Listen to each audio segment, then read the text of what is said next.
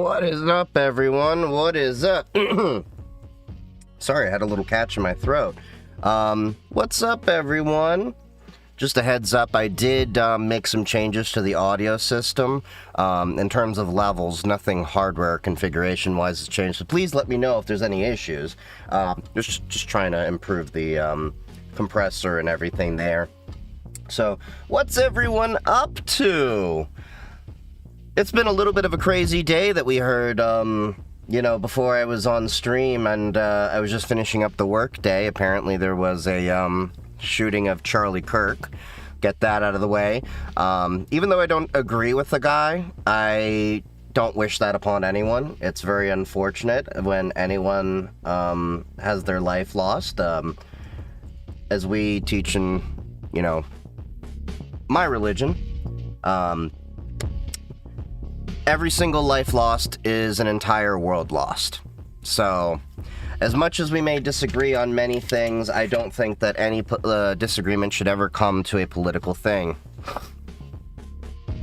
Hey, Pat. Miss you too, buddy. We'll have to hang out soon. Love you. Yeah, I heard the pew-pew. I heard they got him in the jugular. So I actually saw the actual video. Needless to say, it's a little bit graphic. We're not going to be showing it here for obvious reasons. I saw several different angles of it. I'm gonna be honest and say that it was a little bit surprising as a person that actually, enjoys going to the range and firearms, just to see it was one shot, got hit, which means they were, I'd say, decently proficient with a firearm, but I don't know if they were intentionally. I mean, it's one of those things where, you can just tell, you can't really tell where they were actually targeting or whatever, but it's unfortunate nonetheless. But I know when I saw that video, I knew, he ain't gonna make it. Gaming on Linux on the PS4 Pro? No, I'm on PC. And Linux, PS4 is actually BSD, so you're not far off. Probably miscalculated bullet drop. That's what I was thinking as well, because a lot of people, well, it was a... So we know the speed of sound, and for those of you that don't know, basics of ballistics, as we're taught, when you're at a range, you're gonna hear the sound after the shot. Yeah, it was gruesome to say the least. How do I get a chance at... Yeah, let's switch gears out of the shocking stuff, and let's move on to some actual tech discussions and stuff. How do I get a better chance at landing an entry-level IT support help desk job with no certs experience? Well, as I always tell people, the best thing to do is home labbing. Home labbing, document your journey, and work your way up there. A lot of people may not like this advice that I have as well, which is that,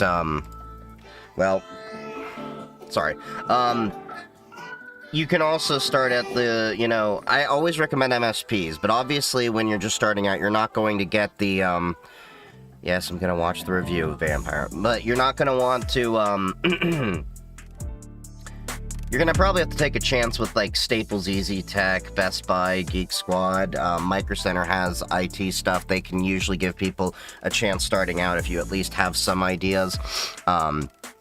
MSPs will often take a chance at you. The best bet is to look out for smaller companies. Now, the thing about a lot of the smaller companies, the MSPs and stuff, a lot of them don't actually post to... like LinkedIn, things like that for jobs. You'd actually be surprised how many businesses still would use Craigslist and all that. Now, you have to be careful, because there are, of course, some, shady things on there. But, nonetheless, you gotta be a little bit persistent. I know when I got my MSP job, I literally just looked up what MSPs were in the area, and I applied to all of them. several got back to me, and that's what gave me my official start into the professional world of IT many years ago, after doing, easy tech, things like that. But yeah. I caught my professor scanning the campus Wi-Fi with Wireshark. Can't you get in trouble? No. Actively listening to the traffic on the network is not a violation. That is no different than using a police scanner to pick up police bands that are being broadcast over the airwaves, or using any kind of radio to listen. Like with ham radio, you can, without a license, you can't broadcast legally. But without a ham license, you can listen to all the radio you want. Wireshark is really no different there, because all Wireshark is doing is just listening to what's ever on the wire and documenting it. So it's really no different than, just passively listening to anything. So you won't get in trouble. It's not the same as tapping a phone line. No. A phone line is a direct connection between you and someone else. There is an implicit idea of privacy around that. That's why fax lines, believe it or not, are still considered HIPAA compliant, even though they're analog technology, because they are a direct connection.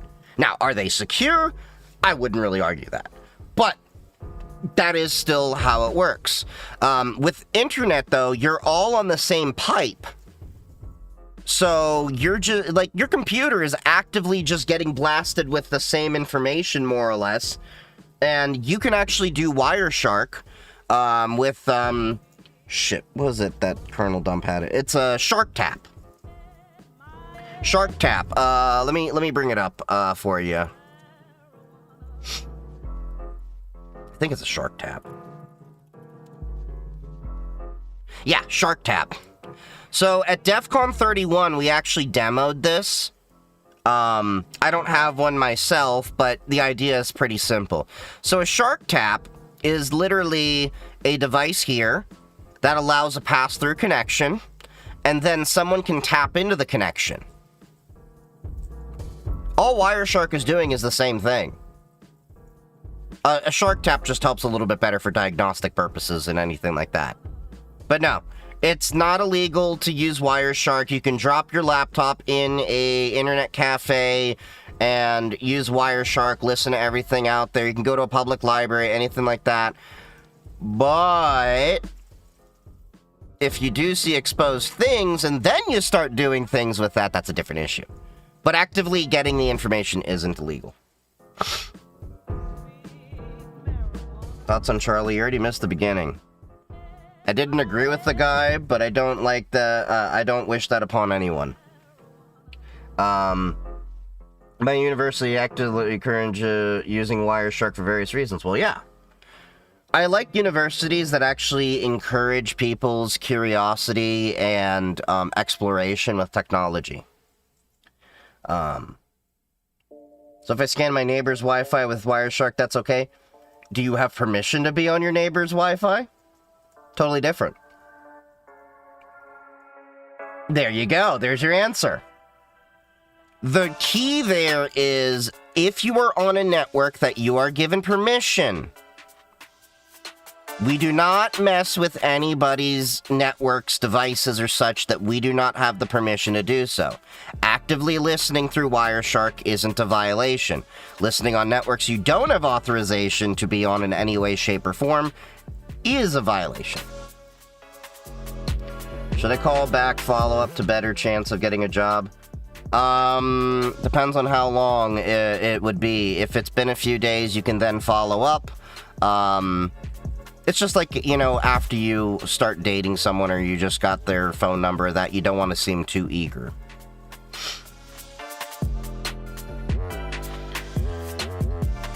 Are ThinkPad T40 laptops worth the hype? Downsides? I mean, ThinkPads are always a great laptop in general. I don't know specifically about the T480. I've never had one, but ThinkPads have always been a recommendation of mine for a lot of people. Even though I don't really use Lenovo myself these days, I still steer a lot of people to Lenovo products. They're pretty solid if you're in the world of, professional IT. Though I personally use, Tuxedo Computers, System 76, Purism, and I'll probably be swapping my Purism for Nova Custom one day.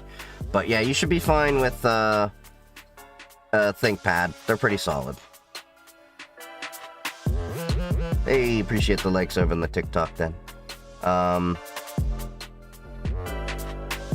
The chat control will listen to everyone probably. Yeah. If chat control does happen to pass in the EU, I'm gonna have to seriously consider rehoming quite a few of my own servers, because I put a lot of them in the EU for GDPR considerations. There are a few other countries, lesser known countries. One of them I was actually talking to, I think it was over on my Matrix server, about what countries may be out there. There's Seychelles, I think it was another one.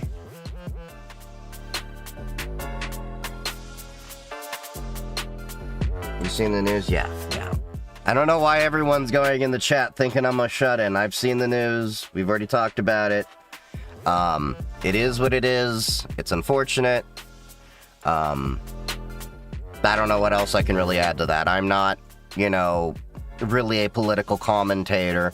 I may talk about politics sometimes, but that's more in the line of how disgusted I am with politics.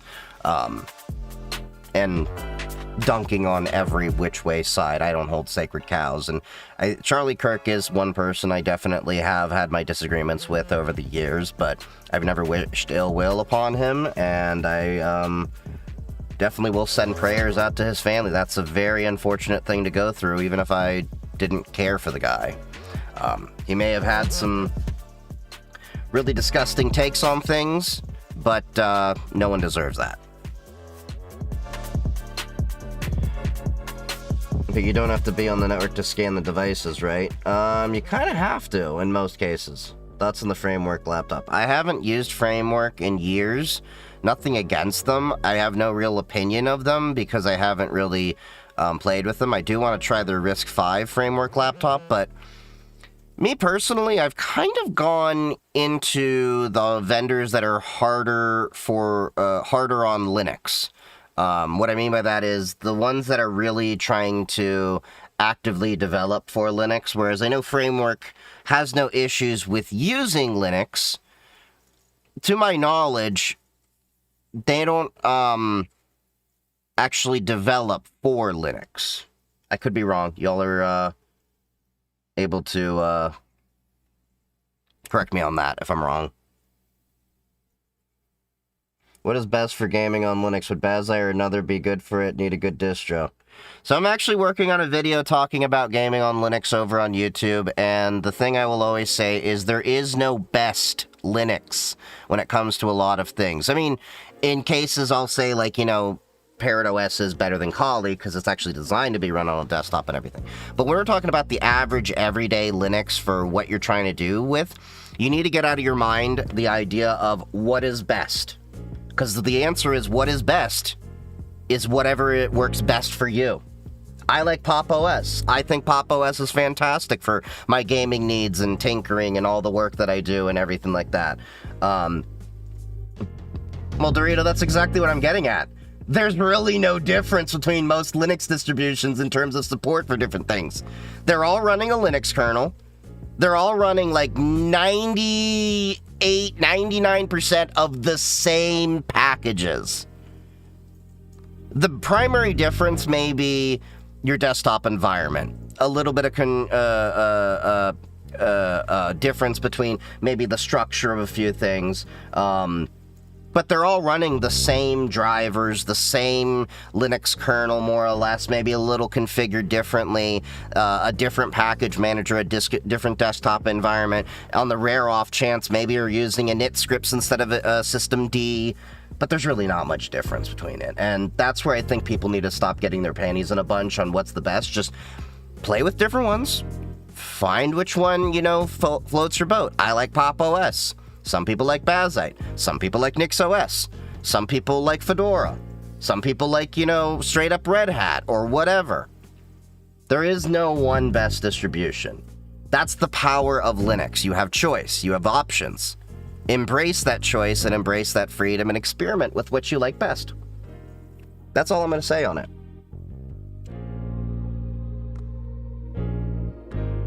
Be prepared to max out your bench press to the next push. Yeah.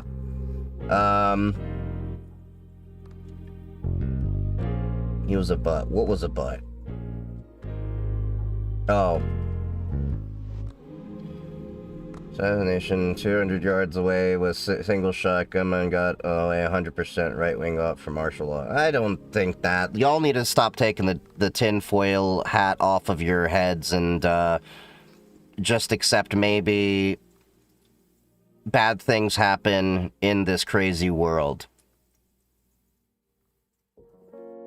To extend it a little bit further, do not assign to malice what can adequately be explained through incompetence, even though this may not be incompetence.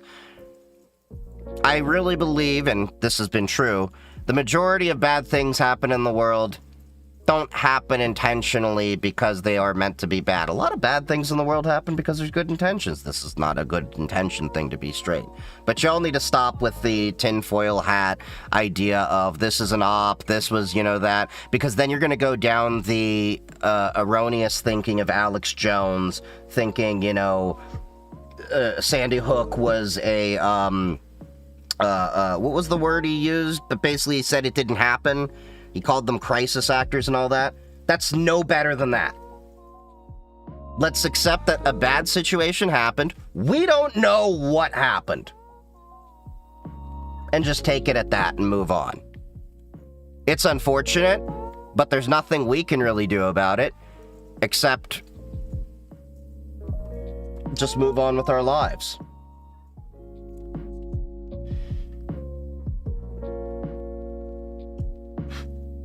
Talking about Charlie having an open mind about gun control. That is some really dark humor, which I can appreciate.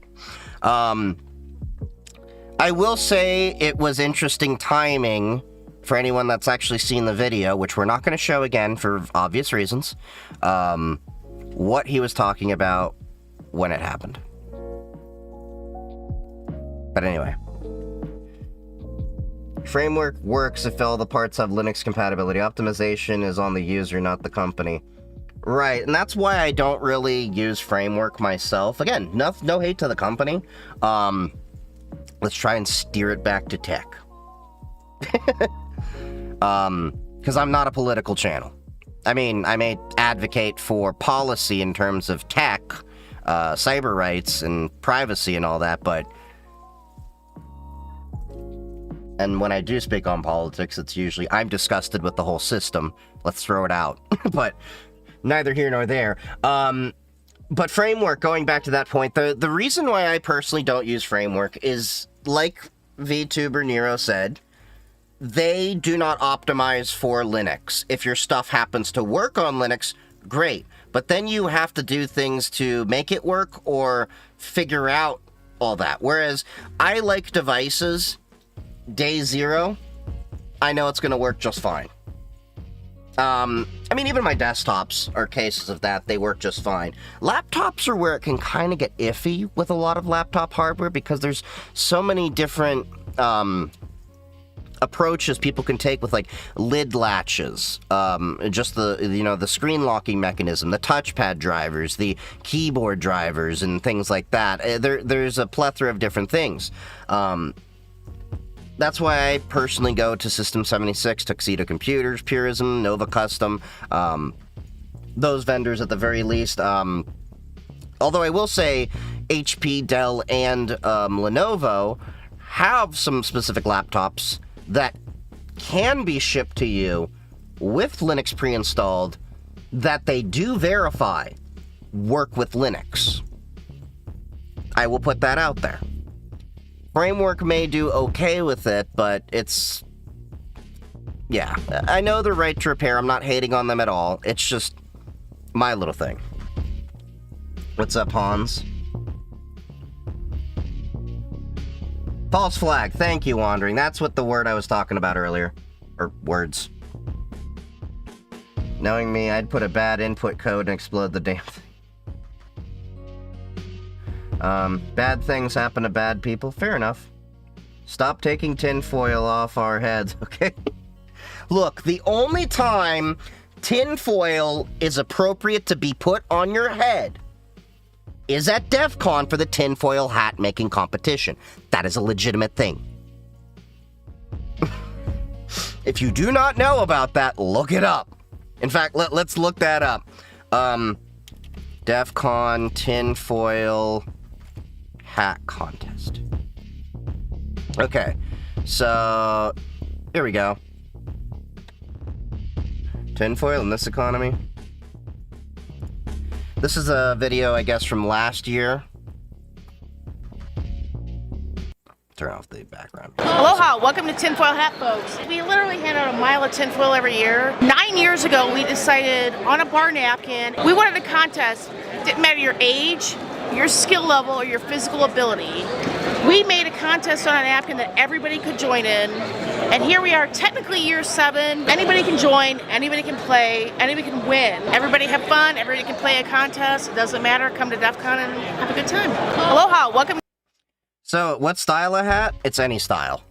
The whole idea is you're given tinfoil and you're supposed to make a hat out of it. It could be anything. One year I just made a sailor hat. You know, a basic sailor hat. It's fun. It gets you laughing. And it's a play on the fact that people call, you know, us in the cybersecurity, infosec, and tech community, tinfoil hat people because we're always running about with the quote-unquote crazy ideas.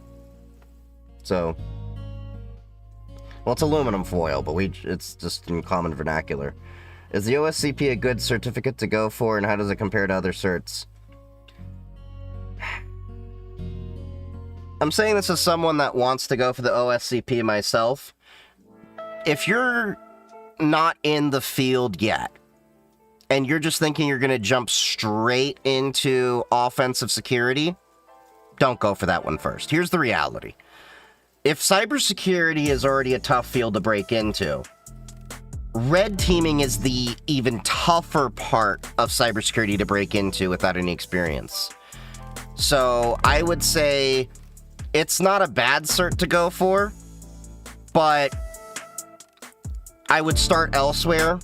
But again, I don't have any certs except for my CISSP. That was my first cert I ever had. And I think people focus a little bit too much on certs, and I would say focus on the experience you gain, and I wouldn't really pursue certs, more or less. There's a little asterisk to it. Unless your employer is actually willing to pay for it, which was the case with my CISSP. If your employer is willing to pay for your certifications, go after everything you can.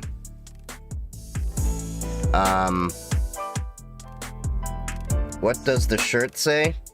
Live, laugh, hack. I got that at Cybersecurity Convention, obviously. Advice for new cyber grad students? Well, I'm gonna give you some advice.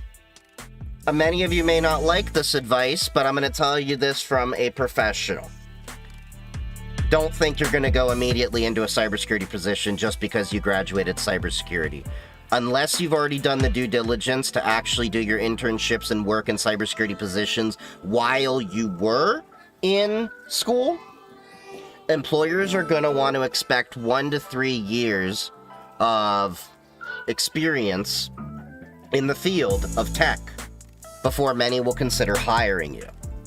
So if you don't have that, you need to go get that. And that's going to mean that you're going to start at help desk. You're going to start at low ends, like a managed service provider is a great place. Build up your experience. That's the most important thing. Way too many people think your piece of paper matters when in honesty, it doesn't. I hate to break it to you. You're going to go into this field. You're going to learn a ton of people in the world of cybersecurity. And you're going to find out a ton of us didn't go to college for this. We learned this in the field. And you're going to learn very quickly what is in the classroom is radically different than what is in the field. Both not only the technologies we're using, the approaches to them, and what the expectations are. But also, it's a constant career that you have to learn and upskill yourself in. Don't think that just because you graduated, you're done learning. You've only just started. And I didn't go to college for this. Many of my friends didn't go to college for this. And the way I keep up is I keep learning.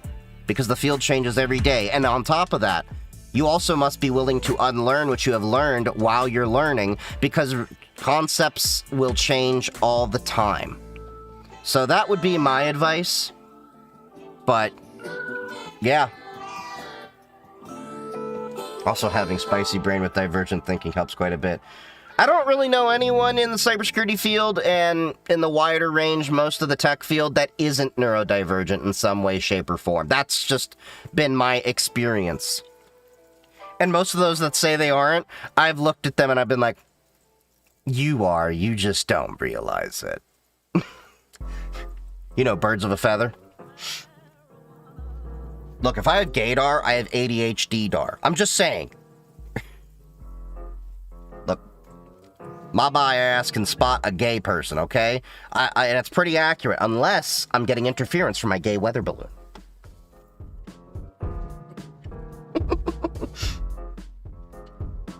1,000 points to whoever got that reference. Are you in the SaaS space?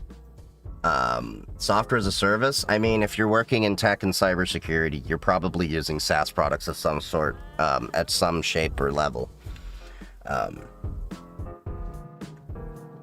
What's up, Bedrock, over on the green site? Do recruiters target these events? What kind of events? Hold on, let me see. Most of my red team friends get offers after big CTF events where employers see what you can do. That can happen. Doesn't always happen.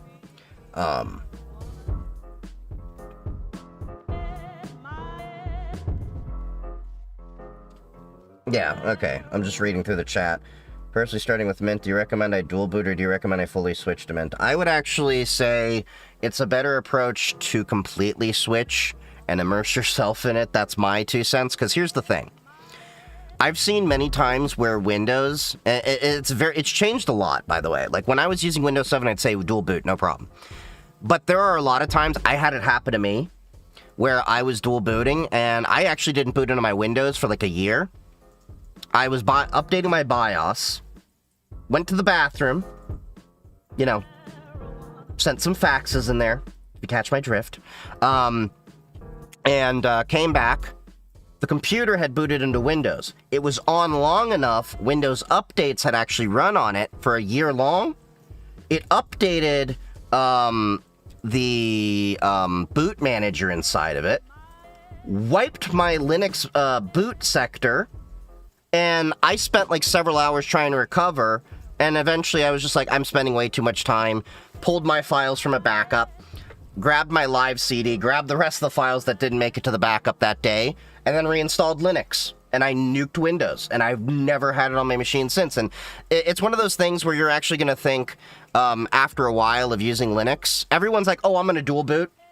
Here's the reality. The majority of you, you're not going to dual boot. I mean, you're going to dual boot, you're going to have it there, but you're going to end up on one OS almost all the time. Because you're going to think about the inconvenience factor. Like, think about this for a second. When you switch to Linux and you keep using it every day, it's fine. You're doing all that. When you switch back to Windows, you normally have to run all those updates. Then you have to do everything and all that. Or if you're not running them, they're running in the background. And if you are one of those people that's denying the updates for so long because, oh, it inconveniences you, that's going to make you insecure. And then on top of it, Windows gets bloated over time and it slows down. And you're just going to learn over time, like, it's just better to stay on the Linux side of things, in my opinion. Especially with the fact that almost all games work, and if they don't work, it's because of unethical kernel-level anti-cheat I wouldn't install on Windows computers anyway. So. Is Kick allowing higher bitrate, or is just cleaner? It could just be cleaner. I'm not sure, because I have them sending literally the same settings and everything. I think. Hold on. Let me verify.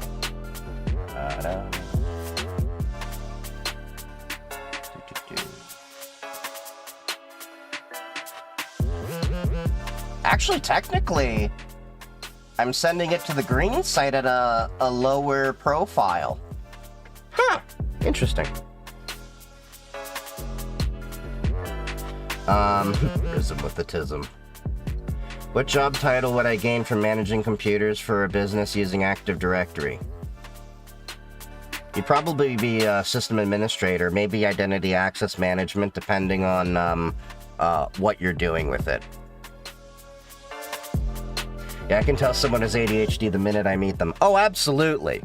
You can do that, like, within, like, a minute. You're like, oh, yeah, you are totally on the spectrum. Do you use ThinkPads? I don't use them anymore, but I do recommend them an awful lot. I like ThinkPads. They're great laptops. I don't know a laptop and install Windows on it. Use Windows on your desktop. I'd reverse that. Keep Windows into the dark ages. What do you think about the iPhone 17? It's another damn iPhone. Who the hell cares? And by the way, I say that as someone who has an iPhone. I think people overhype phones. Like, the honest truth is, it's not really mattered what freaking phone you've had for many years. Like, oh, what? I go from a 15 to a 17? What all really changes? Because I turn off AI. And that's been my opinion when I went from the 12 mini to the 15. It's like, oh yeah, I finally get USB-C. That was the only thing I cared about. No, I didn't update because of that. I did it because AppleCare ran out and it was very expensive to repair my camera. And I was like, we're not doing that again. But there really hasn't been much benefit to a faster phone, and it cracks me up when people are like on Android, like, well, this phone can, have like as much RAM as my desktop, and I'm like, and what do you do with it? I browse the internet, I play a mobile game, I use Discord, and I'm like, and I did the same shit with my phone when it was an iPhone 6.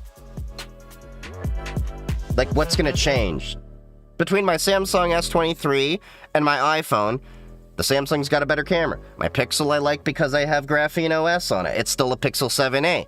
I don't see the need to upgrade yet, but I probably will to the 10 or something.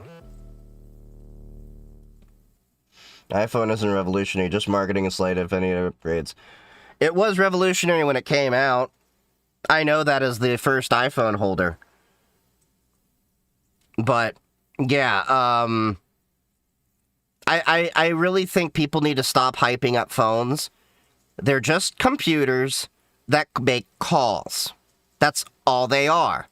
And many people are like, well, my phone can do this. And I'm like, and that means what? You can't do all that on this phone over here? Or that phone over there? And I'm saying this as a tech person. Like, there has not been really anything in phone tech that has wowed me since, I'd say probably the iPhone, I think the iPhone like 5 or 6 was probably the last phone I looked at that I was like, yeah, I don't need to upgrade the phone anymore. And the same thing with Androids and everything.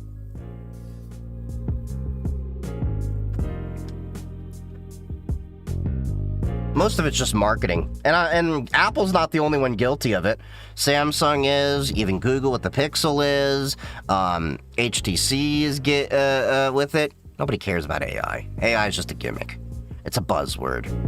It's the marketing trend of the past few years after blockchain hype faded out. And AI is starting to have its hype run out too, because people are realizing, oh, it's not really doing everything we thought it could. There's been many companies that were trying to use AI to replace employees. I forgot which company it was. Let go of most of their customer service employees, then had to hire people back because it didn't work out as well as they thought. The modular concept phone was so cool. It was, but it never made it to market.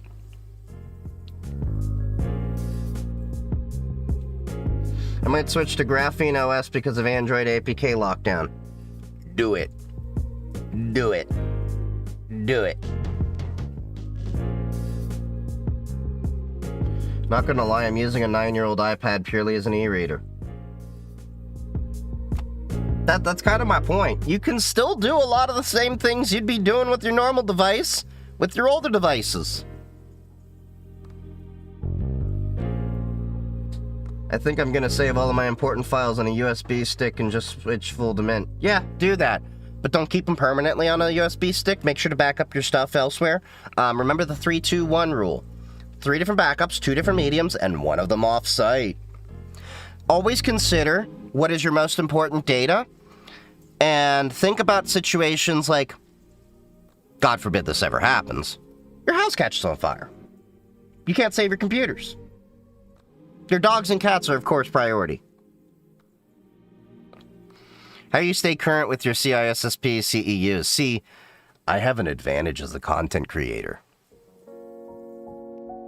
You have to understand that I forgot what the specific thing, I think it's Type A and Type B credits. So Type A is the, credits you do traditionally. You go to the events and everything. And by the way, DEF CON, right there, that's like 24 credit hours right there.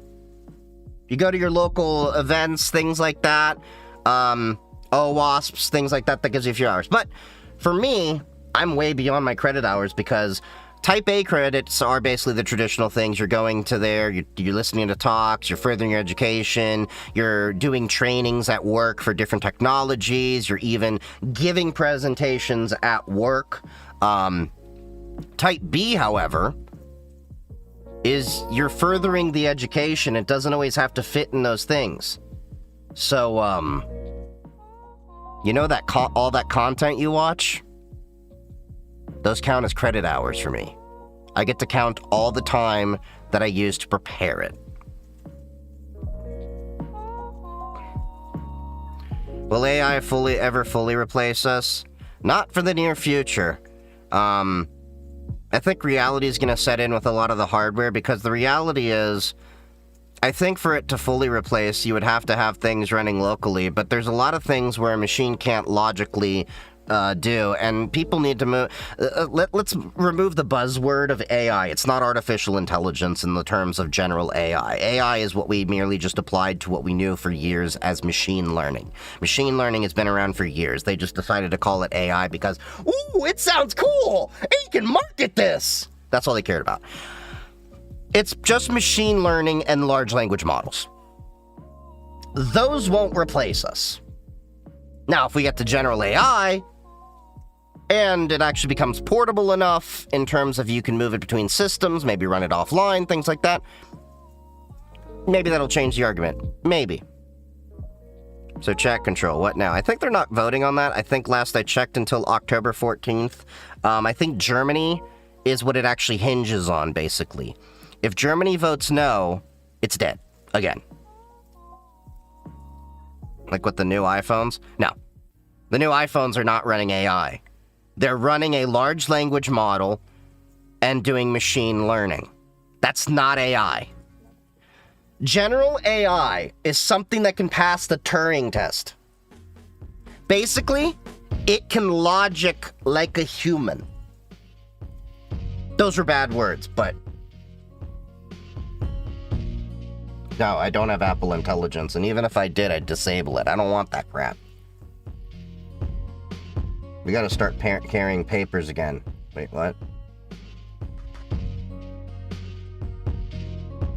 I'm having a hard time with the pen. Well, crap like that happens all the time, unfortunately. I don't know what else to say. It's unfortunate it happened. Disagreed with the guy, but... Let me put it this way. I don't condone what happened. I didn't agree with his views, but I'm also not surprised this happened. The guy had some very heated views that were escalating a lot of people's tensions, and he created a lot of vitriol. And hate begets hate. Do I agree with the outcome of what happened? No. But it's out of my control.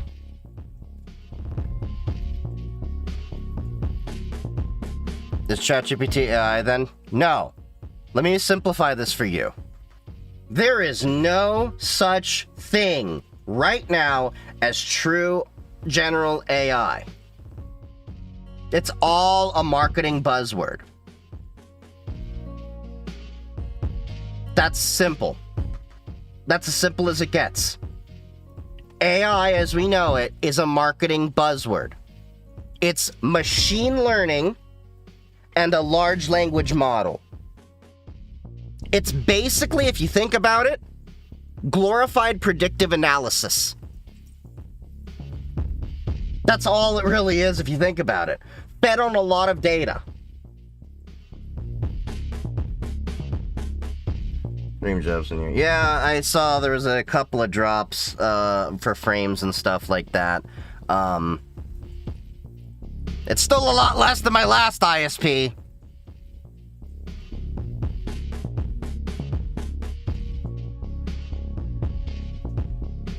Although I may have to contact them because I want to do some testing and everything like that. I should check my modem.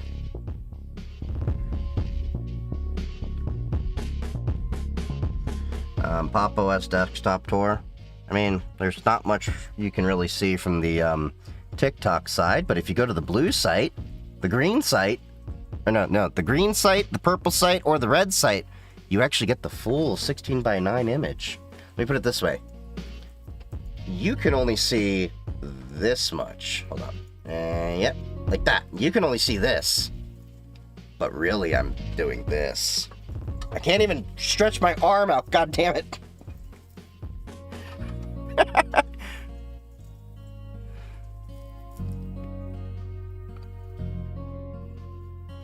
How will true AI be portable?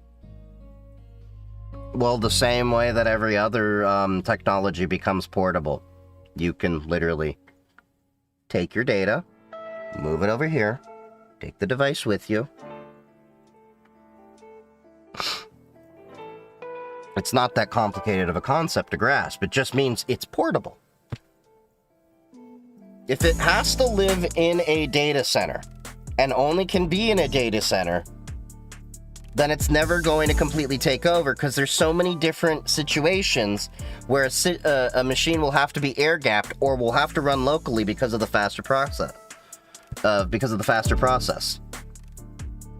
Like, think about it this way. Why do stock trader automations, like bots, things like that, spend millions and millions of dollars to build their data center as close to the New York Stock Exchange as possible? Just to shave milliseconds off. Because the closer you are, the faster you are. And even in milliseconds, that translates to a lot of money.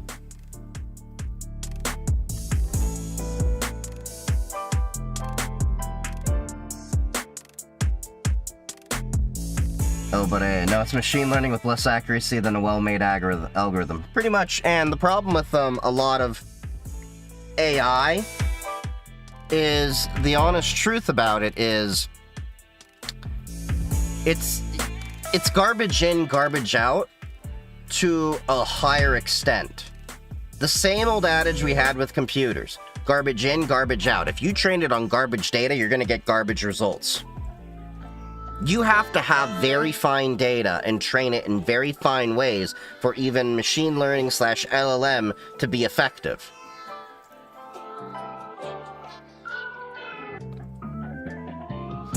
But technical-wise, like obviously on the device, will true AI be predicting on its own? Who knows? We're not there yet. No one can predict what the future will hold in terms of technology, and if you think that I'm wrong there, look at past depictions of what they thought the future would be and realize how far we're off. Like steampunk. Steampunk is no more than what the Victorian era basically thought the future would look like. It's really interesting when you look at retro technology and you look at depictions of what they thought the home of the future would look like. Like, even just go to the 1950s ads of what the home of the future they thought would look like. It's very different than what it actually turned out to be.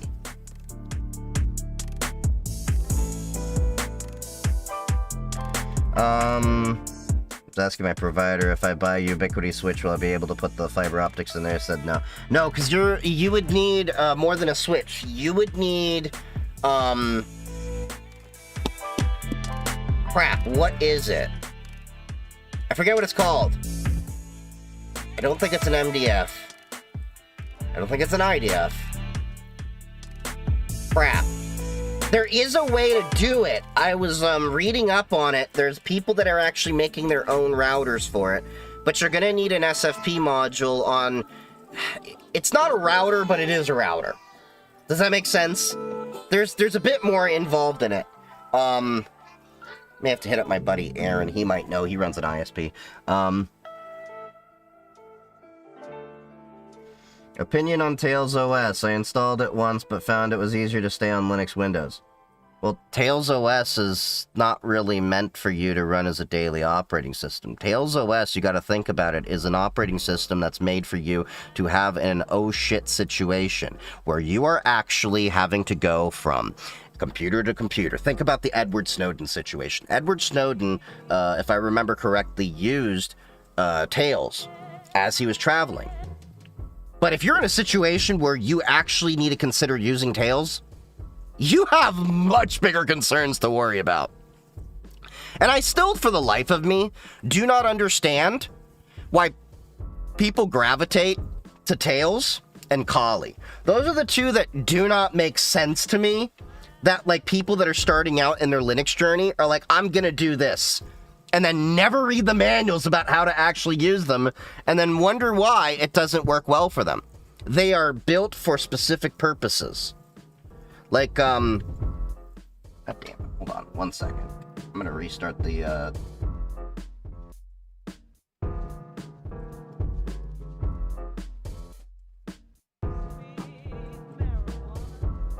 Okay, I just tried restarting the TikTok stream. Okay. It's always TikTok's the problem child. Kali because of Mr. Robot. No, this preceded Mr. Robot.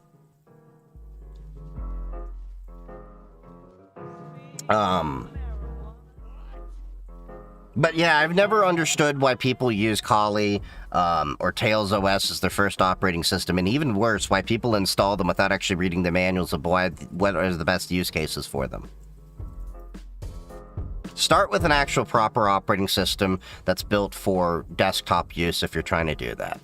Get a Debian, get an Ubuntu, get a Pop OS, get a Fedora, get a Red Hat. Well, Red Hat costs money. It's probably more of a business thing. But my point still stands. OpenSUSE, you know, there's many options out there. The ones I would always tell people as beginners, just avoid, especially if you're not used to it yet. Cubes, Kali, Arch. There was one more I was thinking of. Gentoo. And I know the Arch users are going to come at me, but you know what? My parents actually gave me all the attention I need, that I don't need to go seeking attention from random strangers on the internet to show out my riced out desktop, and I like to go touch grass. Better yet, Hannah Montana OS. I will accept that answer. Also acceptable? Bebian. Justin Bieber Linux.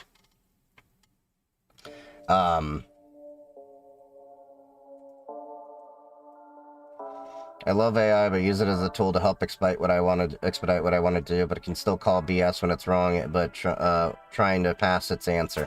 No, I agree with that, Radish. So at work, I use Amazon Q very often. Work has bought Amazon Q for a few of us. I find it very useful that I've definitely been able to develop scripts, terraforms and such a lot faster. But there are a lot of mistakes it's made where I look at the code that it actually makes and I'm like, no, that doesn't make sense. Like, there's cases where it's like, oh, we're going to have this Lambda built in Python 3.09. And I'm like, but Python 3.12 is the latest one, so we're going to change that. Or be like, it's missing a bracket here, or it's not considering this situation here. Like, if you ask it to make, if you ask most LLMs to, like, make you a script that'll call upon an API and all that, it'll do it, but it'll do it in one of the most insecure ways. It'll get the job done. But you need to know the core conceptual knowledge of, well, I don't want to hard code my secrets into my, Git repository. So I'm going to use a secrets manager. That, it's not going to know those things off the bat. You usually have to tell it. Like, I've caught it many times where it's like, we're going to try hard coding this here. I'm like, no. That's going to be an AWS SSM parameter. That's going to be a secret manager over here. And we're going to call upon it this way. And then we're going to make another script over here for a little helper script for my, coworkers that don't understand it as much. And that bash shell script is going to walk them through adding the secrets. And then we're going to create the manual steps here if they don't understand that too. And then it's all going to be pushed to Git. And it's all going to go through the CI/CD pipeline. Are you using Claude Coder? It's basically Claude. It's we have Claude 3.7 and Claude 4 on Amazon Q. But I think Amazon Q, when I was told, has 128 machine LLM models that you have to use. They just happen to use Claude 3.7 and 4 for us.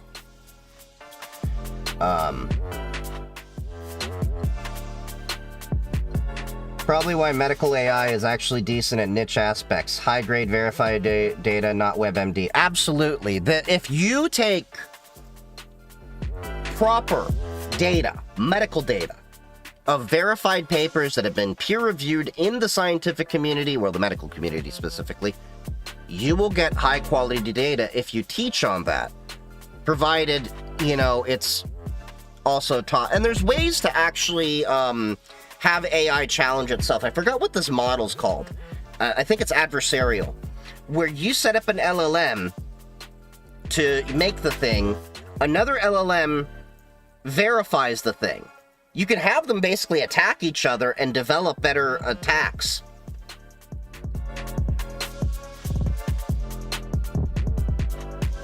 Have you Libre booted your PC or using Intel? I'm using AMD on most of my stuff. The one Intel laptop I have is the Purism Librem 14 laptop, which came with Core Boot out the box. So I don't have Management Engine on that. And System 76 Tuxedo Computers and Nova Custom all out the box, the vendors that I like don't enable it. That's why I actually prefer them over even my beloved Lenovo or Dell or HP.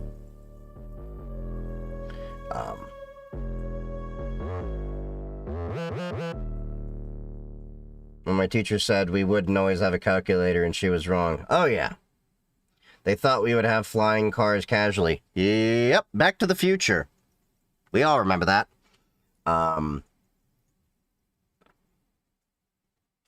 Chief, is VM secure? Is there a way a virus might leak out to the main host? The probability is very low, but it's never zero. So a virtual machine does containerize the operating system very well. However, it's rare, exploits that can break out the hypervisor. They are few and far between, but they do exist. They do happen. So a virtual machine is not the end-all be-all. Physical isolation is still going to be more secure than a virtual machine. But the costs of physical isolation are, of course, much higher because you literally have to have another piece of physical hardware. So, that's one of the reasons why I also tell people I don't recommend running pfSense or your router/firewall software for your network through a VM. I know a lot of people do Proxmox, and they run pfSense on top of it and all that. I will always have a dedicated network appliance at the front end because that is networking, focusing on networking, and I can isolate that a lot better. And then there's physical isolation between the network interface cards.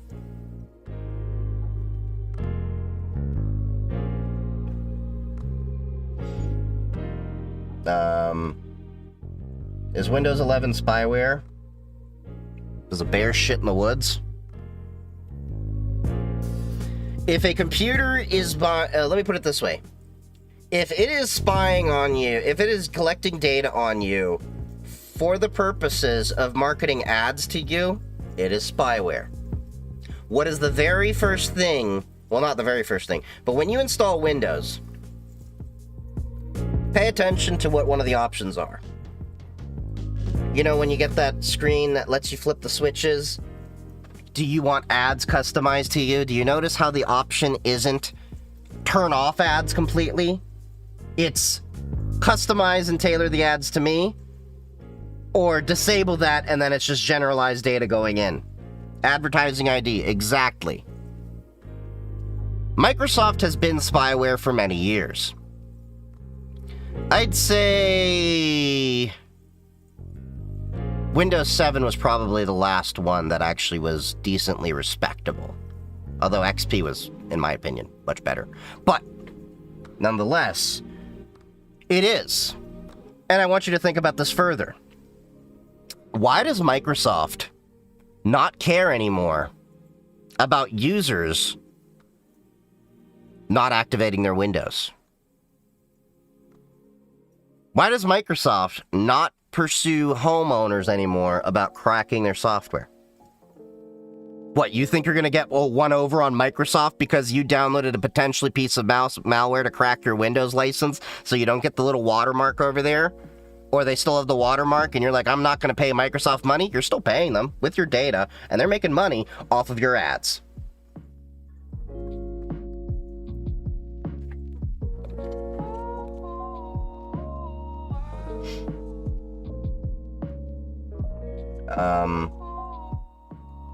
Yet get way too many people try Arch OS as their first Linux and hate it. Then they go back to Windows. Yeah, because they always want to.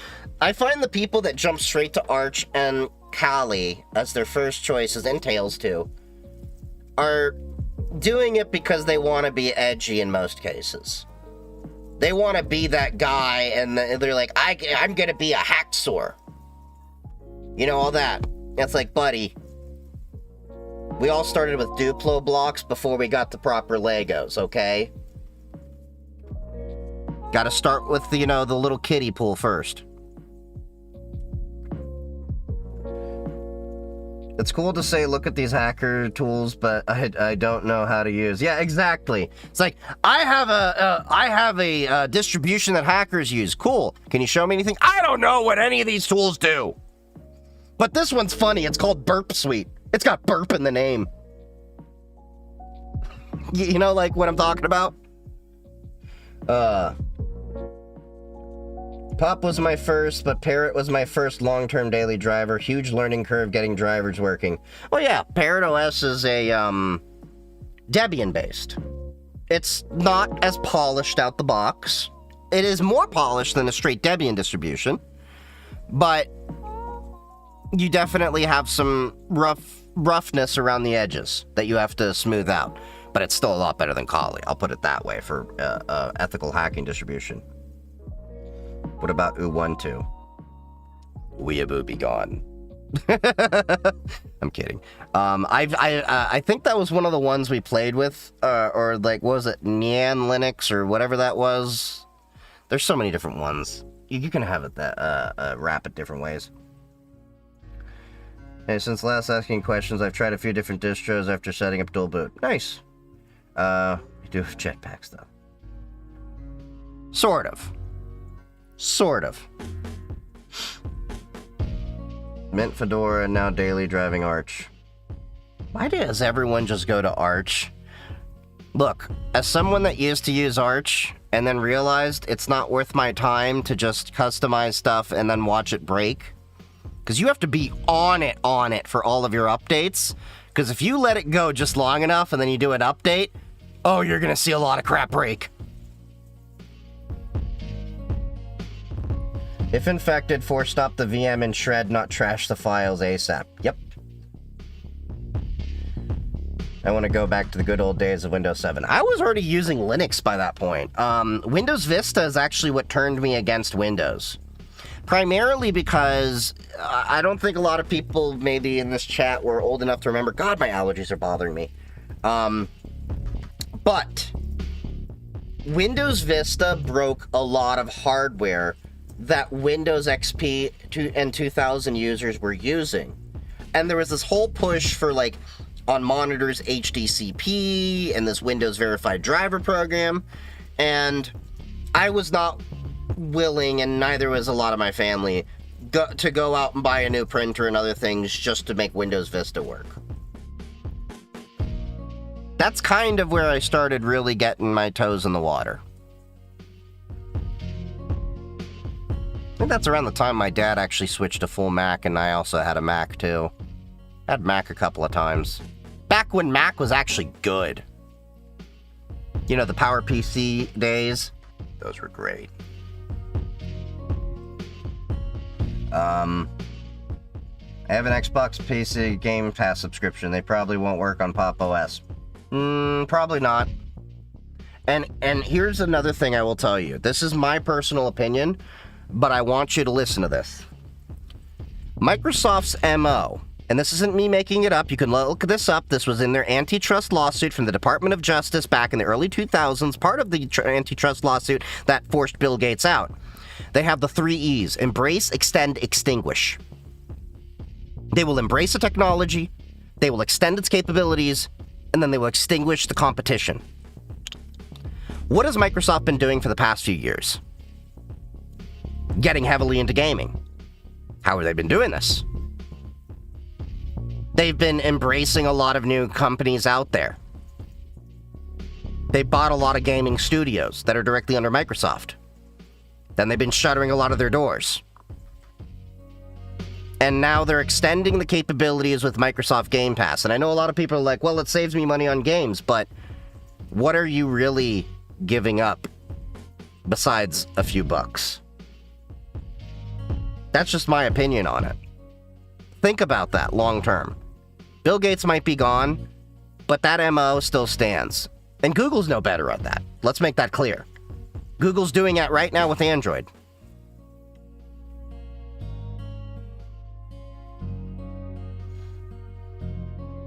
They publicly used the code on GitHub to activate it as well. What? The activation for that? Yeah. Oh yeah, even on GitHub, by the way, on that point, you saw how GitHub is really no longer an independent company, and they're basically moving into what I think they're like AI division or something like that. So I'm really concerned for the future of GitHub. Don't know where we go from here. Is there a difference in the drivers used in the NVIDIA Pop OS version and proprietary drivers? They're the same drivers. The difference is that when they come from the Pop OS repository, they're doing quality assurance on those drivers. So it's packaged and confirmed to work with your system.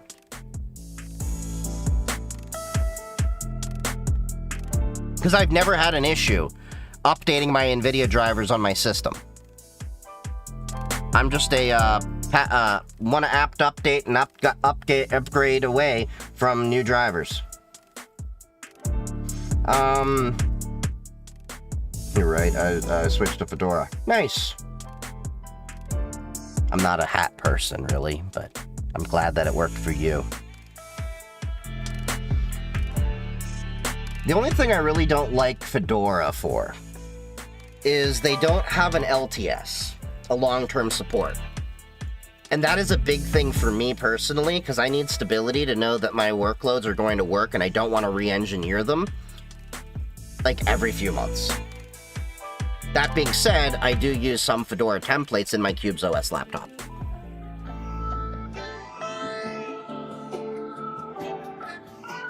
That doesn't play nice. Could you take a look at Mass Gravel on GitHub and see if it looks legit?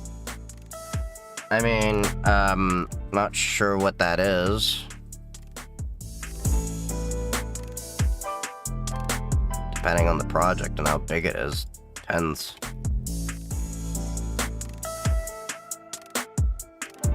Oh, God damn it. It just... For some reason, it's just like, I went to search and it's like, dropped me into an AI. I did not want to do that on GitHub.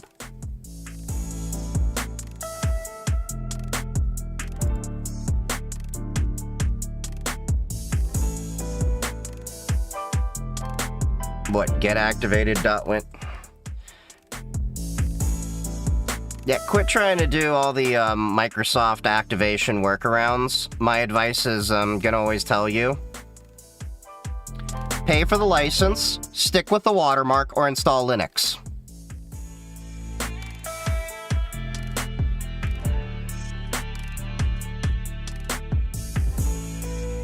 And I eat my own words, by the way. I put my money where my mouth is. This box over here is Windows 11 Enterprise.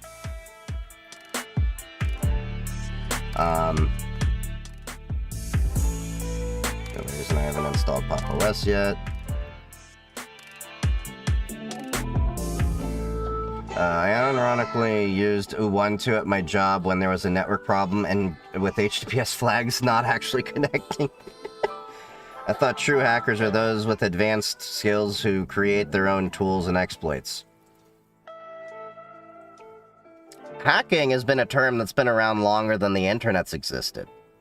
Hacking is basically just someone who modifies something to suit their purposes. Not all hacks are on a computer. There are life hacks. There are, you can hack hardware together. You can hack a system together. Hacking isn't, oh, I'm going to exploit this. No, the media's turned it into that. But I can tell you the origins of hacking originally apparently came from MIT at their, their AI research lab? All that. Like in the 70s. Or was it the 60s? Either way, around those decades. If you think about it, lockpicking is hacking, just physical hacking.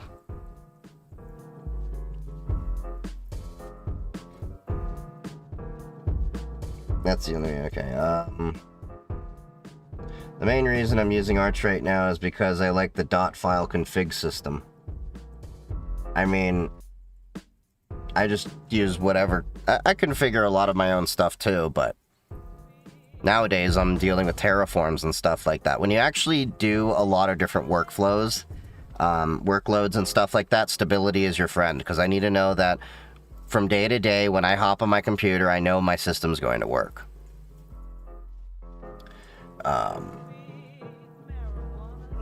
Pop! OS and Fedora were also perfect for me. At this time, I just want to try others. There's nothing wrong with trying it, but I'm just gonna say, sooner or later, every Arch user gets burnt. It happens. Bill Gates also buys up farmland here in Norway. Oh. Heard GitHub just got sold. No, GitHub has been bought by Microsoft many years ago. I don't think they've been sold. They've just been, they've been bought by Microsoft many years ago. I heard, is there a GitHub alternative? There's several, but they're not as prominent. There's GitLab, there's Codeberg, there's a couple others. GitLab, you can also self-host your instances, so there are many companies out there, especially in the open source world, that run their own GitLab instance. And on that note, you can also, from Atlassian, the same guys that make Jira and Confluence, get Bitbucket. A lot of enterprises do that.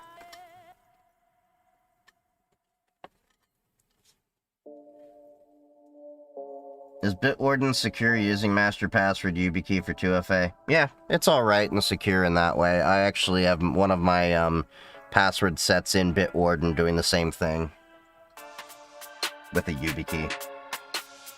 Isn't Fedora LTS just rel? Basically. And I just don't feel like paying IBM a few dollars for a license for that stuff outside of work. At work, they'll pay for it. Because it is kind of, well, it used to be nice that CentOS had the 10-year life cycle, but now if you want that, you kind of have to go with Red Hat or Ubuntu and pay for the extended support plan. You're moving to Linux, Larry? Nice. Is Flatpaks good enough, or do I need AppArmor? Flatpaks are pretty good. I have AppArmor on Pop! OS as well, but I usually use Flatpaks to sandbox things. Like, on my machine, I ripped out the Firefox that was installed with, you know, the basic one through a deb package, and then I put in Firefox with a flat pack. There are certain things I don't flat pack, like my video editor, because there is a slight, and I mean very, very slight, performance gain, as well as the fact that I like using the app image for KDE and Live because I can control the version upgrades.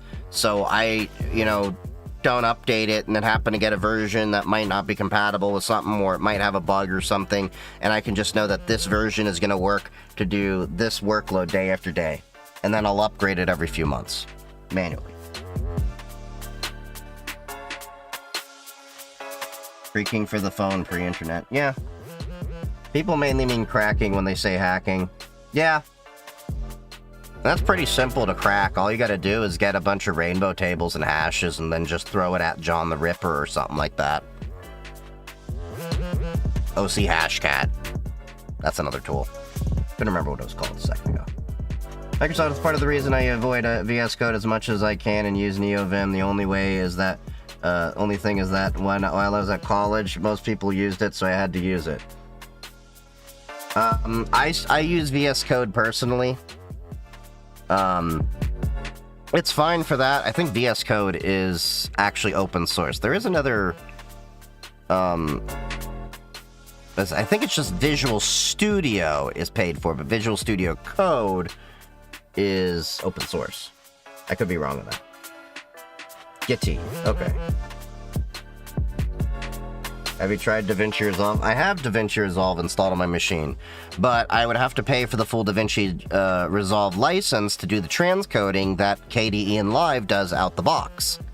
So I feel eventually I may end up switching to KDE and DaVinci Resolve, but I'm not there yet. Can cracking a software-defined exploit be considered hacking? I mean, yeah. But at that point, you're just researching for security vulnerabilities, really.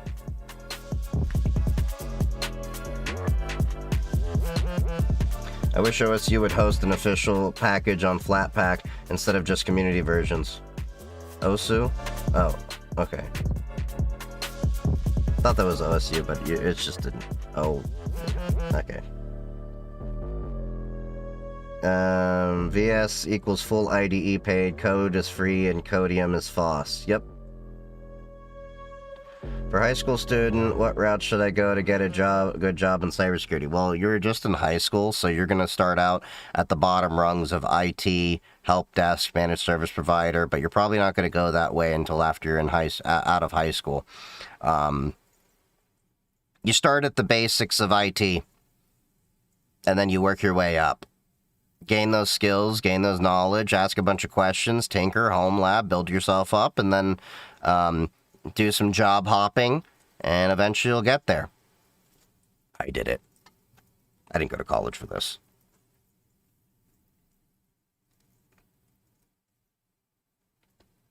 Sup, Katana? What do you think is the most lightweight GNOME distro? I'm having issues with Fedora. I mean, GNOME in general is just kind of heavy, and GNOME is kind of meh. I mean, I use it, but I'm waiting for Cosmic Desktop Environment from System 76, because they seem to be improving a lot of the issues the GNOME Foundation just has kind of ignored. So, in terms of lightweight distro, that's not really a thing for GNOME, because GNOME is the heavy part. When people are talking about a lightweight system, they're usually talking about replacing their desktop environment, so you'd be looking at like XFCE, LXDE, other desktop environments.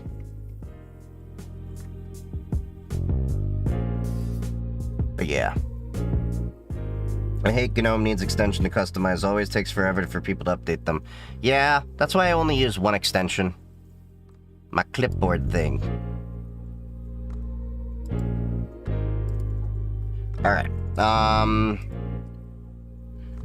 my mods had some stuff they wanted me to check out.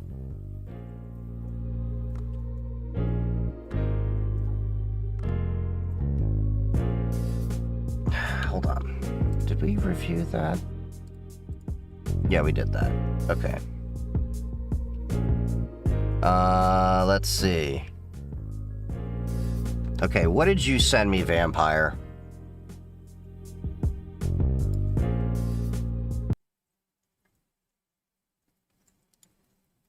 I hate that TikTok does this. Oh, let's go click this video. Let's not put audio. 60 tons won't sink in mud. How do tanks work? The question's real. Caterpillar tracks are made of steel. Links locked tight in a moving. Vampire, I hate you. For the grip they gain. 60 tons won't sink in mud. Tracks spread weight through dirt and flood. 7 ground wheels take the load. Suspension bends on the roughest road. Torsion bars twisting to take the strain. The beast rides smooth through mud and rain. The idler wheel raised at the front holds tight. Keeps the. Why would someone make this? Sprocket at the back, its iron teeth bite into track. Other wheels spin freely on, guiding the tread as it rumbles strong. Turning comes easy with clever tech. One track slow, the other kept. Drive one forward, the other reverse. The whole tank spins in a. I mean, it's not wrong, but this just is so. Wheels all play a part in the war. What the hell? Tracks bring power where battle is grim. Without their strength, the tank grows dim. Hey, hey, oh, she rises. Hey, hey, oh, she rises. Really? Hey, oh, she rises.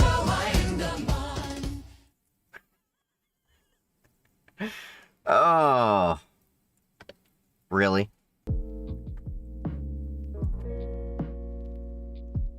This is the type of AI use we need. Yeah. I was like, that's gotta be AI. Yeah, it was. So there was an interesting article. An issue that came about. I was put onto this. Hold on.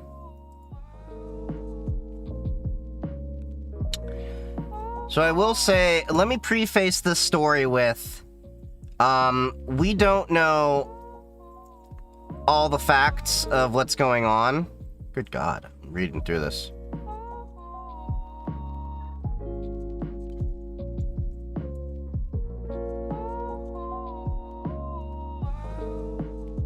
Okay, so apparently, allegedly, Proton deleted the account of a journalist doing responsible disclosure to the South Korean government. So let me just preface this with, I don't know the full facts of the story yet, and many of us don't, but I also do know Proton will comply, to the best of their ability, with lawful court orders. They said that, and I'm just going to put this out there. It is an unrealistic and it is an unrealistic expectation to believe that any company is going to bend over backwards to fight the government in all cases for you.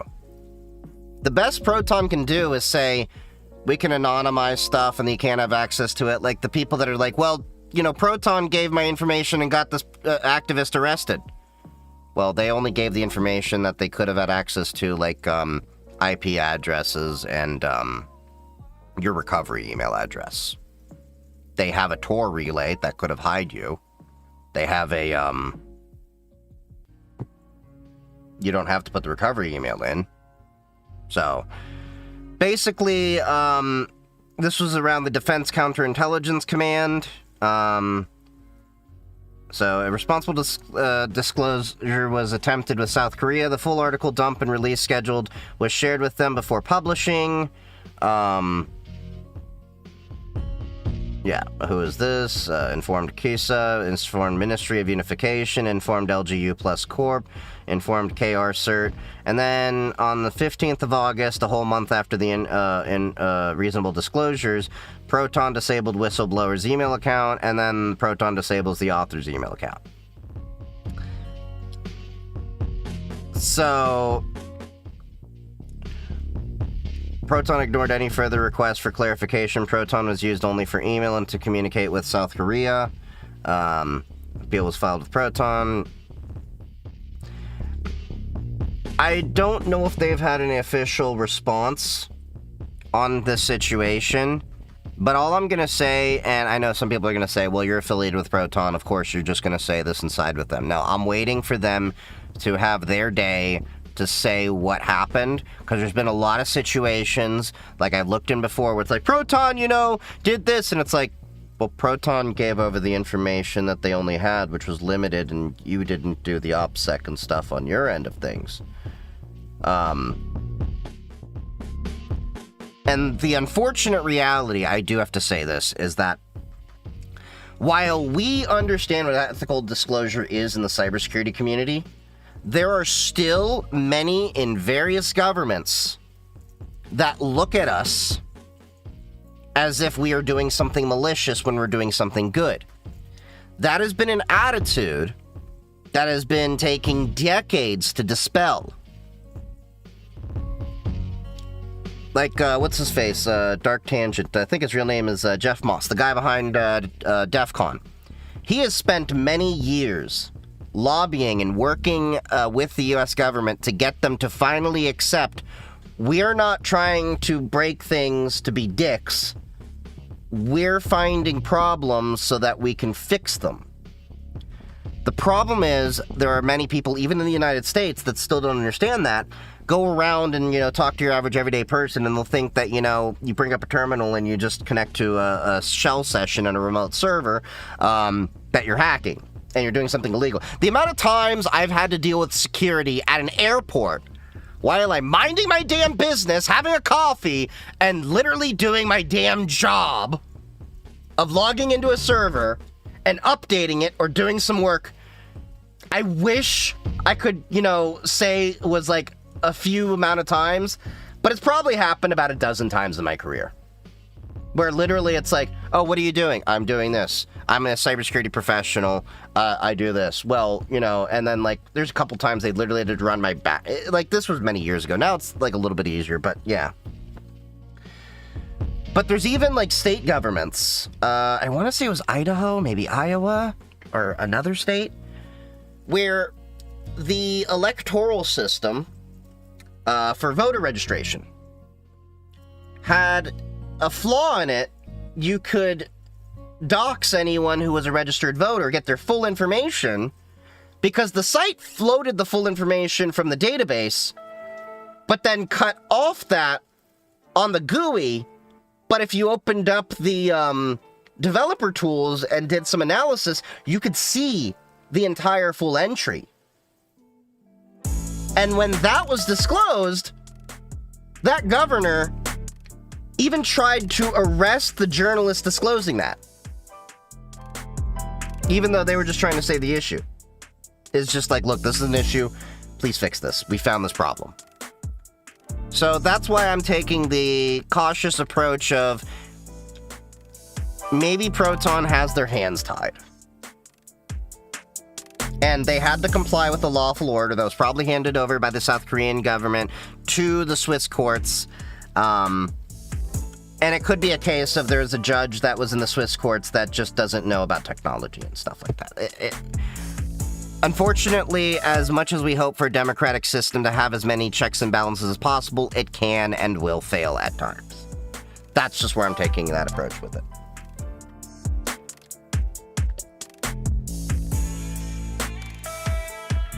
There's so many singing explanation TikToks now.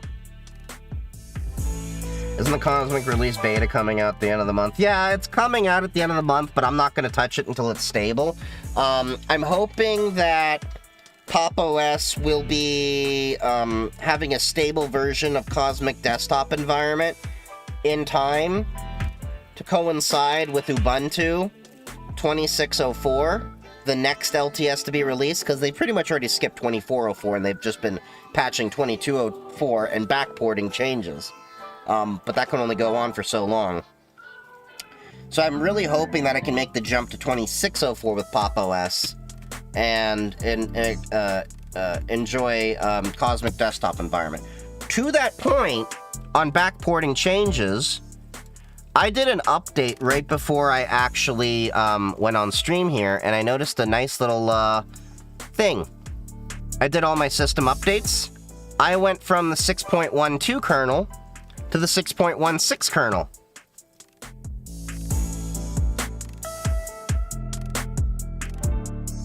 which means I should get some nice gaming performance gains, because 6.14 had some serious improvements from what I recall. Let me pull that up. Linux kernel 6.14 gaming.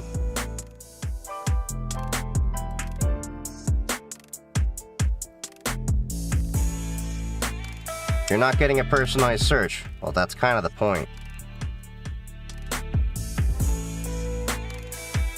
Don't turn on. Okay.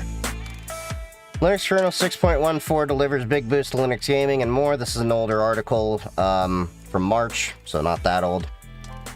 So the new features, faster gaming.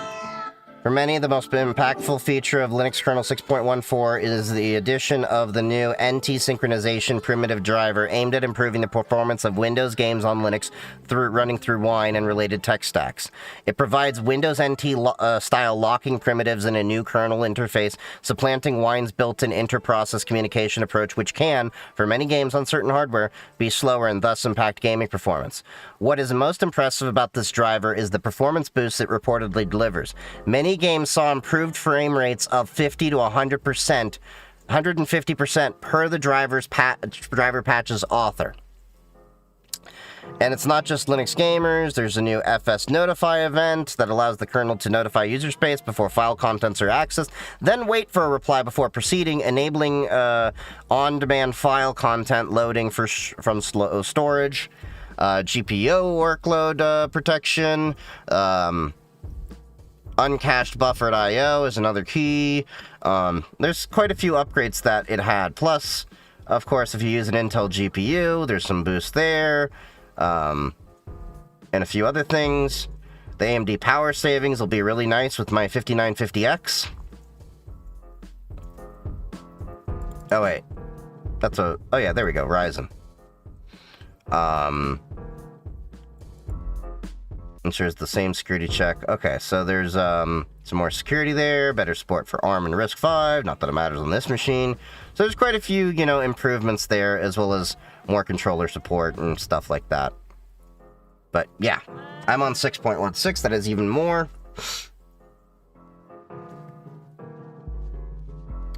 But yeah. You always use Proton free tier VPN. I mean, it's okay. I have the paid for version. It works a little bit better in my opinion, but yeah. Thoughts on the... can you suggest a good laptop? I always recommend Lenovo ThinkPads if you're looking for something that does Windows a little bit better. If you're looking for Linux focused, System 76, Tuxedo Computers, and Nova Custom are the three that I generally look at. Yeah.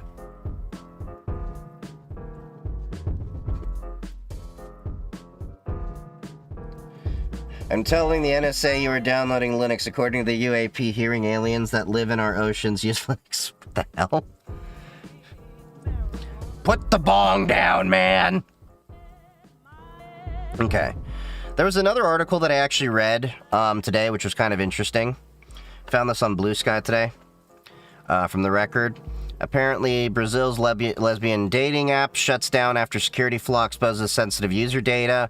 So, Brazilian dating app marketed as a safe space for lesbian women shut down this week after several users uncovered a flaw that reportedly could expose sensitive data, including identity verification photos. Saphos, which launched in early September, so it's still relatively new, required users to verify their identity by submitting a selfie holding a government-issued ID. You already know where this is going. But on Monday, independent researchers revealed that the app's application programming interface reportedly contained a flaw that allowed outsiders to retrieve photos and personal details from other users' accounts without authorization. This is sounding very similar to the T app. The users who discovered the vulnerability shared their findings on X, with one claiming they could grab all the photos from the app's database, including names, birth dates, and ID verification selfies. One of the researchers said his intention was not to harm users, but to warn the company about the flaw. Ethical disclosure, basically. Classified as an insecure direct object reference, IDOR, vulnerability. Screenshots posted on social media contradicted Sappho's initial statement with that no verification documents had been exposed. Facing mounting criticism, the developers, who described themselves as a small women-led team, said they had taken the app offline to focus on cybersecurity and deleted the entire user database. Why they didn't focus on cybersecurity in the first place, because every company that actually claims to be about creating a safe space so far, at least the ones that have made the news, because that was the same goal that the T app made for women, but somehow made women less safe because they didn't think about cybersecurity for their safe space. The only reason I'm bringing this up is because it's a cybersecurity issue. I don't give a crap if they're, LGBT, anything like that. Look, you can be pink with purple polka dots. If it's cybersecurity, we're talking about it. Roughly 17,000 users were notified by email that their data had been erased, and refunds were issued for premium subscriptions that cost up to 500 real, about $90. So that was at least a good move on their part, unlike T-App, which just has been ducking and dodging, and they actually put the money back that, they were getting paid. In a series of statements, Sappho's initially characterized the disclosure as an attempted attack by malicious actors. This goes back to the point where I say that people always misclassify security researchers. The majority of us in the cybersecurity field, when we find vulnerabilities, we're not doing it to exploit it, to mess with you. We're doing it because we know other people actually want to mess with you, and we want to help protect you. At one point suggesting it had been orchestrated by a group of men. Oh, God. That's like the same defense that people had with the T-App. Okay, with the T-App, I may be a little bit different because it was 4chan and there was this whole thing and whatever. Okay. But still, I don't understand why they default to this and this. That makes no sense to me. The developers later acknowledged a security oversight, saying they had filed complaints with Brazil's cybercrime police and pledged to relaunch with stronger safeguards. We all want a safe space to connect, the company said. Before this leak, we were already ensuring diverse connections within the Sappho community. As of Tuesday, the Sappho app remains offline. The developers promised to restructure from scratch, expand their team, and subject the project to more rigorous security testing before any relaunch. They should have done the rigorous security testing in the first place. But I think it's a misstep where they, say this was by malicious actors. Nobody. This was just security researchers that found a flaw and were trying to show you. I advocate, as I think I brought this up on Blue Sky when I actually shared this article. And I also put the same post on Mastodon too. I cross post a lot of these. Here we go. Brazil's largest lesbian dating app shut down after a vulnerability disclosure. Instead of treating it as an ethical report, they spun it as a tax. This hurts users more than it helps. At one point, they even framed it as being attacked by men. That trivializes disclosure, dismisses real security work, and distracts from the issue, protecting user data and privacy. Bug reports do not equal attacks. Companies need to handle disclosures responsibly. Bug bounties, transparency, and timely fixes. Treating researchers as attackers erodes trust and leaves users less safe. Shouldn't they try to disclose via email before going to Twitter? My understanding is that's what they did. They did. That was my understanding. And they just didn't acknowledge it. That was my understanding.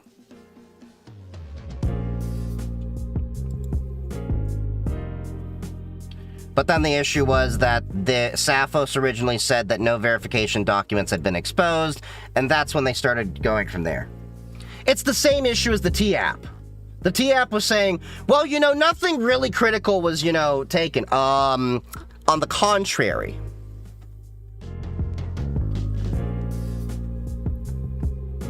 Do you know any budget DAC amps? Yeah, not really.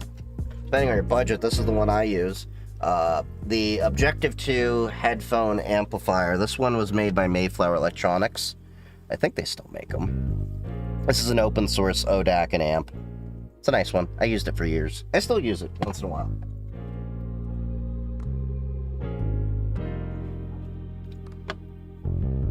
Why do people trust apps for dating in the first place? It's not a matter of trusting apps for dating in the first place.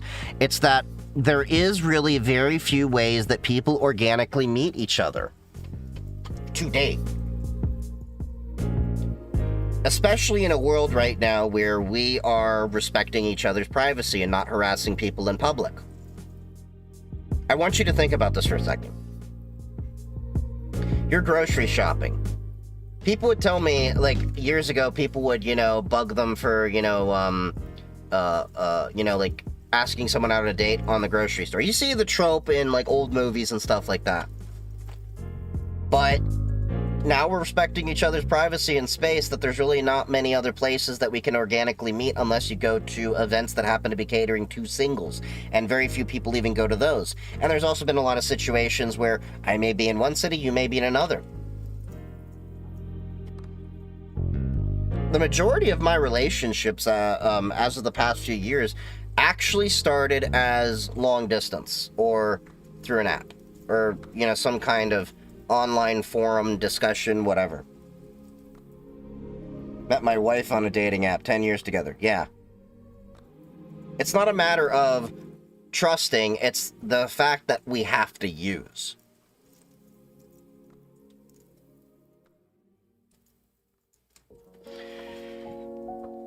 The USA had zero privacy prior to Snowden. What makes you think we have any more privacy now?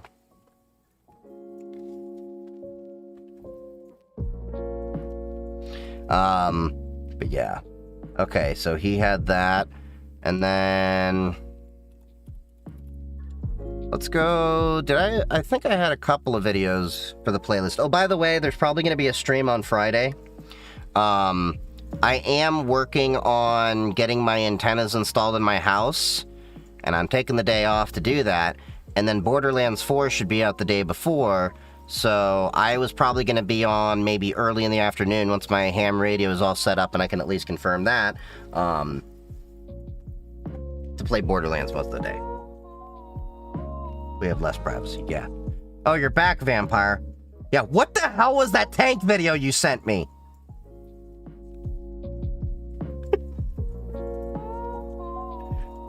Like, what the hell?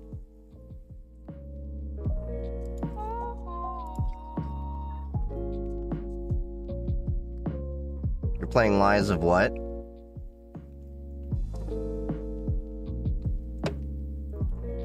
Oh, yeah,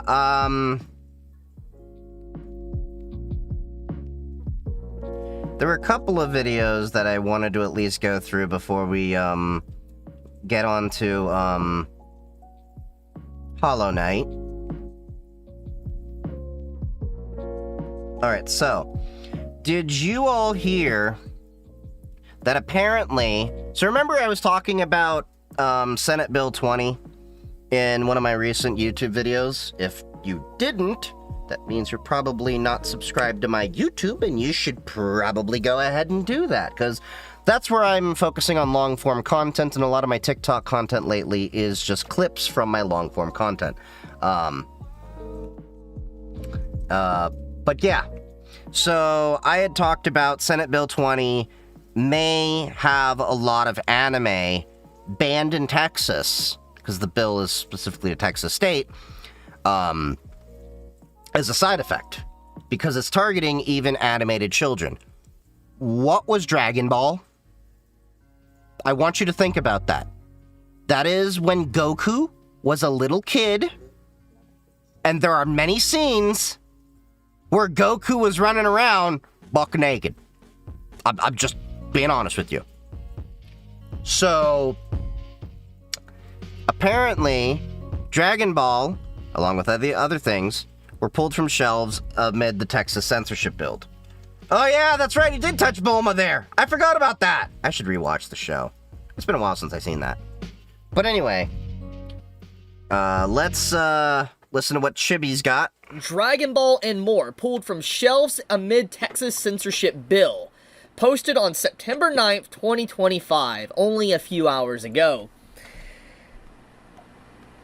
Oh my goodness, man. Oh my goodness. Yup.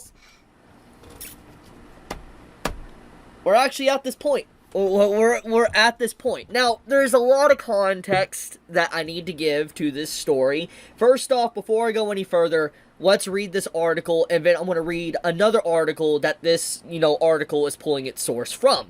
So let's start off. Retailers are already reacting to a recent Texas bill by pulling manga from shelves, including issues of Dragon Ball and more. The bill SB 20 appears to have noble intentions, with language going after generative AI being used to create material which simulates realistic children. However, the bill also includes vague references to cartoons. As previously reported, there are plenty of manga and anime which could hypothetically run afoul of this bill, while anime featuring fan service or sexual content such as Goblin Slayer are Oh god, that is the violent anime. Which features casual nudity is also on the chopping block. For anyone familiar, it's a running gag in the original Dragon Ball for a young Goku just to run around completely in his birthday suit. Yup. As a result, at least one retailer made the decision to pull these earlier volumes from shelves and be more restrictive on what he will allow customers to order. This is what the actual retailer stated. This is his statement. There's so much media nowadays. You can't watch every single thing or read everything, so I don't know what characters are shown inappropriately. Yup. At what ages and what not. Yep. It would definitely be more like in-detail research on certain franchises if they're going to be affected or not. SB 20 was signed into law this past June, and to our knowledge, there have yet to be any cases which test it constitutionally. So, there is some context that is missing within this article. This article, which is where, Niche here is pulling his sources from, he's pulling his information from this. This is an article that also came out today, and the article is titled, Anime Fans Express Concerns Over Impact of New Texas Law. There's even a news story by NBC, as you can see here, I'll play this in a moment, but the article... Someone needs to show the Senate berserk and then say everything else is trivial. But there is more clarity here. That's a good one. In particular that I need to just straight up talk about. When I was in high school, I searched for teen category or barely 18. Or even SB 20 that caused the retailer to remove Dragon Ball. That's not what happened. What happened was, thanks to the law's inception, thanks to it being passed, and thanks to just the cryptic nature of the law, and just how it, is very vague, basically, the retailer preemptively removed content that might get him arrested or in trouble or whatever. I had theorized this was going to happen. Be contacted by police or anything like that, but the retailer decided to take stuff down, like Dragon Ball, for instance, just to play on the safe side. And in this video I'm going to show in a second, they just straight up admit that. They don't watch everything, they don't read everything, and so they just started taking things down just willy-nilly because they didn't want to potentially face any charges, crimes, or whatever. So, more or less, to get into the meat of the situation, the government did not tell him to remove it.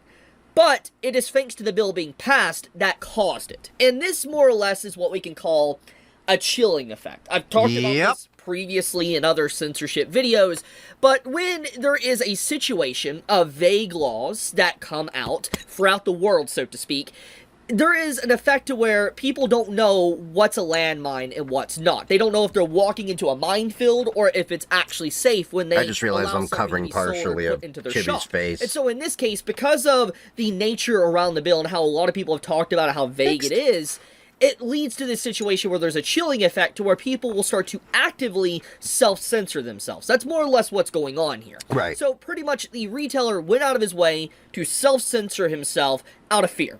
And this is something that has obviously happened in a lot of different areas online, not just with, let's say, censorship of, like, anime and manga, but, like, we can think of content creation in general. There's a lot of people that tiptoe around certain things when it comes to creating videos, either on YouTube, TikTok, or whatever. Like, for instance, the whole thing with unalived. Like, oh, this person unalived or whatever. Yep. You have these coded words that are used to get around bans, censorship, demonetization, and stuff like that. And so when you factor all this stuff in, it's very obvious. It's like people have this chilling effect where they'll start to, actually use different words or censor themselves willy-nilly out of fear, even if it theoretically won't get them in trouble.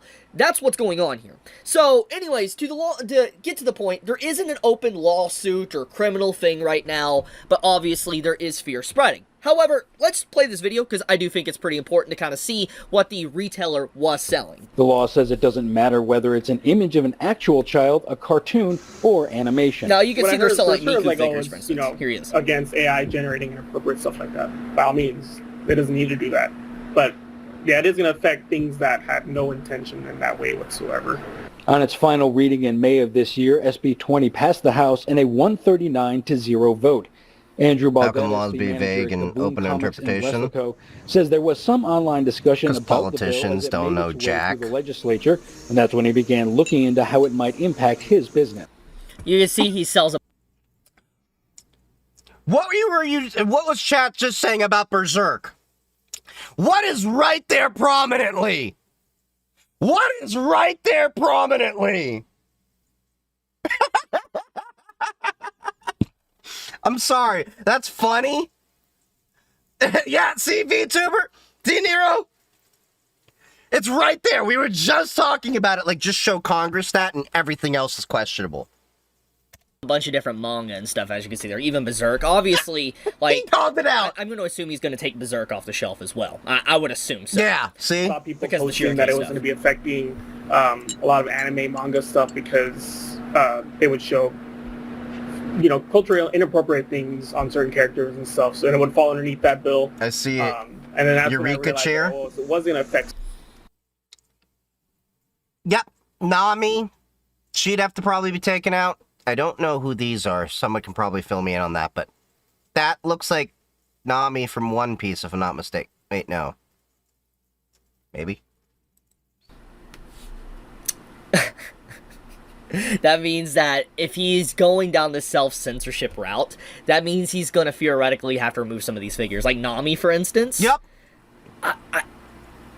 I forget what age Nami is. I don't think she's 18, technically, in the manga. I could be wrong. Don't quote me I on think that one. she's a teen, She's 17? which is a minor. Regardless, I would assume he's probably going to take down maybe Nami figures or something. Yeah. Stuff here. The law makes it a state. Ah, yes, Shantae. By the way, very good game. If you've never played Shantae, you really should play it. But, yeah, I'm going to assume just because of the current situation, how people like to self-censor and the type of series Shantae is, I could definitely see him trying to self-censor Shantae as well. Jail felony for first-time offenders with more severe penalties for repeated violations.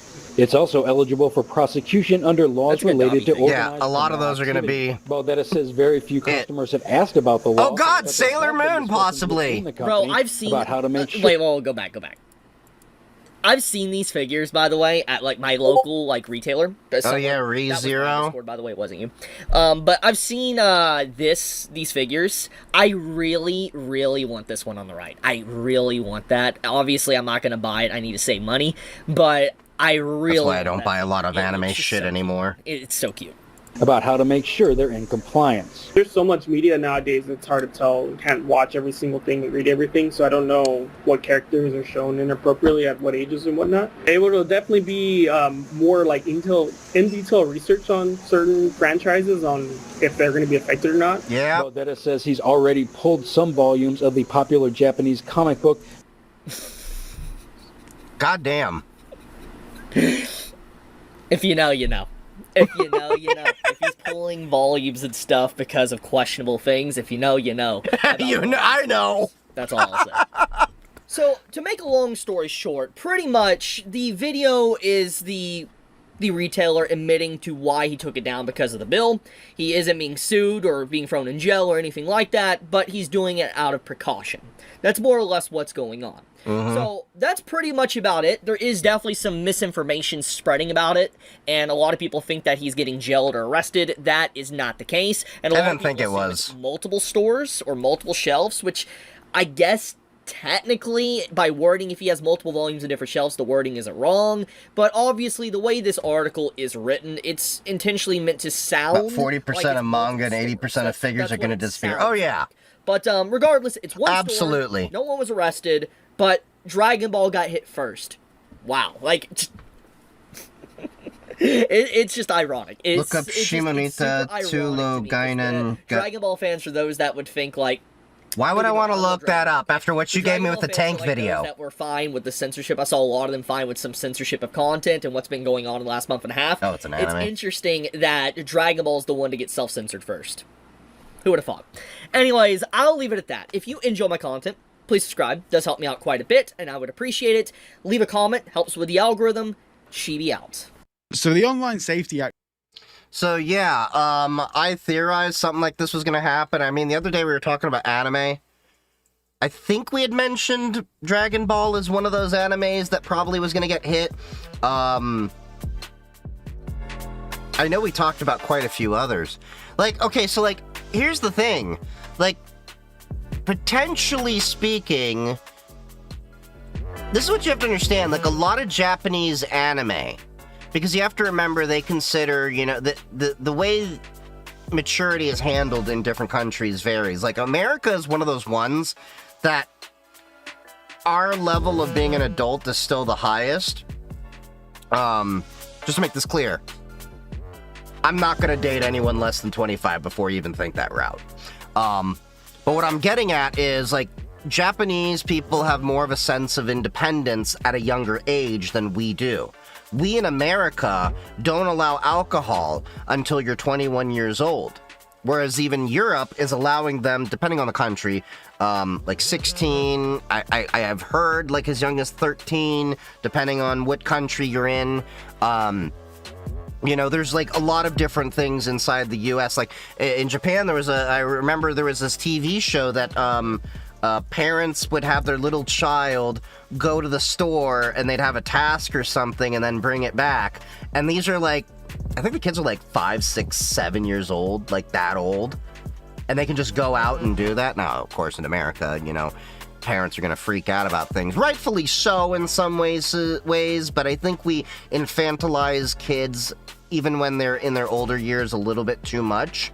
Like, yes, you are still a kid at 18 in my mind, but I believe you should be allowed more responsibilities when you are 18, when you are 16 and such like that. Because there should be more of a handing of autonomy as you get older, but in the USA, we don't seem to do that as much. Anyway, with that being said, a lot of anime centers around kids that I notice are around, you know, high school age. And they're generally regarded as, like, more mature than, like, we would probably have high schoolers in America regarded as. So, like, I was thinking about it, like, recently I've been watching Rise of the Shield Hero, okay? Even though it's not meant to be too risque, there are times in it that it's kind of pushing things.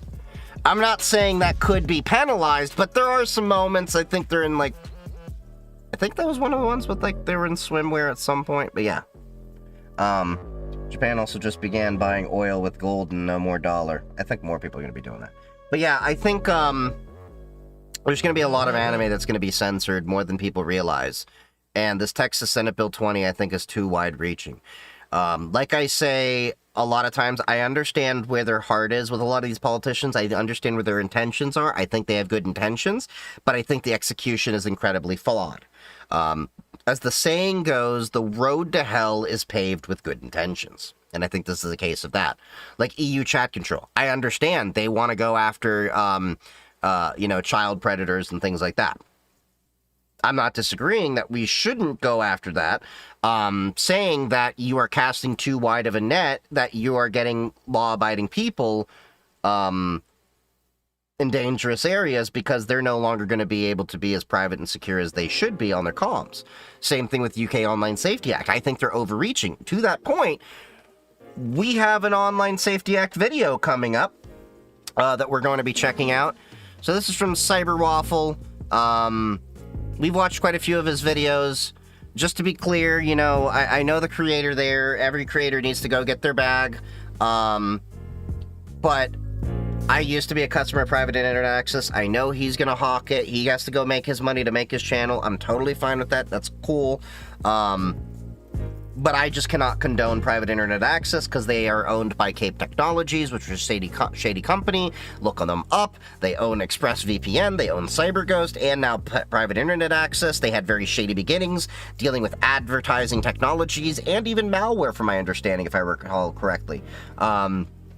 So with that being said, let's continue into the video, but I will skip over his ad segment because, yeah, you are my audience, and I have, you know, a responsibility to let you know these kind of issues, things like that. But otherwise, I like his content. Laws are going to be toughened. So just over a month ago, I did a video about the new laws that came in with the Online Safety Act, the fact that ID would be required to visit so many websites, and how UK government are policing speech and content across social media, which would cause platforms to overreach. Now, early on, I did say that over a period of time, they will move the goalposts and they'll keep kind of censoring and banning and prohibiting more content. But I thought it would be 6 months. I thought it would be a year. No. Just yesterday, they've moved the goalposts yet again. Online safety hasn't it not even been a month? To make the blocking of self-harm content a legal requirement. The National Crime Agency has warned. Oh god, this is going to be too wide. Sharing content promoting self-harm. Now, so far, this seems okay. You'd be like, okay, well, you know, stopping content that promotes that, surely that's a good thing. And to be honest, if that was just the line there, where you're stopping content promoting self-harm content, then yeah, I would tend to agree. I agree there too. This gets dystopian. Social media companies will be legally required to prevent users from promoting self-harm under strengthened rules announced by the government today. The new rules mean that platforms will need to take measures to block such content from appearing in the first place, rather than just taking it down after it's been published. The change announced by the Technology Secretary Liz Kendall on Monday is expected to come into force. I don't know how they're going to be able to do that. I'm going to get into probably what's going to be the biggest rant I've ever posted on my channel. But before I do, if you want to stay private online and not have content be censored from you, please make sure you check out private internet access. Okay, we already talked about this before. I don't like private internet access. They're owned by Cape Technologies, used to be a former customer of theirs. They've done some shady things with their, history of Cape Technologies. Look into them. Ad tech, things like that. Used to like private internet access, then they got acquired by Cape Technologies. We're moving on. Massive, which is Facebook, the channel. Just remember, no hate to this creator. I like his content. I just do not like private internet access. Anyway, let's just get back to the video. Now, here's the thing. If websites such as Facebook, such as Instagram, allow content related to self-harm and the other stuff, it's really difficult to say the other word on YouTube without the video getting taken down. But if content is found on those platforms, the fine is the same fine as the Online Safety Act. This rule comes under the Online Safety Act. It's 10% of the revenue for the big corporate company, 10% of global revenue. So essentially, billions of dollars worth of fines. Now, because platforms are scared of paying these fines because they care about their bottom line, they will overreach. And they've already done it with the Online Safety Act. Many news stories like the Israel-Gaza conflict, Russia-Ukraine, so on and so forth. A lot of these articles are getting removed or taken down off different platforms, whether it be X, Instagram, Facebook, TikTok. A lot of these forms of content are being removed. I'm not saying that I want to see content of people promoting self-harm, but how do we know it's the promotion of it? How do we know someone's not putting a post out there warning their friends and family that maybe they're not okay?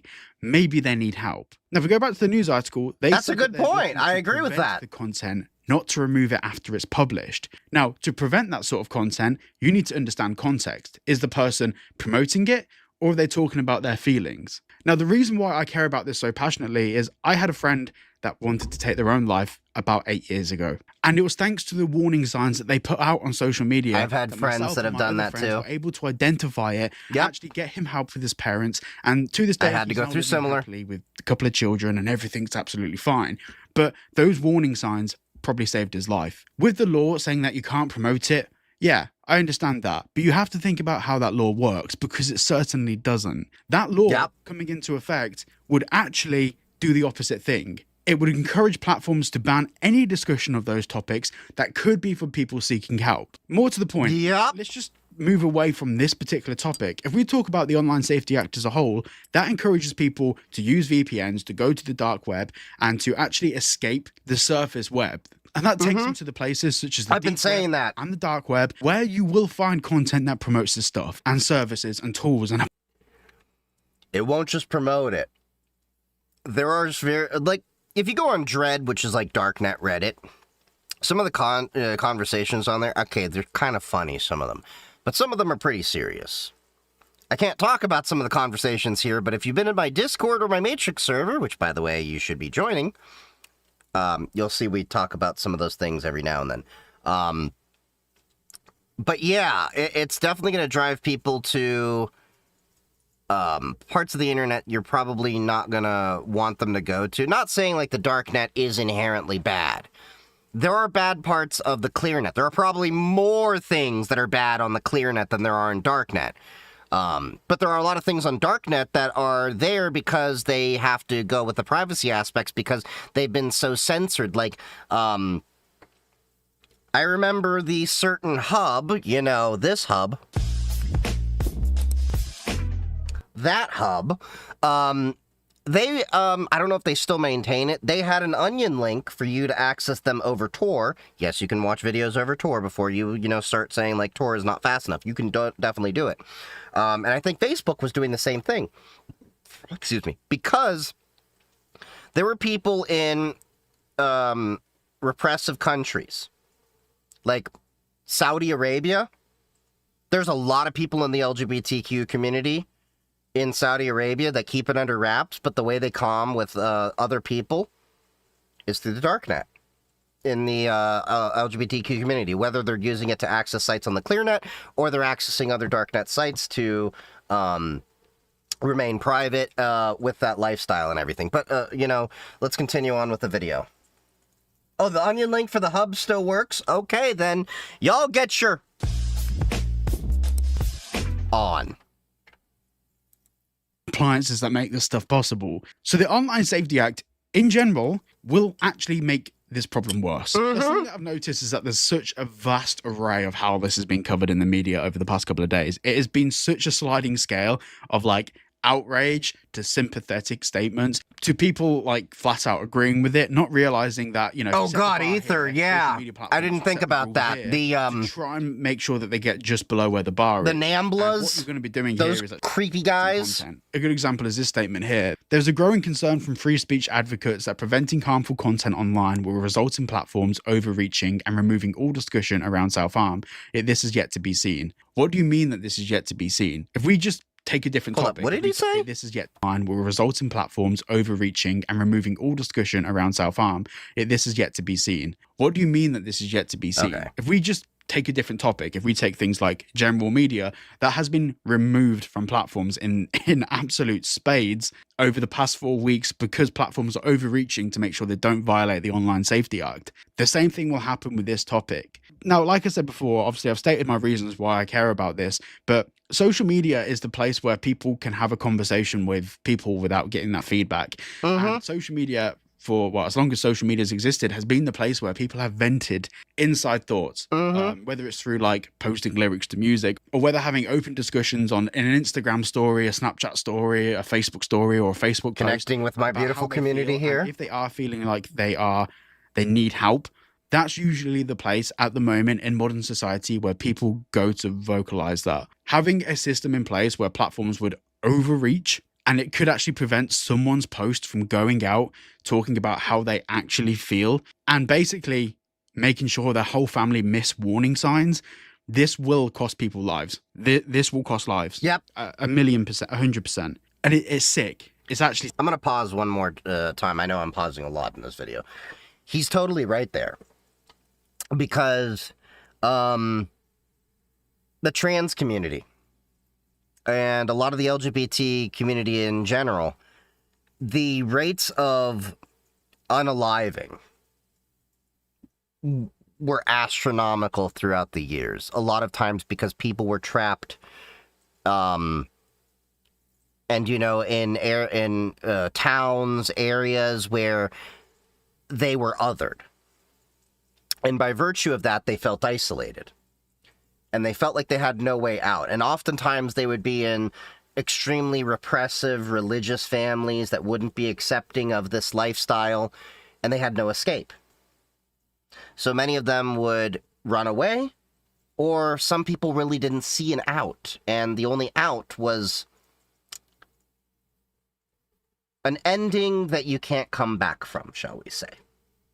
And social media by virtue of having people find other groups and connect with other people of like-minded interests, has opened the doors for people to communicate. Like, I remember growing up, I barely knew anyone that was into anime. The internet is what allowed me to have friends that I could talk anime and different stories and, you know, all that.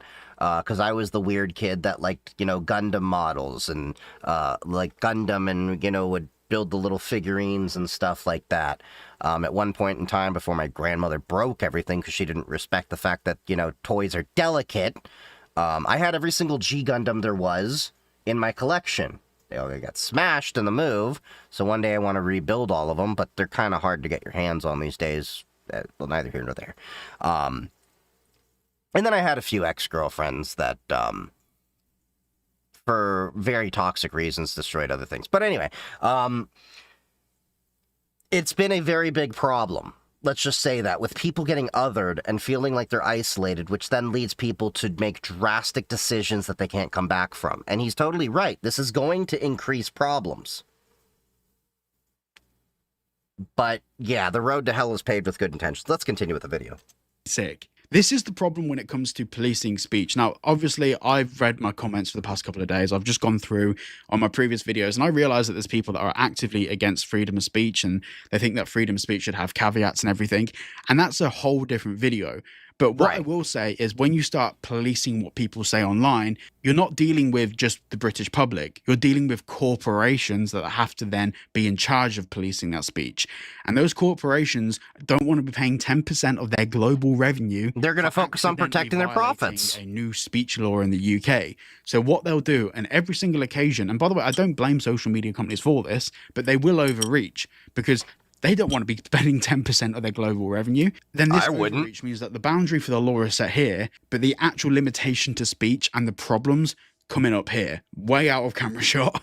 But this is something that is going to continue to get worse. For the most part, this comes down to virtue signaling. A political party or organization receives donations, receives funds to then go out there and have to actually sell something to the general public of them having a net positive. So they'll take advantage of the Online Safety Act and say, actually, we want to make sure that the Online Safety Act also includes this thing. So they'll contact the various parties involved.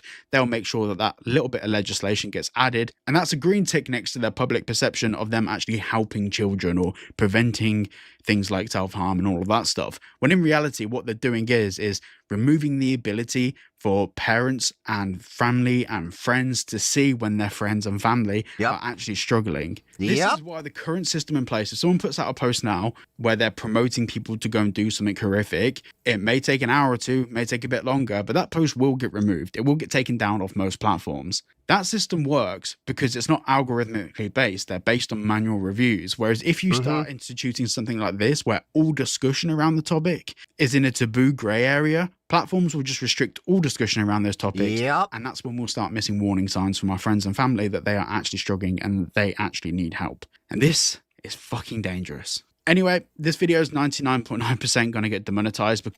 All right. Yeah, that was a good video.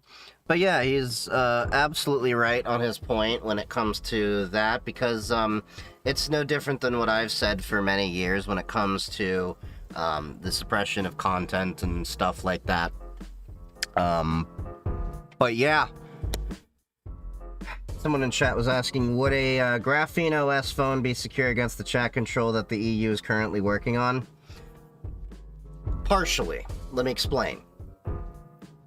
Graphene OS itself only encrypts the phone, and it only keeps the phone itself private. But the issue is the applications you use to communicate.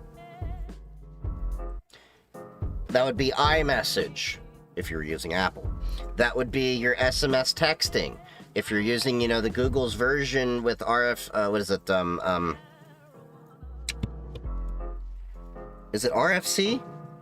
Or RCS. I couldn't remember what the acronym was. RCS. Then that'll be, you know, it's affecting all the chat services. It's not an issue of, oh, this phone. It's an issue of the apps on the phone. They're going to have to re-architect all the apps for comms. The only way around it, you'd have to adopt something like Matrix. You'd have to run your own server. And then you'd have to federate with other people on their servers. And calm that way. Or you would do PGP encryption the old-fashioned way, but that's a little bit heavy because you would have to pre-share PGP keys in the beginning. So don't think that there's a magic bullet of, oh, I just get on a VPN, it'll fix it. Oh, I'm just gonna get on a, switch my phone and it's gonna fix it. It's an infrastructure problem. It's not a, I can fix it with a magic bullet problem. Would you recommend using XMPP with PGP? I don't think they run with PGP. The problem with PGP is because it's, I think it's asynchronous. You have to be able to share the public key with someone prior and then connect with the private key, with your own private key. So I haven't done XMPP in a while. You might be able to. But PGP, as much as I like it, I have a PGP key that I have shared and hosted that, people can email me with my PGP key publicly out there. You would need to understand how it works, implement it, then have a device or, application that supports it. And a lot of them don't. See what happened in Utah today? Yeah, I saw that. We already had a few people with a tinfoil hat thinking it's an op and not understanding there are crazy people in this crazy world that do crazy things. I use Open Keychain for PGP and GOS. I mean, you do, but I want you to do this. Out of everyone you know in your life, everyone, mother, father, brother, sister, cousin, everything, how many are going to understand that and how many are actually going to do it? And that is the problem. Why do people use iMessage? Because it's easy. Why do people just straight up text people with RCS and, or SMS and, iMessage? Because it's easy. Why is Signal the most popular app for the cybersecurity community to comm with each other? Because the Signal Foundation does a great thing of, being transparent and all of that, and it's easy to use. You go to DEF CON, that's the #1 app everybody's sharing. And that's where they're going to try to put the entry point on. That's the issue. Ultimately, you have this line between convenience and security. And most often, it's convenience or security. Very rarely does convenience and security come together. And that's the problem. And that goes also into, for people out there that are like thinking to get into cybersecurity as a career. That is the issue we face all the time. We can make systems incredibly secure. There have been things that I've talked about with my team, the architect and I, where I work, we're in agreement. We would like to remove guest Wi-Fi. There's no reason why where we work at we have guest Wi-Fi. We don't really have customers come in or anything like that with the building we're at. But that's probably never gonna happen. I can save money on there, get money in the bitch, I'm even counting when I sleep. Wake up to getting red, bitch, I do this for the streets. ADHD. Thank you for that sub there, Marco. Thank you. 5 months, buddy. It's been a while. It's almost half a year. Still can't believe I've been streaming for that long. Or longer than that. Wouldn't Session be a better option than Signal? I don't think you understand what I said. If an app runs in the EU, it's going to have to be intercepted. And then here's the other issue with Session. How many people do you know around you are using Session? The issue is, and it's very simple, people will use the app they can actually comm on. If you can't comm on an app with the people you know and want to comm with, they won't use the app. So you need to stop thinking, well, what about this app? What about that? What app? What? If they're not using it, they're not going to go there.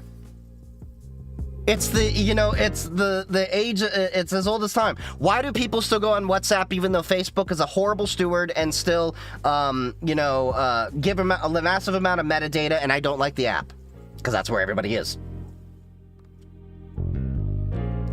Where to download the Signal? The Play Store or from the download link in the web?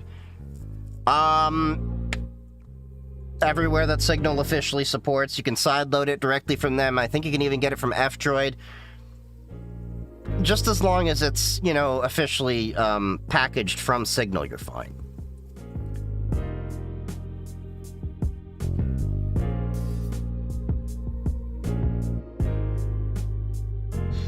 As an EU resident, it's infuriating that they're introducing a backdoor. It absolutely is.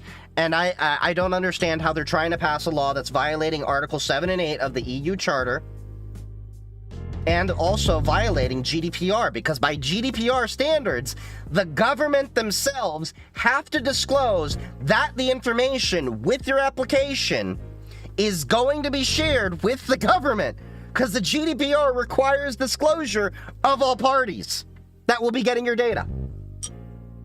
It's effed.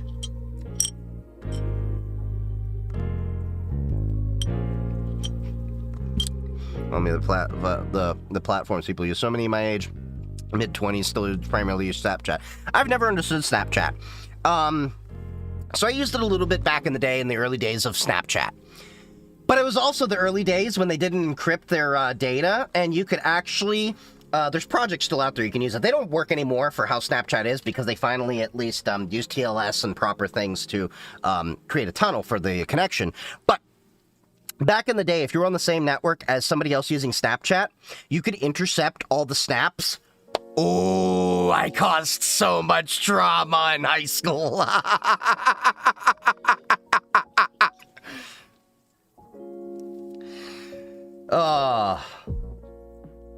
I was, a chaotic neutral. Maybe chaotic good. But yeah, you could cause a lot of trouble.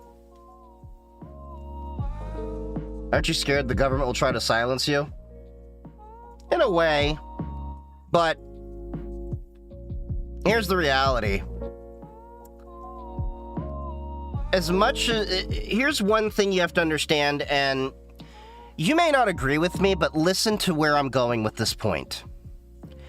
I know not everybody agrees with the Second Amendment in the United States. I know there are flaws in this country. We just experienced someone fall prey to them on stage today. There's a video all over the place. You know what I'm talking about. But one thing that keeps our politicians in check is that a just government is fearful of its populace. The populace should never be fearful of the government. So take what you will with that. I think, the framers of the Constitution understood where they were coming at, because that was the same kind of thing they fought against with the British doing that. You can agree with me, you can disagree with me, that's fine, we can agree to disagree, but that's my perspective on things. And in the United States, we at least have the First Amendment. There have been many cases where they have tried to restrict free speech.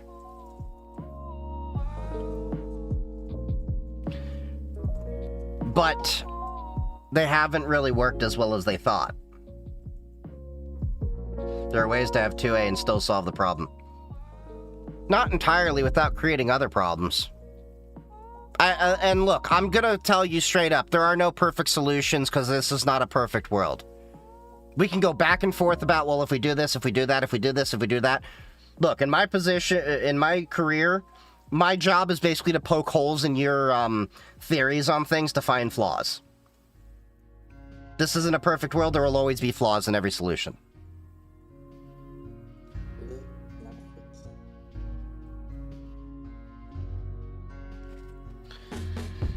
Considering setting up an offline package repo for Fedora, how unsure how viable that would be. That would be a little bit too large.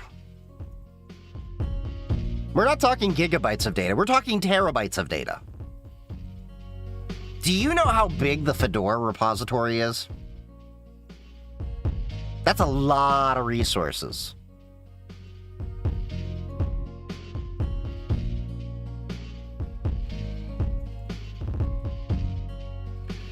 Might as well be a direct quote. Haha. Oh, what thing? I say a lot of things that could be quotable. To believe there are people that are way more power, in way more power than above the president? Of course. If you are in the ultra wealthy, you have more power than most politicians have. I want you to think about the things that, like, even Elon Musk has done that he should have been held accountable for that still he can get away with. The things he did just as the head of Doge. There's so many things that he's done that he could be held accountable. Jeffrey Epstein. That whole thing. Or in the case of, look at what's going on right now. I've never seen a birthday card be a controversial thing until Donald Trump came in. Think about that. And why can he do that?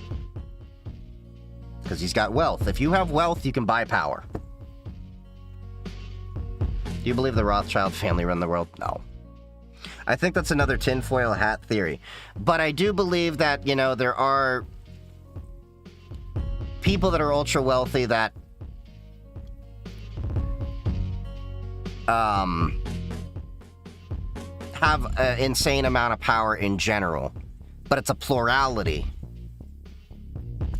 And I think that a lot of them purposely create issues so that we at the bottom keep fighting each other when... I'm gonna sound like a communist or a socialist. I'm not. Whatever. It's more of a class issue than it is a right versus left issue. When we realize the battle is actually not left versus right, but top versus bottom, we'll start seeing solutions. Now, I'm not saying that I'm against people having wealth. I'm against the extreme amounts of wealth inequality that we have in this world. Like, should a CEO make more than an employee? Yes. Should they be making hundreds of times more? No. What was it? I remember I was reading a study, like, they said in the 50s or 60s, a CEO would only make 100 times more than an employee. That was already a good amount of money to make over them. But that was also in the time when an employee could go work at a grocery store and pay their bills. You could work a summer and pay your entire year of college.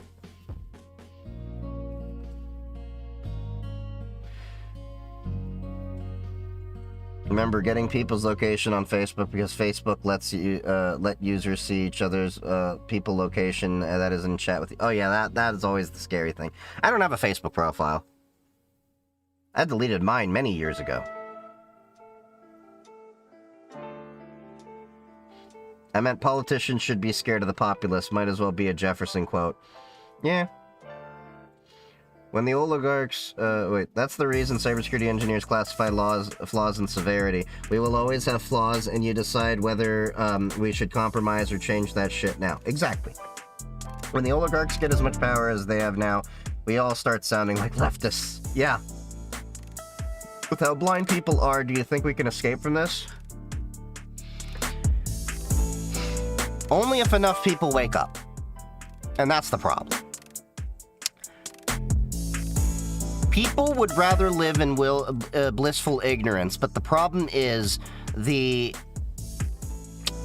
What is it? The Romans had a term for this. Hold on. Was it tents and circuses?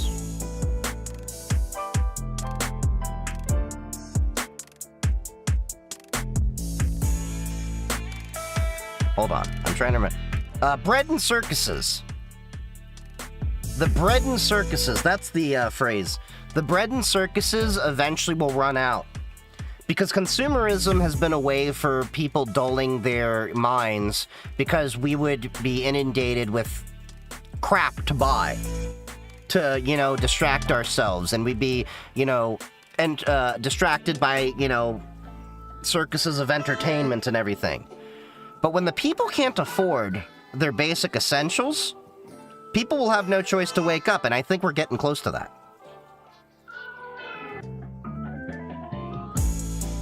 I have to have Meta account for my VR headset. Well, I mean, you could have gotten like a Valve headset and you wouldn't have to do that, but you know, that sounds like an ish you, not an ish me. I'm all out of circus bread.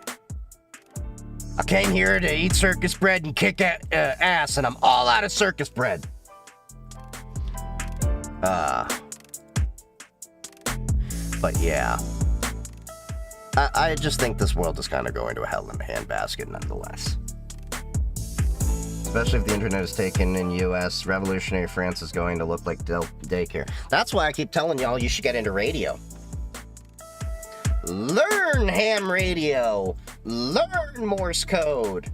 These will be the tools that we can use to communicate if they ever take those down. We're already planning for emergency comm situations when the internet and cell does go out from natural disasters and stuff like that. But what happens if that disaster is the government caused? They're not going to be able to shut down radio. Meshtastic. Wi-Fi Halo. ATAC. Ham. GMRS. CW, aka Morse code. What do you need when all power is cut off? Something to generate power. There's many ways to generate electricity. Solar. If you're near water, you can even do it through hydro. You can actually even take a motor and use that as a generator. There's many ways you can prepare for this. I wouldn't classify myself as a prepper, but yeah. Thinking of going into a Meshtastic software here in the EU. Go for it. I also hear MeshCore is a little bit popular out in the UK. Play with it. See what you like. Just remember, in the EU, you use 868 megahertz. In the US, we use 915 megahertz. So keep that in mind when you go to pick up your hardware. Two completely different bands, two completely different tunings. So your antennas and all that must be tuned to the frequency that you're going to be operating on. You can take ceiling fans to generate. Yeah, it's a motor. I've done it. That's also why, by the way, whenever you blow dust in your computer, do not let this fan spin, because potentially you could be feeding power back into the motherboard and cause issues. Doesn't happen often, but I've seen it cause problems historically. So when I actually clean my computer's fans and all that, I actually put my finger to stop it when the computer's off, and then blow. So be safe. Unplug fan, blow it. Yeah, you could do that, but then, you know, there's a... yeah. And fresh water, how will you get that? You can boil water. You can collect rainwater from a gutter system. You can pump it out from groundwater in many areas. If you're in humid air, places, there's ways to actually collect it from the air. I forget the system to do that. There's many different ways to do it. You just have to be clever enough to get figure it out first. Chief blows. No, I'm a top. I get blown. And for some of you right now, emotional, damn it. Get life straws and learn boil filtering. Yep. Oh, distillation of water is rather simple too. You can even do it through a solar method. I remember there was a way you can do it where you basically sit a cup of water or something like that with the sun beaming on a bigger pot, and it basically just like evaporates the water into the lid of the pot, and then what comes down is basically distilled or something like that. I'm a little vague on the memory. Went from suck to blow. Even arid desert environments use giant sails to collect dew in the morning air. Yep. There's many ways to be creative in collecting different things. That's actually why homesteaders have actually been very upset for many years, because a lot of the ways that they use to be self-reliant have been made illegal. Even in the US. And that's been of some concern. Do you think Putin is a puppet? No, I think he's just another schmuck with too much power that needs to get off his throne. Same could be said with Netanyahu. Same could be said with Trump. Same could be said with a lot of politicians, to be honest. What's his face? Erdogan in Turkey. That's another one. He even had like multiple leaders in like the Palestinian governments that have actually been a little too much, that have basically been sucking their own Palestinian citizens dry of funds while they're starving. Trump is a puppet of Israel, though. No, y'all need to stop with that BS. He's just a schmuck. Because here's the problem y'all need to understand. Evangelical Christians have this really effed up idea of why they are pro-Israel. Let me explain. There are far more evangelical Christians in the world that are pro-Israel and Zionist than there are Jews that actually exist in the world. If you removed every single Jew, and there's a good number of us that aren't, for Netanyahu and all that. Let's make this very clear. You would still not even make a dent in the number of people supporting Israel. I remember there was a metric that was told to me. There is a Jewish TV network or something like that, like JLTV, something like that. 70% of their money came from evangelical Christians. I want you to think about that. Why do they do that? Book of Revelations. They believe the end times will come when the majority of Jews are in Israel. And essentially, they're waiting for the end times to happen for basically Jews to get massacred. That is their view. If you think I'm wrong, go read the book yourself. Go see what the end result is. They want Israel to remain as it is and support it no matter what because of that effed up view of having the end of the world. And basically, they're not as supportive of Jews as you think. They ultimately want us unalived with extra steps. Think about that.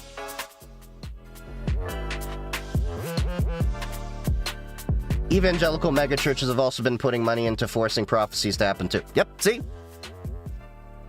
The bigger issue is evangelical Christians that have politicized their religion and forced their religion into politics. That is the bigger issue.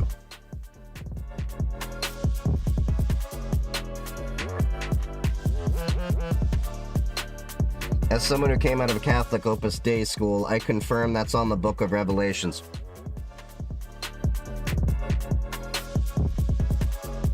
A lot of people don't connect those dots until I explain it to them. Look, I may be Jewish, I studied my religion, but I study many other religions. I don't believe there is one religion better than the rest. I believe there is one religion that is better for whatever, and that can include atheism. I have many good atheist friends. You don't need to believe in God to go to heaven, and that is a Jewish belief, just so you know. So, I don't buy this, BS of, one religion is better than another. Look, we can argue until we're blue in the face. My argument is, you're Muslim? Cool. That works for you? Awesome. You're atheist? Cool. That works for you? Great. You're Hindu? Great. You're Wicca? Great. If it works for you and makes you a good person and, have you a good, satisfying life, power to you. I couldn't give a crap less. I mean, I may be interested in your beliefs. I may not believe them myself, but I want to understand them. But I will never tell you that your beliefs are wrong unless they're actually violating the rights of another. Hell isn't even a place in the original Hebrew of the Bible. Yeah. Well, the whole idea of... So there are various interpretations of what hell is, but the majority view from what I've been taught is you have Gehenna. Basically, you have impurities in your soul, and you go to get your soul purified, and then eventually you go to heaven. Everyone eventually goes to heaven. Do you think the Jews run the world? You really think an extreme minority in the world that don't even constitute like 0.5% of the world control the world? I want you to think about that critically. Now I want you to think about who are the richest people in the world. Are they Jewish?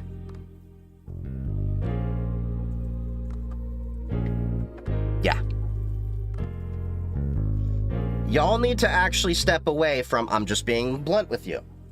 A lot of those things are anti-Semitic propaganda. To other people, scapegoat them so that you don't have to focus on your own suffering, so that you don't look upwards. Because if they get us fighting each other, the upper class will do whatever the hell they want, and then you get to see it. Actually, exactly. Sometimes I want to understand to not disrespect people unwillingly. Exactly. What do I think happened to Kirk? I think Kirk spewed a bunch of BS that hate begets hate. I don't agree with it. I don't condone what happened to him. But let me put it this way. When people told me that happened, I said, I'm not surprised, but it's a shame. I wasn't shocked by any means that it happened, because I always said, he is spewing enough hate that hate will eventually come back to him. And that's what happens. And that's what did happen. The guy has spewed some vile stuff over the years. I don't care what your views are, but look back on the things he said to various different communities. Hate begets hate. Why is no one doing something about Palestine? I'm curious. Because people just like to use them as political pawns for multiple generations. That's the honest truth. Yasser Arafat, one of the Palestinian leaders, died with close to $1 billion estate, and his family's basically living in hotels in Paris, from my understanding. While his people were suffering, barely able to eat at times. Again, if we can get them fighting against each other, you don't look upwards.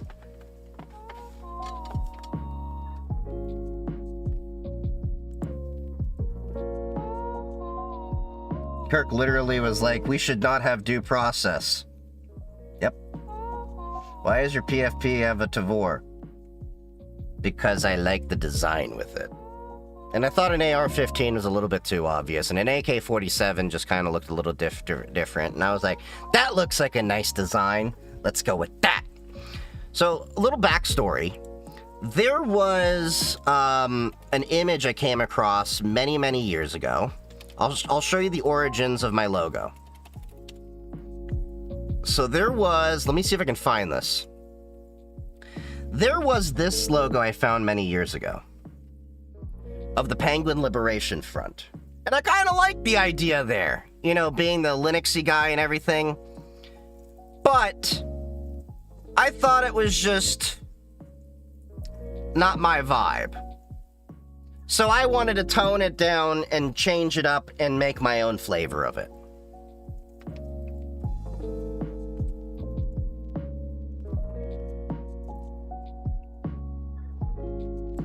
Also, what distro you're currently running from? I jumped from LMDE to Fedora Plasma. I'm using Pop! OS.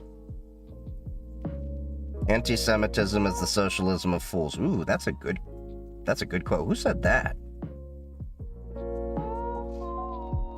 In my city in Spain, there's been a ton of pro-Palestine protests. Okay, this is going to be a controversial statement. I want you to hear me out. And remember, I'm saying this as someone who has Israeli and Palestinian relatives and family. I have lost Palestinian relatives. I firmly believe that a good amount of people that are claiming to be pro-Palestinian are doing it because it's the trendy thing to do and get them internet points. It reminds me very much of when I was growing up, the Free Tibet movement, where there were so many people yelling Free Tibet, Free Tibet, Free Tibet, but don't know anything about it. Don't do any effective activism.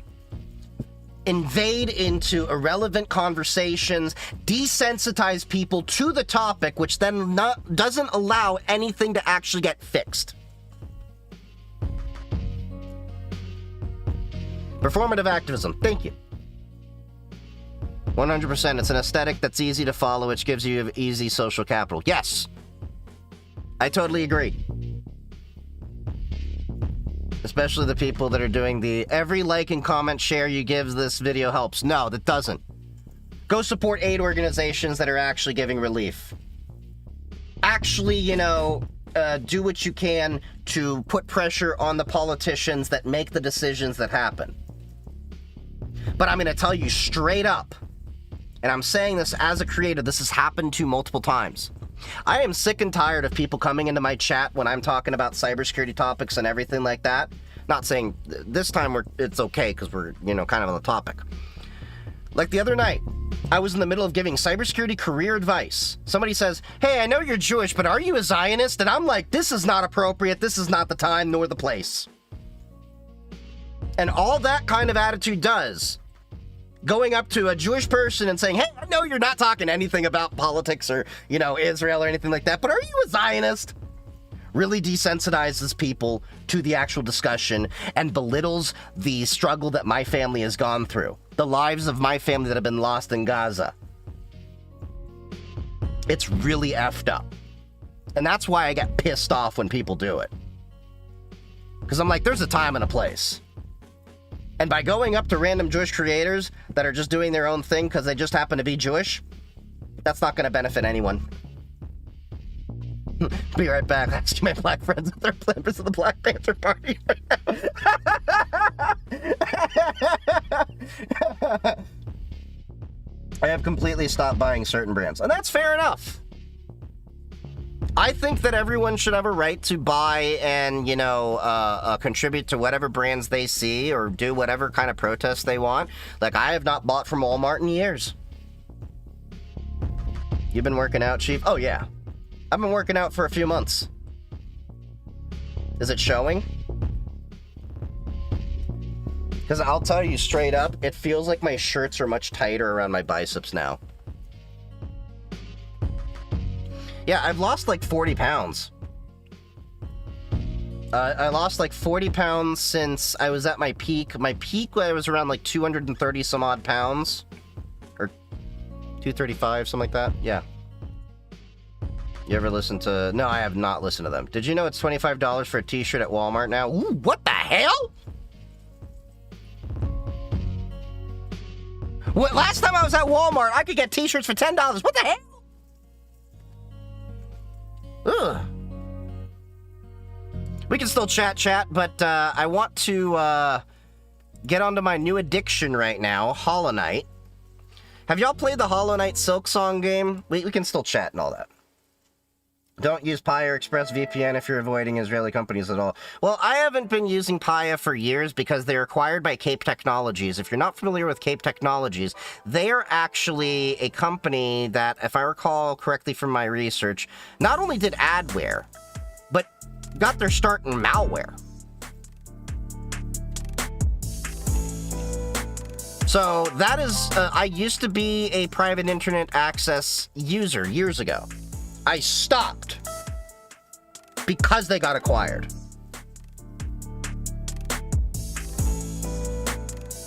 Not to bring fluff on me, but I don't participate in the protests, but I have supported relief packages for families in Gaza. And that's good. That's actually doing something that helps. Not any of this performative clout, protest bullshit. Do things that can actually, you know, impact change, or at least prolong the life that is suffering right now. ExpressVPN is owned by Cape Technologies, the same company that Private Internet Access was acquired by, and CyberGhost is owned by. So, yeah, all of those companies.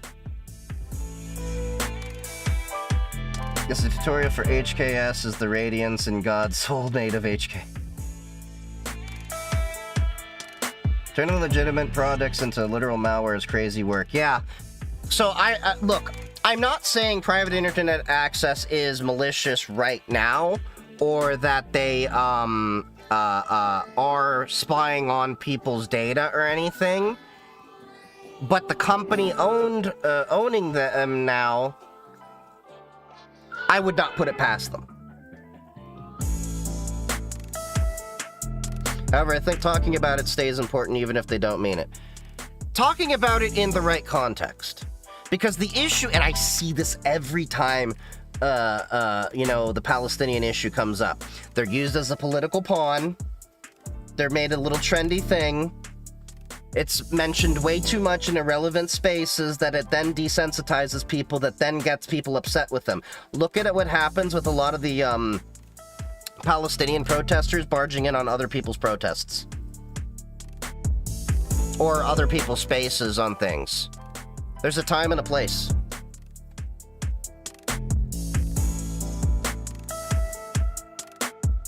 Yeah, I see it way too much as well, and that's what upsets me because I know what's gonna happen, because I've seen this my entire life. People mean well, they make it a trendy thing, then they intrude upon spaces, then things go wrong, and then people stop caring. And that's ultimately when it goes to crap. It's horrible. Because I believe everyone deserves freedom.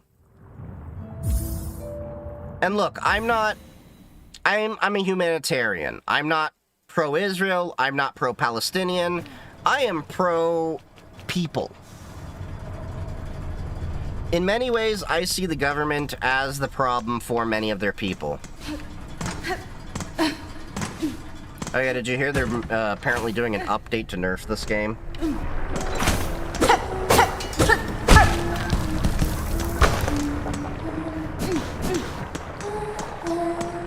You are pro gamers.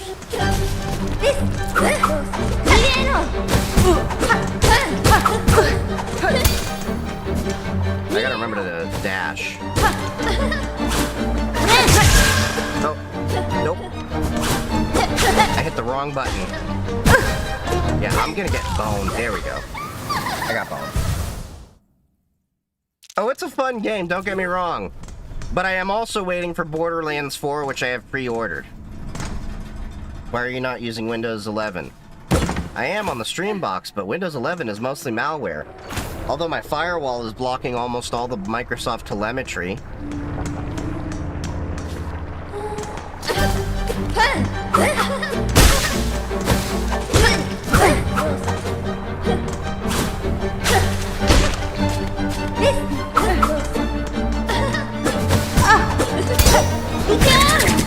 God damn it.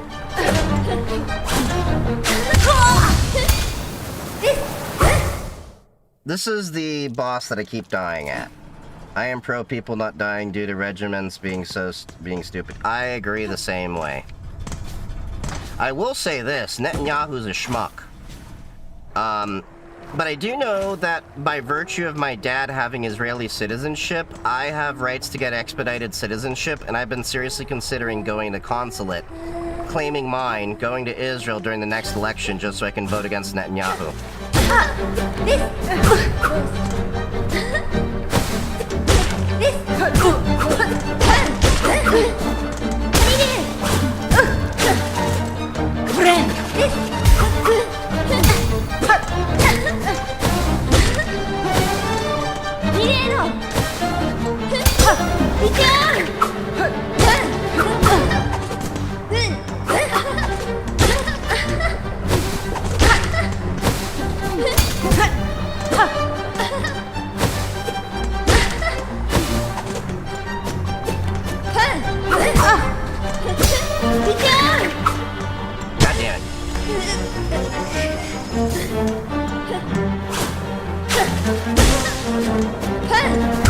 Oh, god damn it. I was so close to using the B.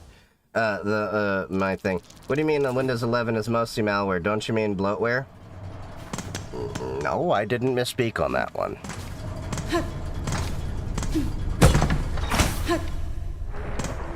Malware is defined as something that is, doing something malicious to you. And if they're collecting data and doing things to you to use your data in ways that you don't agree with, that is malicious.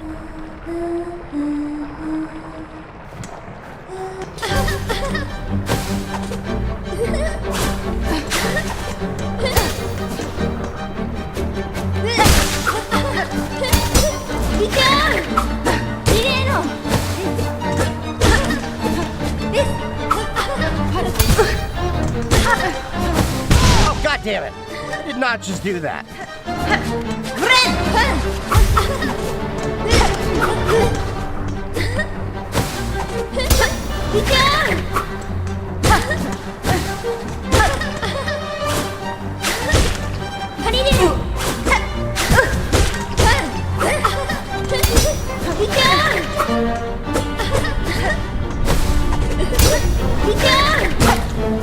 Come on, come on.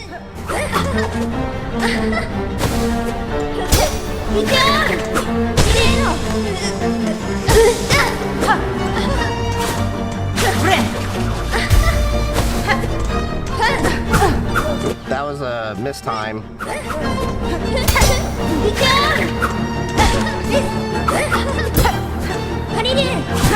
Oh, she jumped.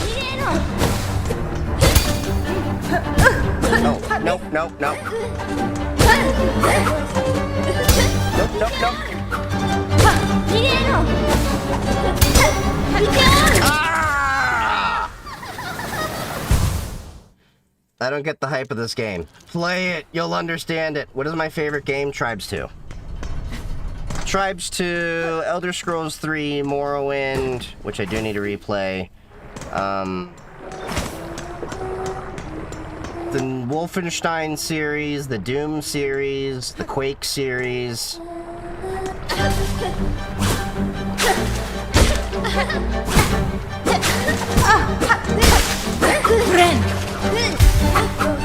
That was a bad timing, that was close.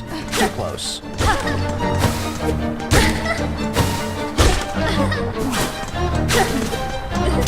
Oh!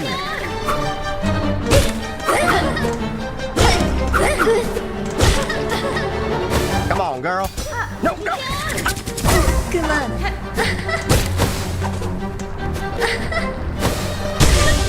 Gotcha.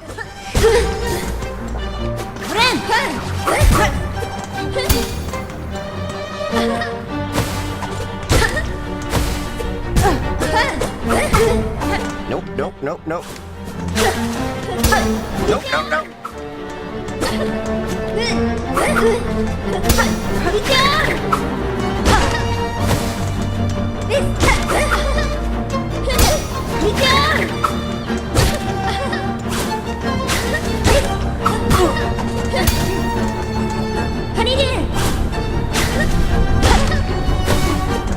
Come on, come on.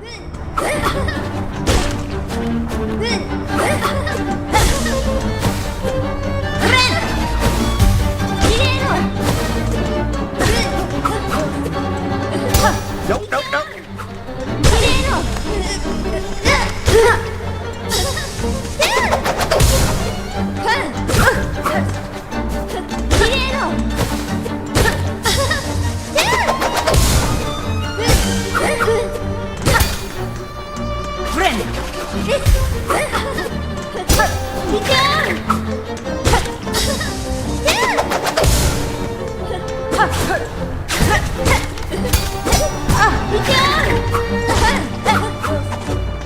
Come on, come on.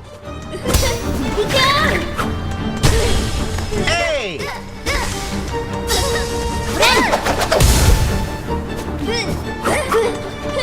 Nope, nope, nope. Maybe. Nope, nope, nope. Ah!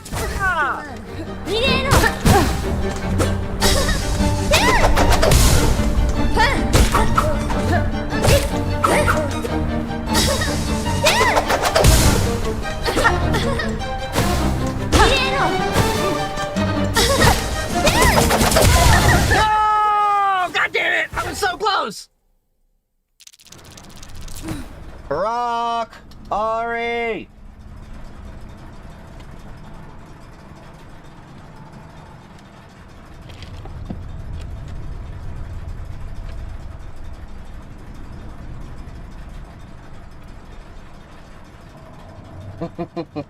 That's a good boy. Where's your brother? Your brother just lazy?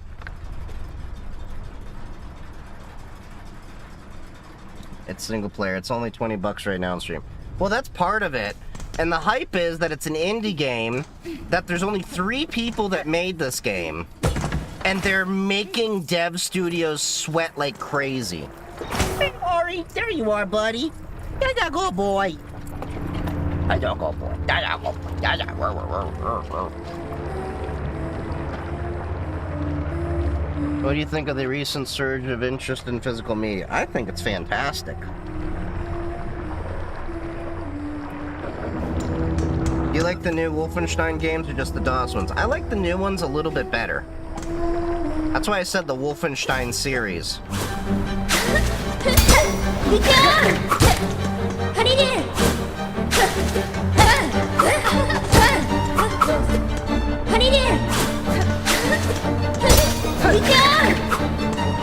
See, I'm picking up on her cues now.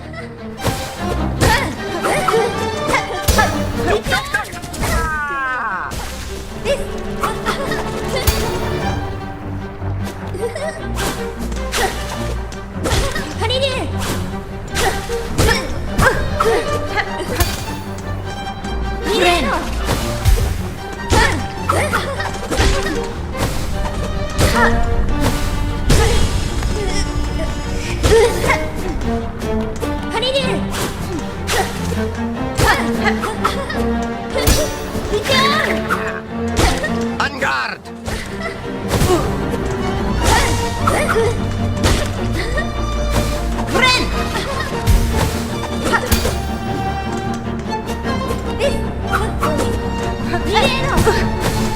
Mistime that. Oh, god damn it. Mistime that too. Oh, that was close. I almost hit her.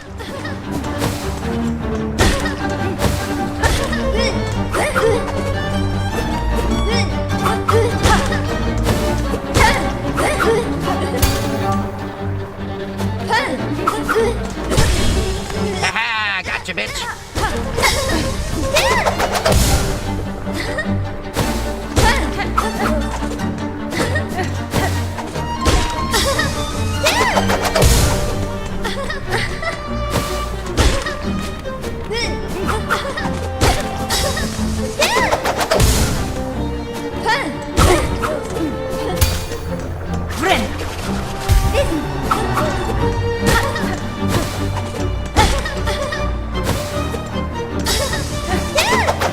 Oh, that was close.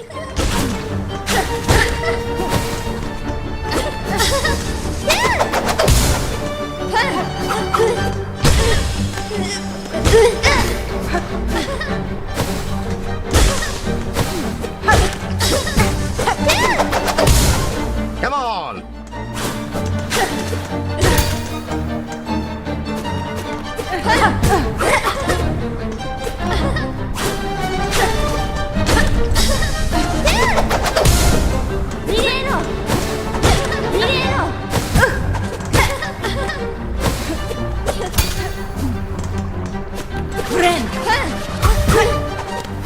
Oh, that was close. Oh, that was close too.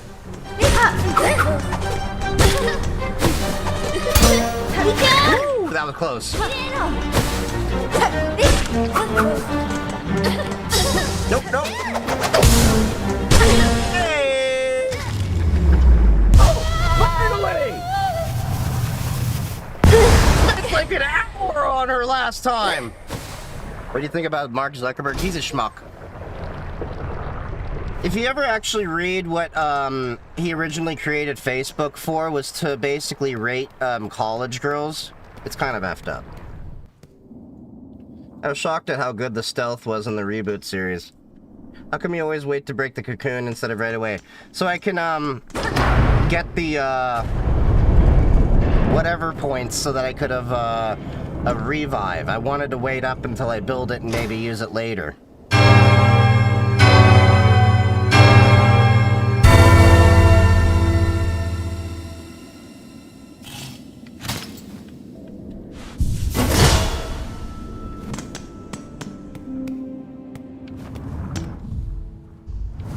Okay, I got 100 and... Oh, those are new. Okay. Whoop.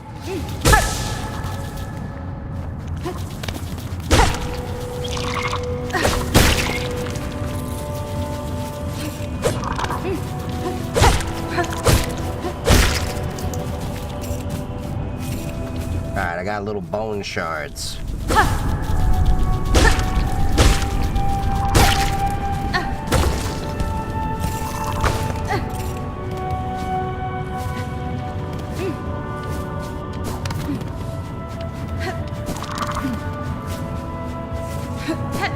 Nope, I can't jump upwards like that.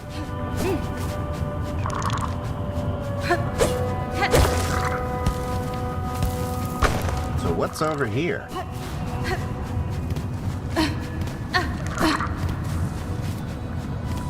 Okay, so I'm gonna need to learn to jump upwards, I guess, or something.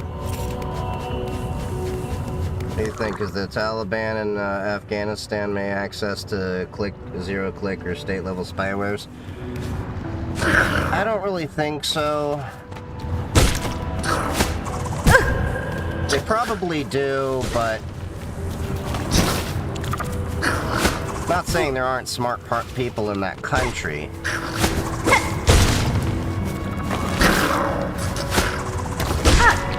I'm just saying a lot of the smart people have already left.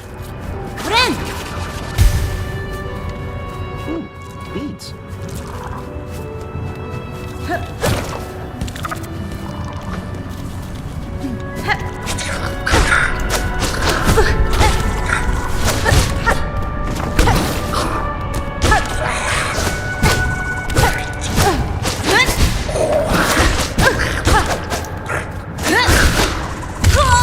Oh, God damn it.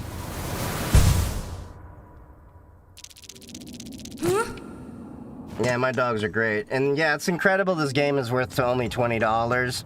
I would honestly pay more for this. But I love the fact that it's from an indie studio. We can stick it to game devs.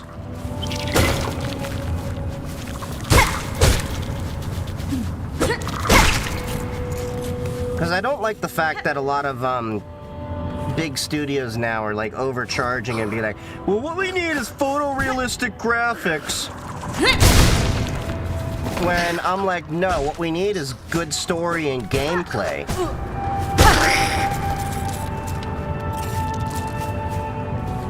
Looked into the local Fedora repo. You're right, it would take 3.6 terabytes for just packages. What do you think is more important in life if you had to choose, high IQ or high IQ?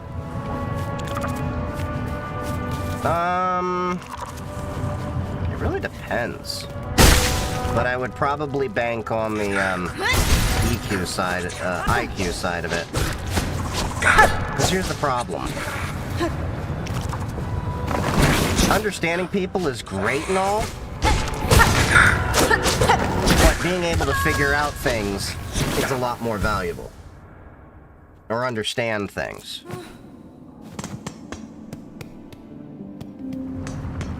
But I do think you want a balance. No! Motherfucker.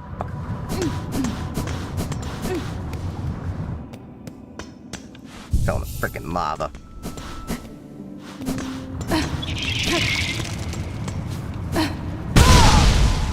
Why am I missing the timing on this now? Am I just that dumb?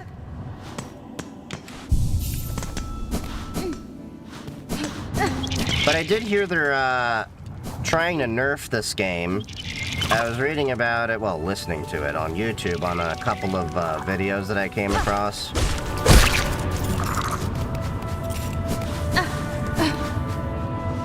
I don't know how I feel about them nerfing it, but they were like nerfing it only for the entry-level stuff.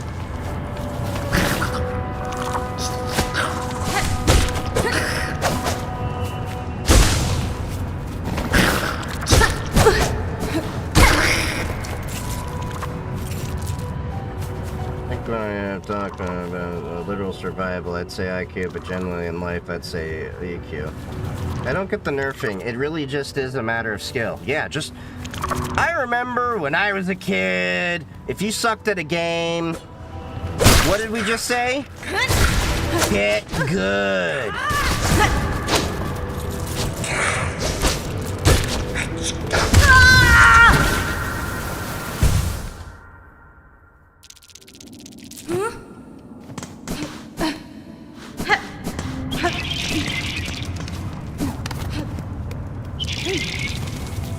And as you saw, like, I kept doing it. Yes, I got frustrated, but I was never like, this game's too hard.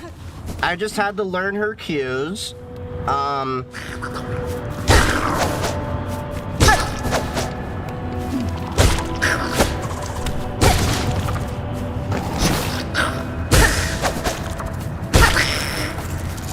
And once I learned the cues of Lace and the ways to attack her, you saw. I took her on. I came.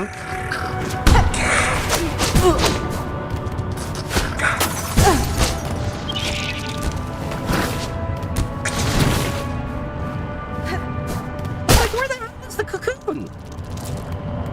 Like, I knew I had it.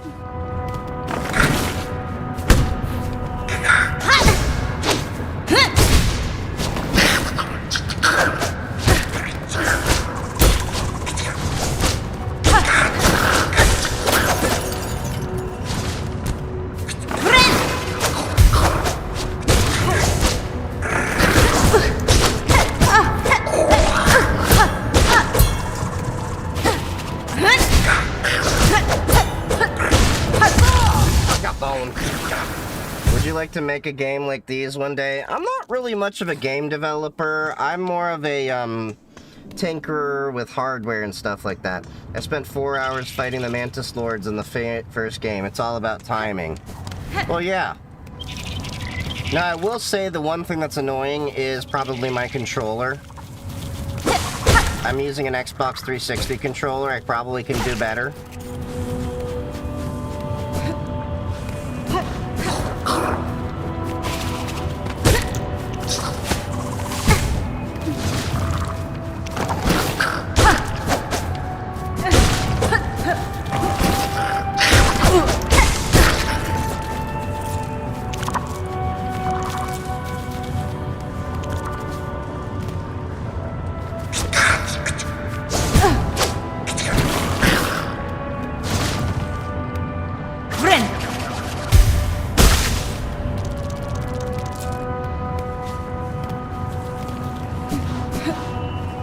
I want to get that guy, because he's probably got some good loot.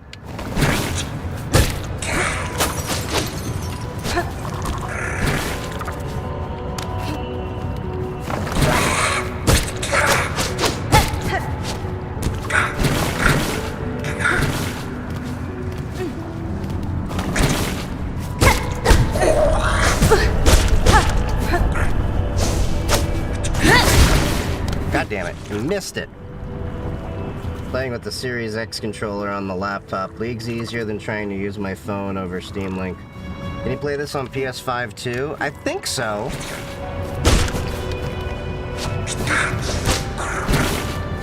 My understanding is it's on Xbox, pretty much everything. And this game, like, broke devs apparently.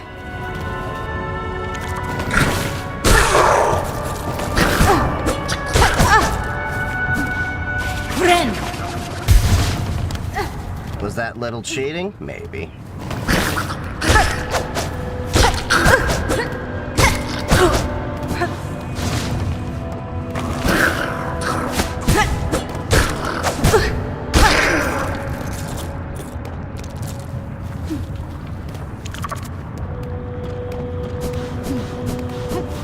So he did give me some juicy loot. Is it worth going through it again? Probably not.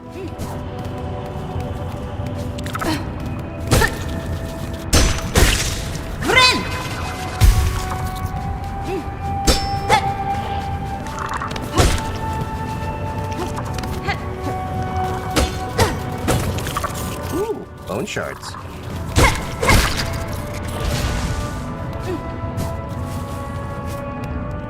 Okay. What's this do? Oh, it's just pretty, that's all.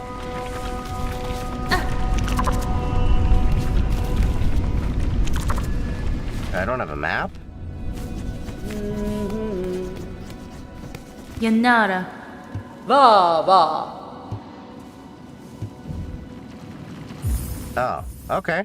Now I have a map. Mieszko.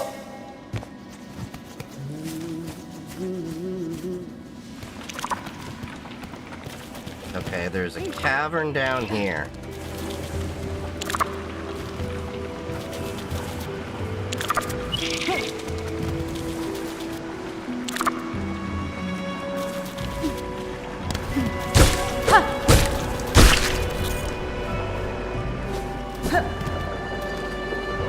Okay, cool.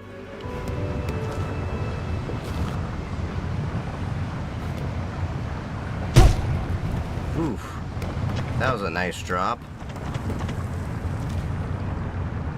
Don't think I can get back up here. So, oh, is this a boss battle? Oh, okay. I was like, this looks like a boss battle.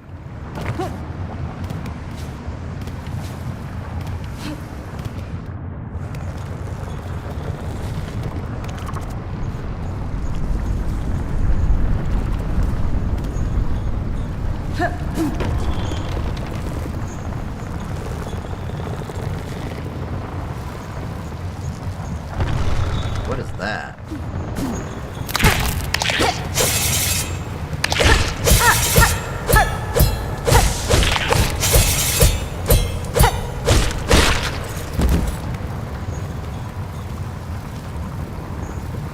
I am off the map now.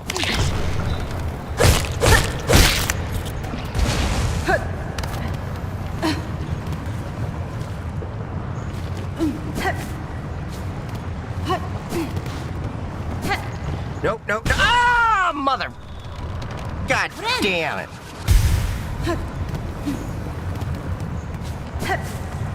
Get good.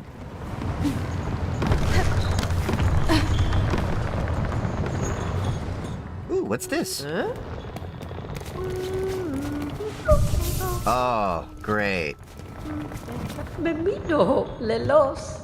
Your poise, your form, are you hunted, pursued? The Citadel would see a fine prize in you. It is as you say, madam. Veiled bugs brought me to your land. I seek them now for sure.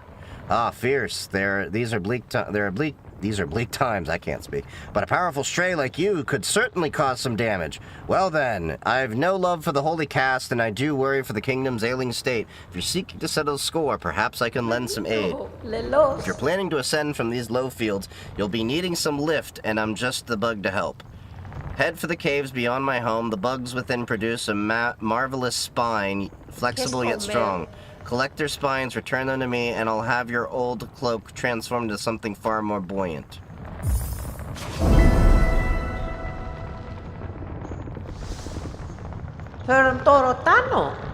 Alright. As nice it is to have company, if you hang around too long, the suitable bugs graze on me as well.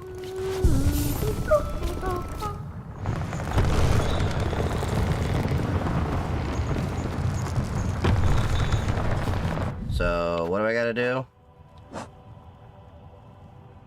Hunt hokers in the far fields and collect spine cores. What the hell are hokers?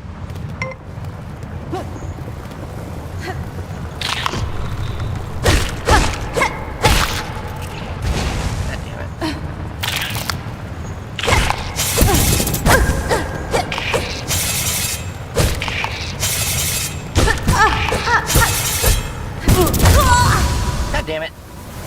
Motherfucker. Ah!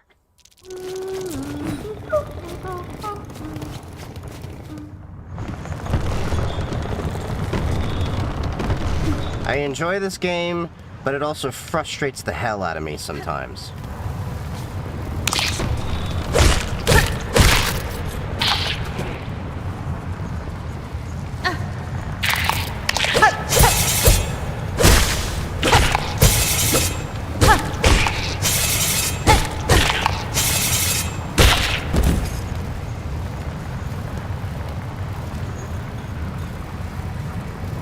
Do I need to go to the... Oh, I need to go to the low fields.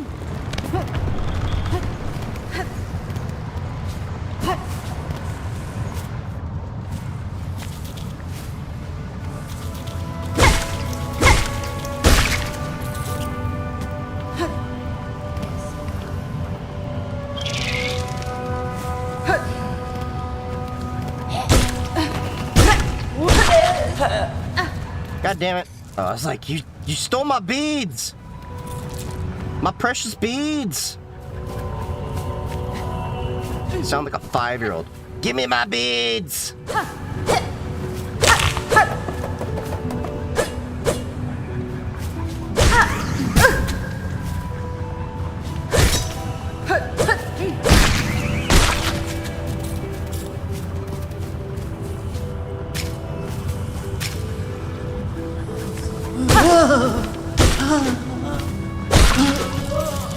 Sweet.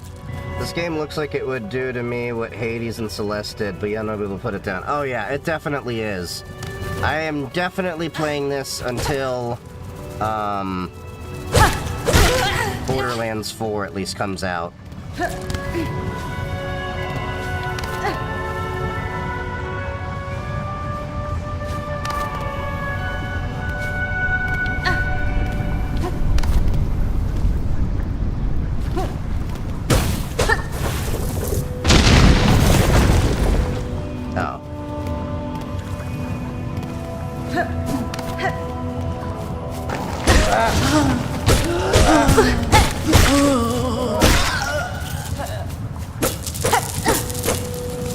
Give me those beads.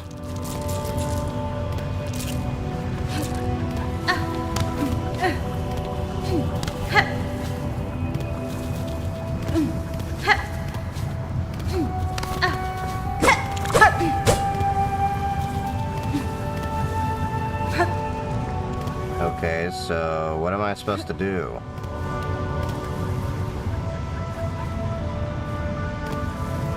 Oh, motherfucker!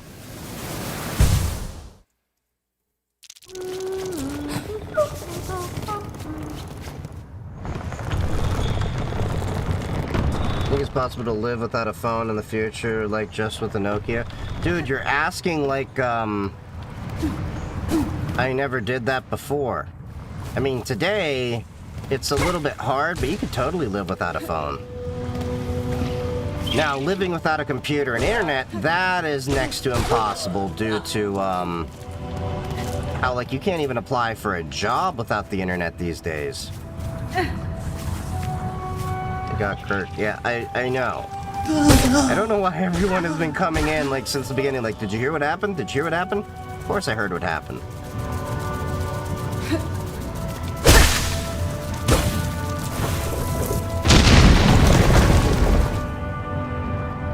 What is the job?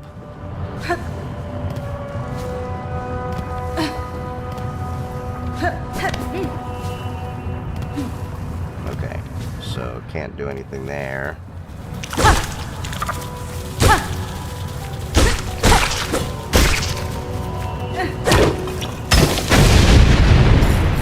Okay, so that does that. That does that.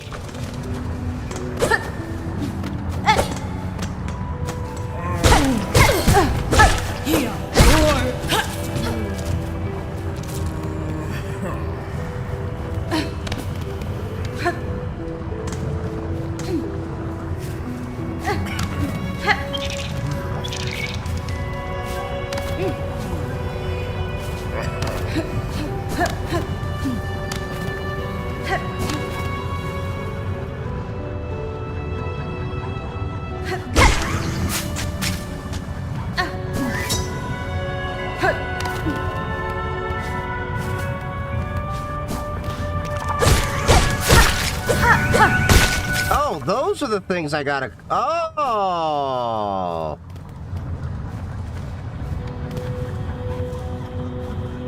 Come here, buddy. Come here. Come here.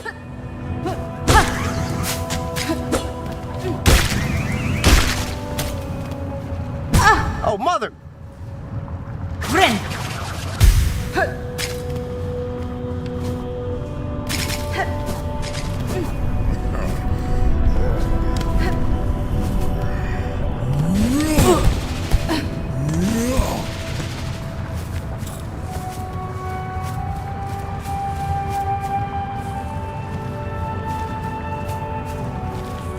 Okay, so I definitely have to get more of that. Try good night. Oh, you're gonna try playing this game? Yeah, it's addicting.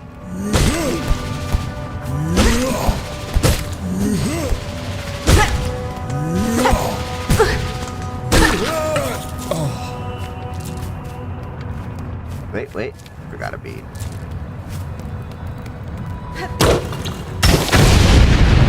You know, I could have dropped that on them.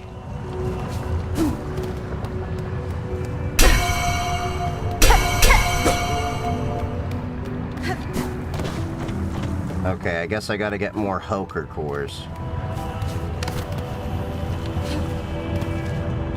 Wait. Yeah, I gotta get 25 spines.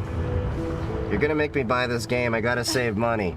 I bought this game because it was a cheap thing, and some friends were like, yeah, you should play this, and I'm like, yeah, now I'm addicted. Like, if Borderlands sucks as bad as some people say it is, this is what I will be going back to.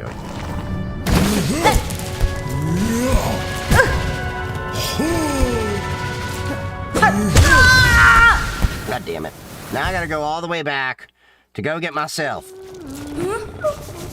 Get my damn beads. Go get my damn anal beads.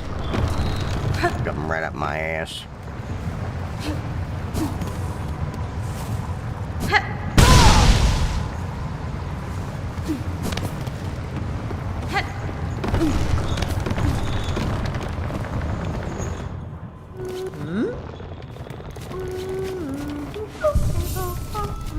Alright.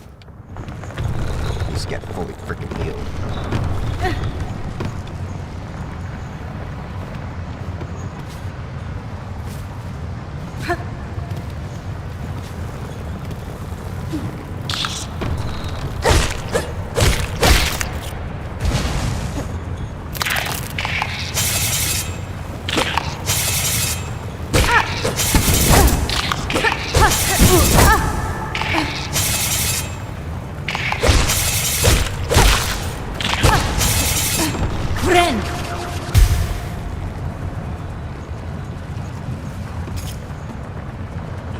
Should Bill Gates, Tim Apple, and Pango unite to create one final OS?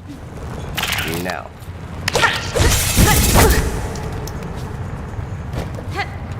It's the final countdown.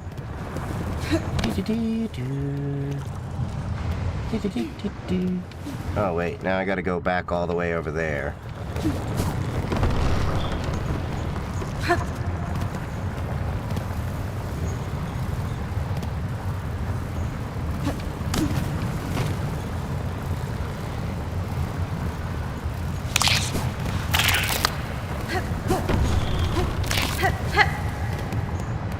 I gotta go all the way back over there to go collect my damn anal beads that popped out. Huh? I like just calling them that because it's funny. Okay, come on. Let's go.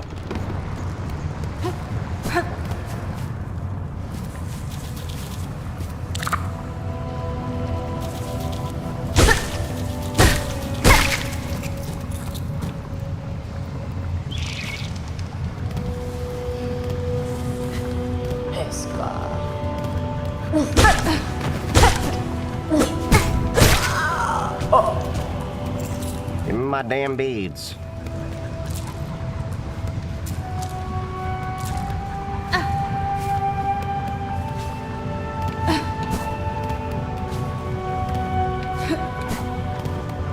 How am I? Oh, am I not able to? Oh, I gotta go over here.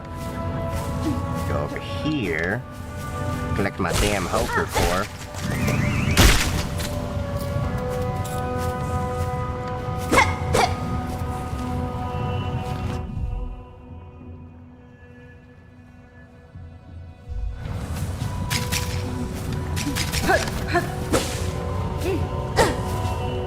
How do I collect the spine cores?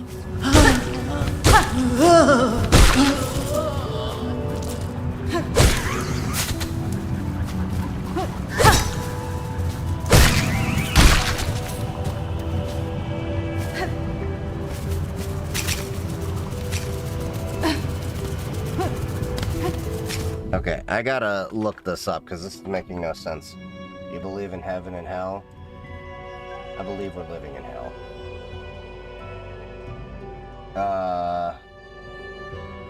Poker spine. Oh.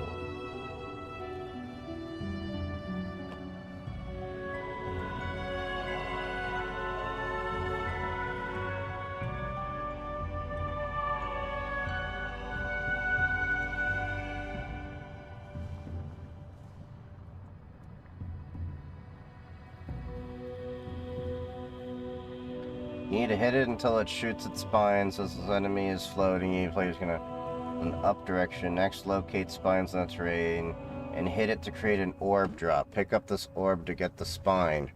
Are you kidding me?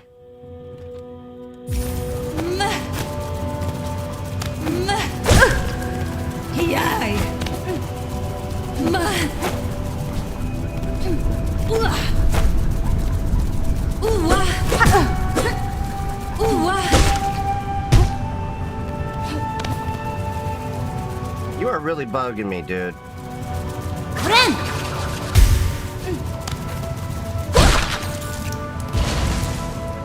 Yeah, that's right. That's right. That's what you get for being in my business.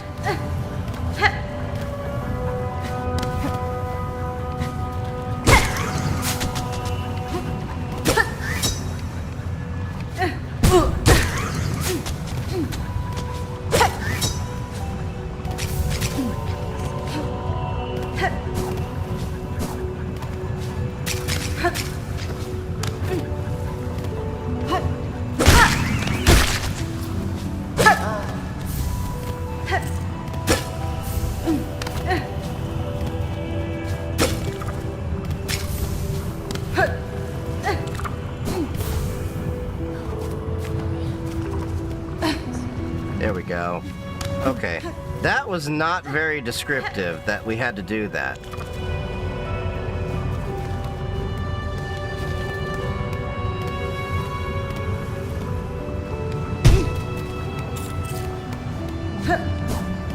Hey, one more spine core.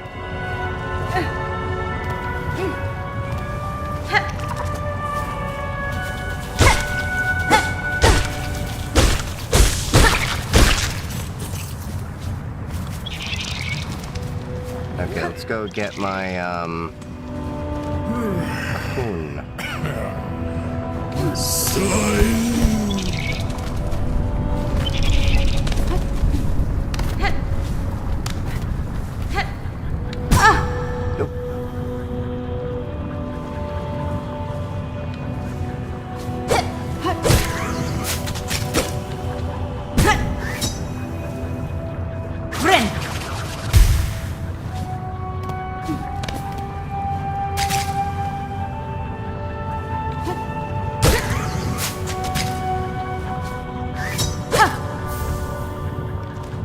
Okay, so how many do I have? I only have 9.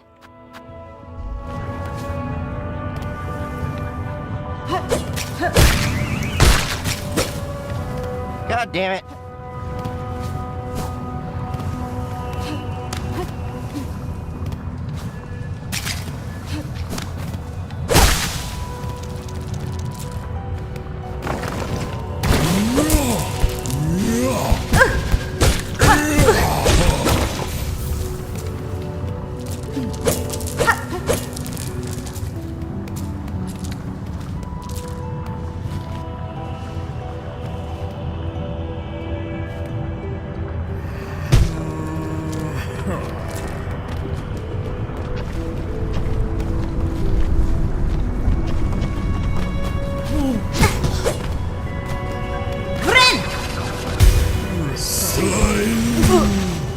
Let's go back.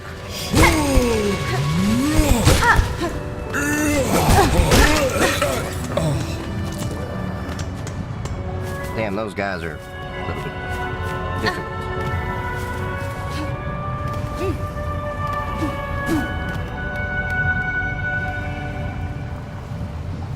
Some animals, after they're done doing it, eat mantis or black widow. Wait, what?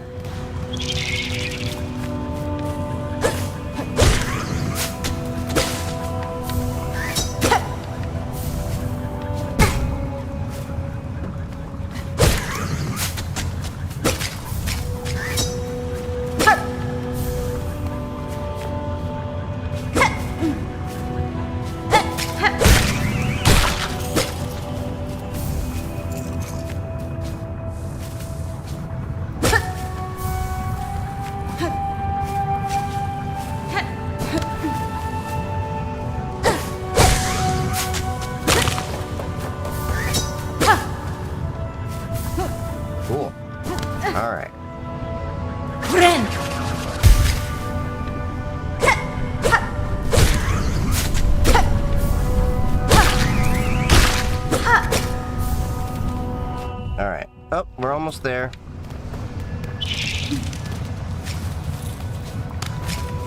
God damn it. Tried to rush getting another spine over there.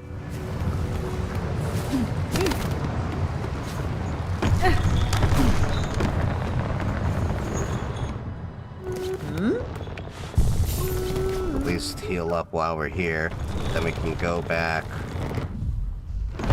Get 4 more of those. Get that damn cape so I can do my thing. Haha!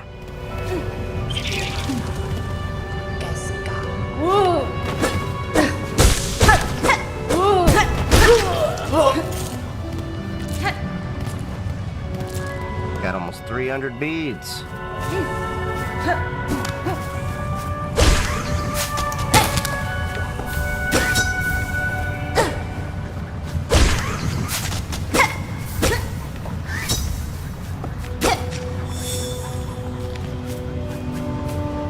Sweet. All right. Let's go get her wish granted. Apparently there's also like a hidden third act to this game. If you grant everybody's wish.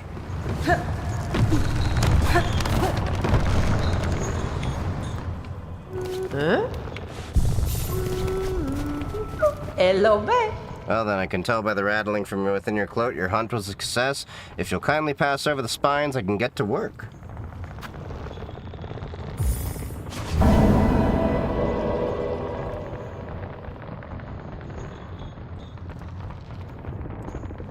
Okay. Perfect, these should be more than enough. Wait there are just a moment and we'll soon have you soaring up and away from those lowlands.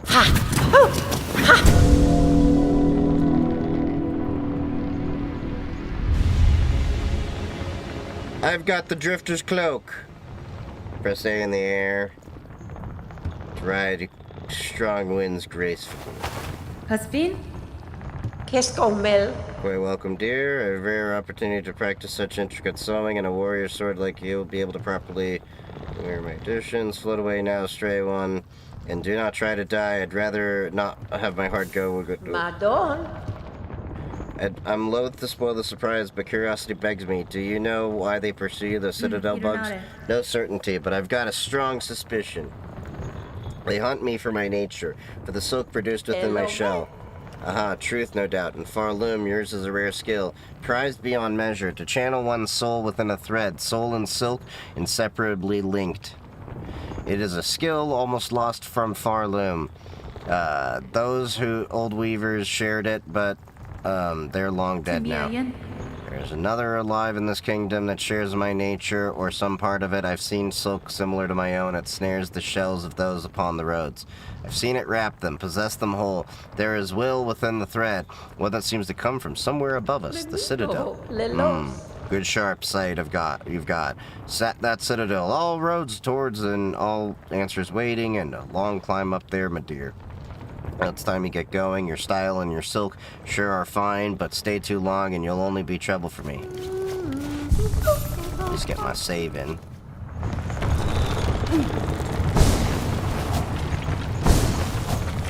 Whee!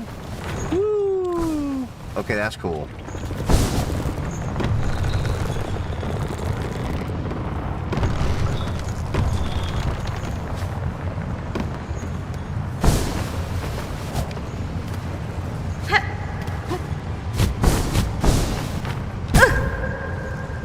I gotta do this right. Nope. Okay. So if I do this... Oh! I can float! That is neat.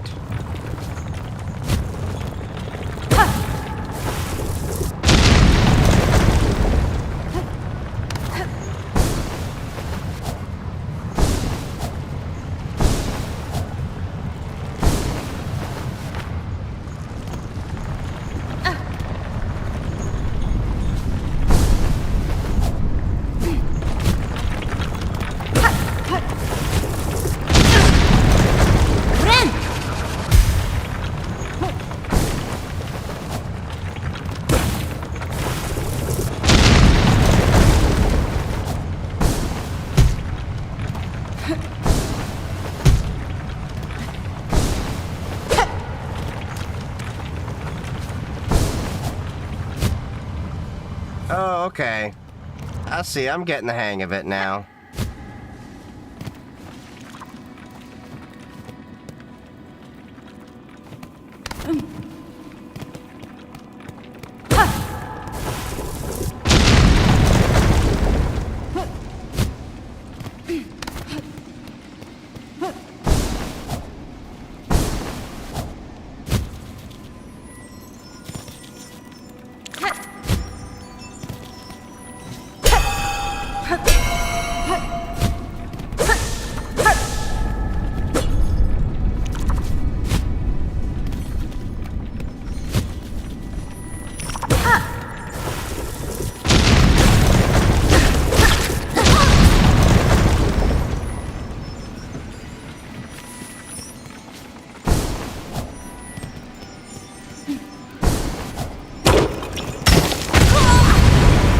Really just...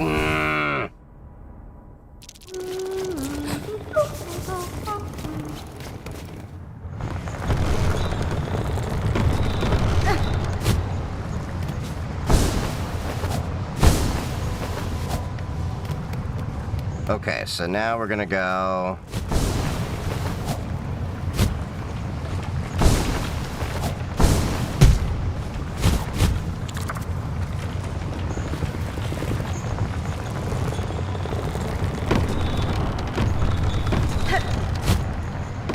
Okay.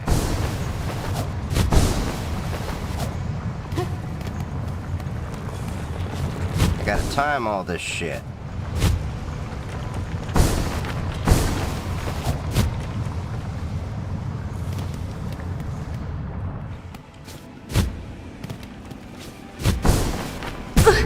Oop.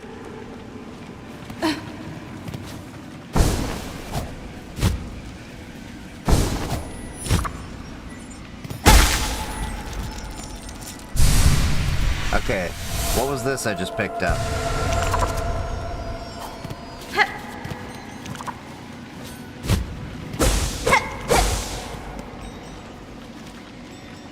Okay.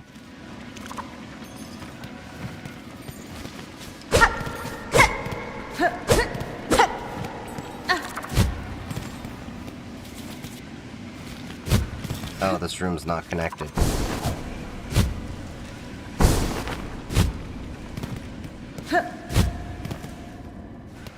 Wonder what that was.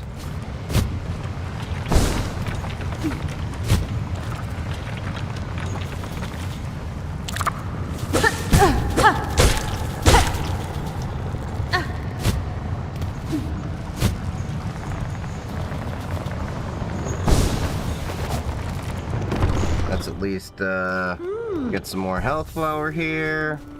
Hit another save point.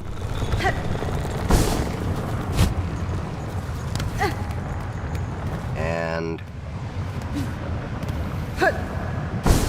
Oh, damn it.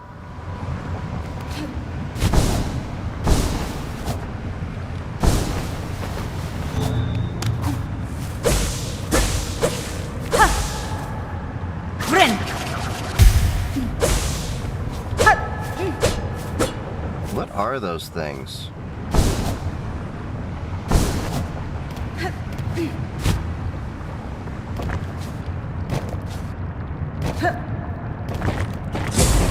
Oh no, it's a boss!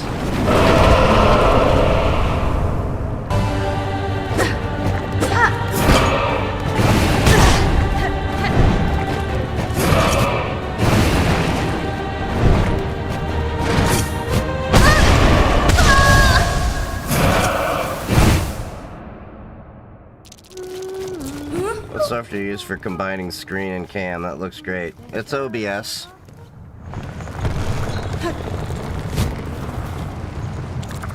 I'm using OBS with the Atom Vertical plugin if you're coming over on the TikTok side.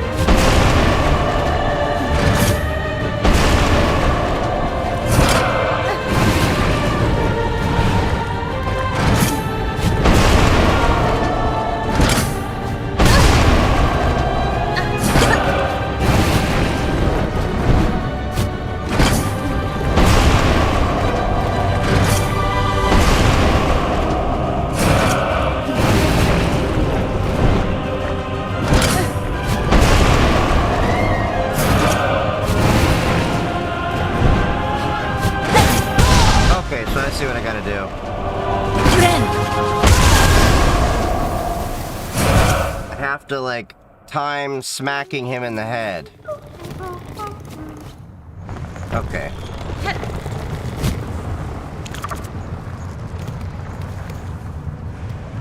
I was like, what do I need to do?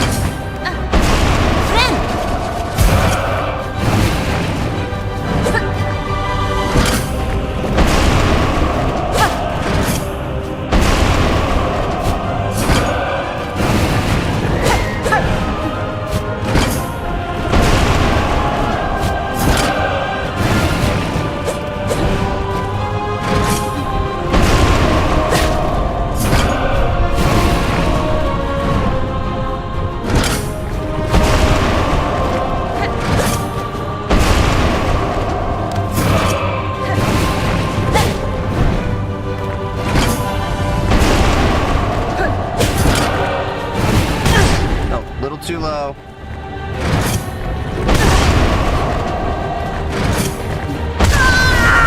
I knew I was gonna get smacked there.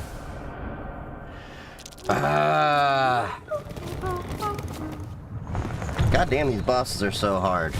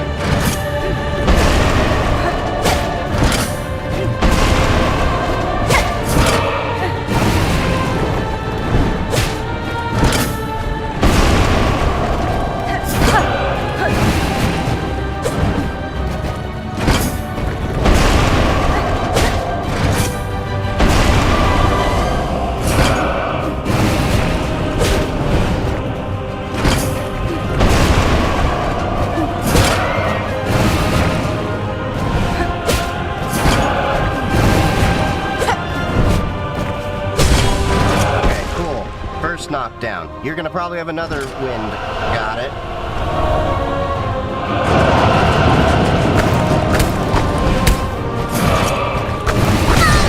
Oh, really?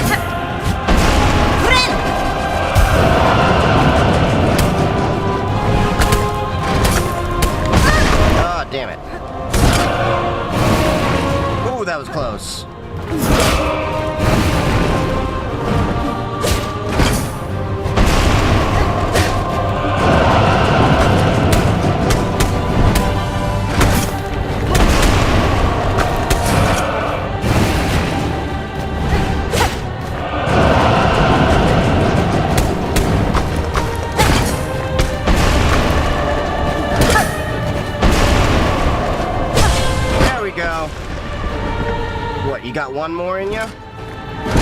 Come on!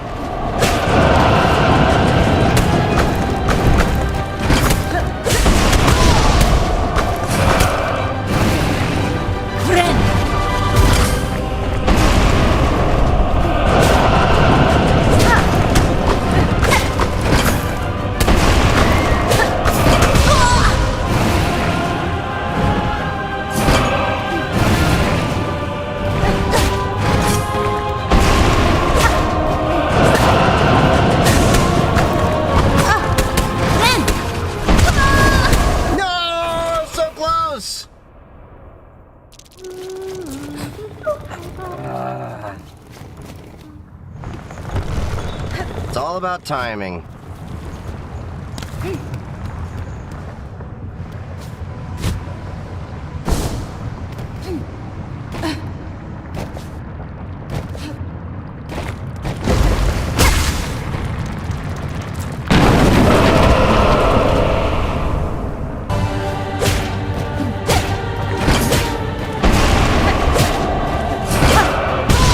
A little too overzealous there.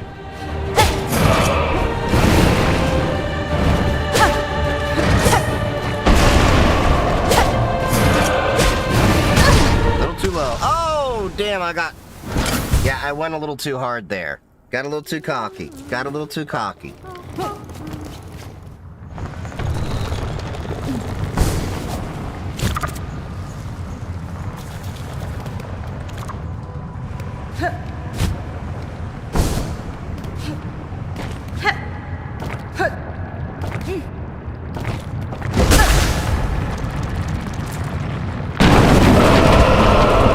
Doesn't help that my hands are sweating.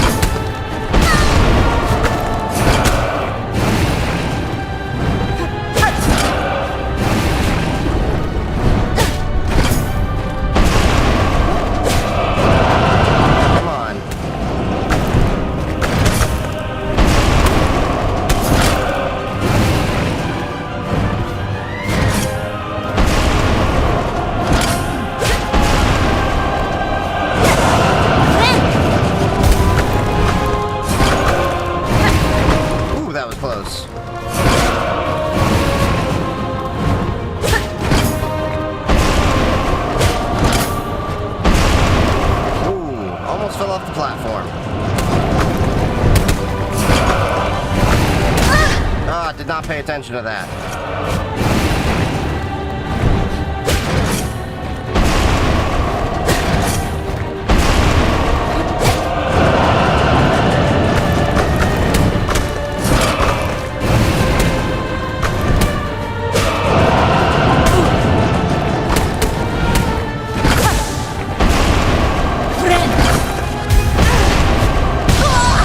God damn it.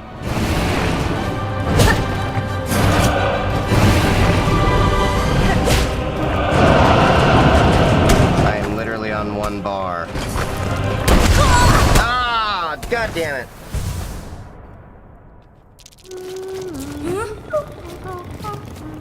Ah, this is pissing me off like Lace did.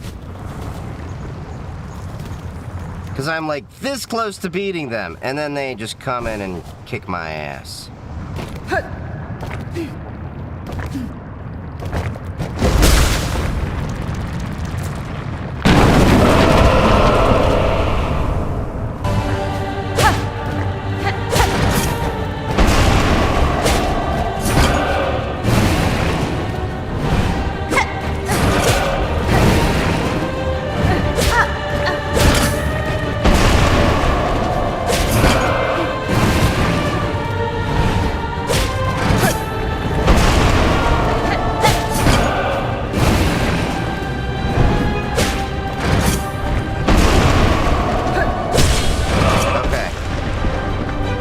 So it begins, the meteor shower.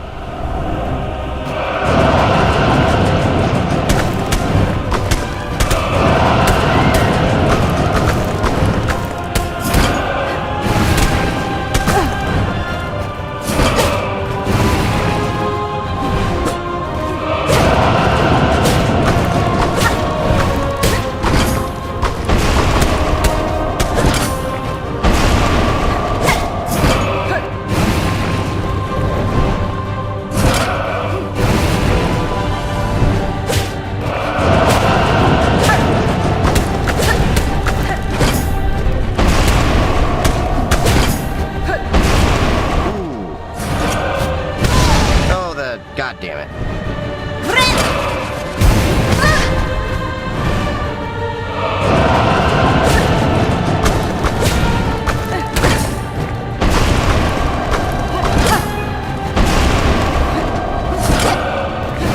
Ooh, that was close.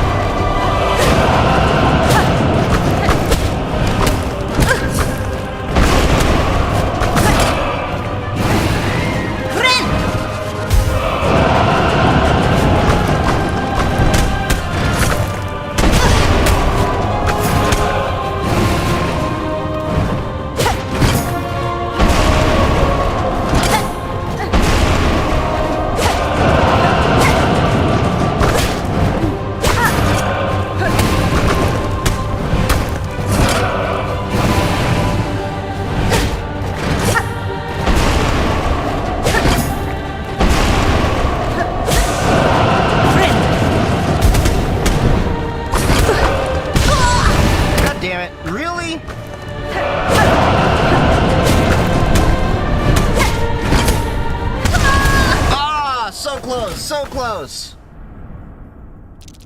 Were you the guy I saw talking about deeper network? Probably. I did mention it a little bit with, one of my YouTube videos.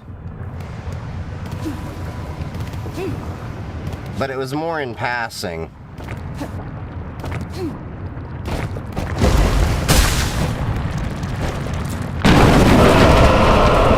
Okay, come on. We know who you are.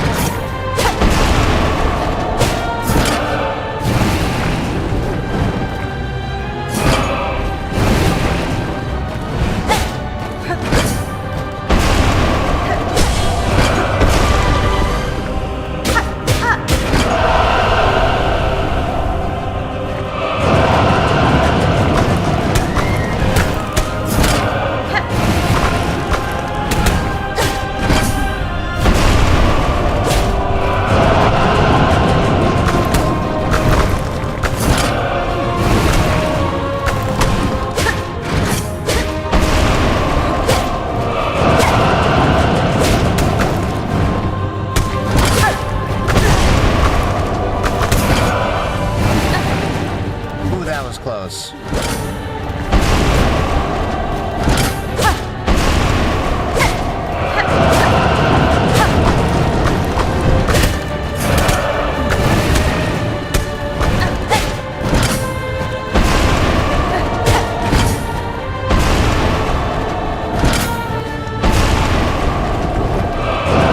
Oh, that was so lucky. There were like no platforms.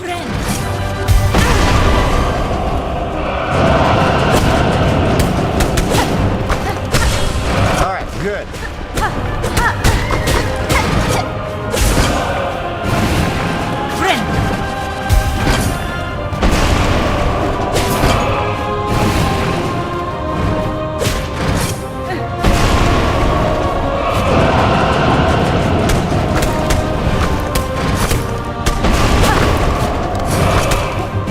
How the hell did I survive that?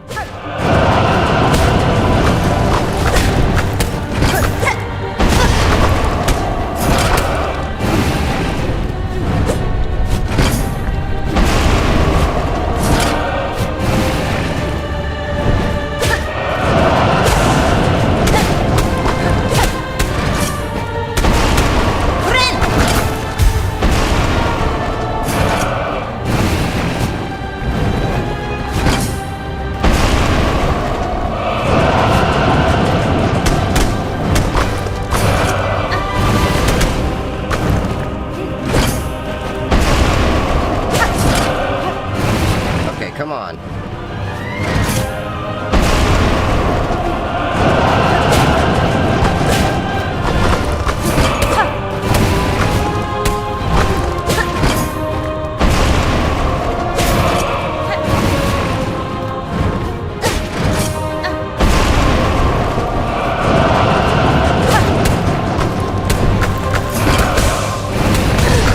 Oh, did not pay attention to that.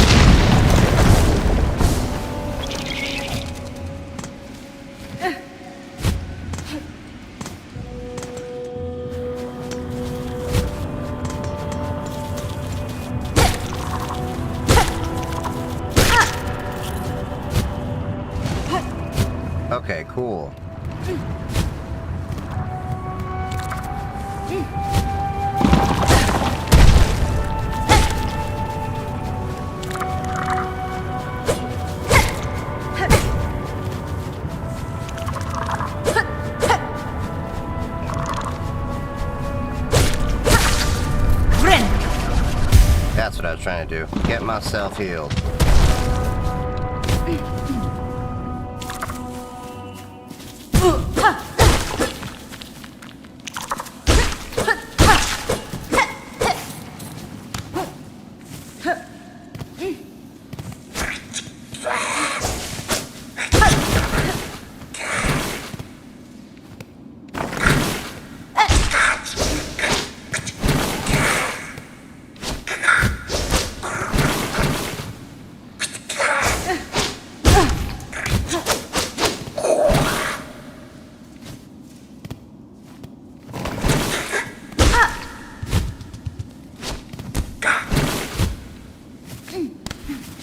Alright, come on. Come on, dude.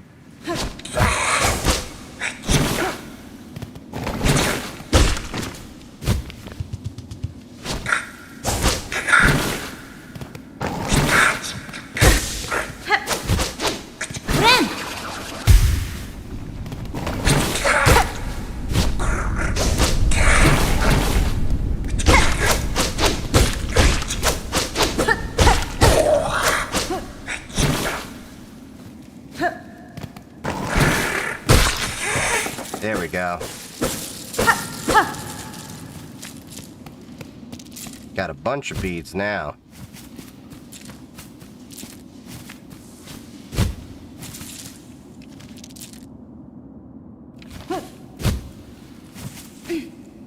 Interesting. Anything else out here? Or is that it?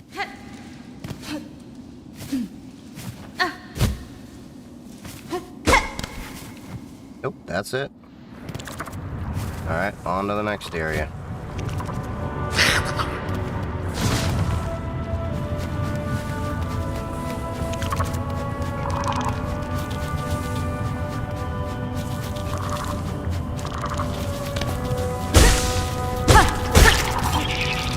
See, now that I got this, I'm wondering...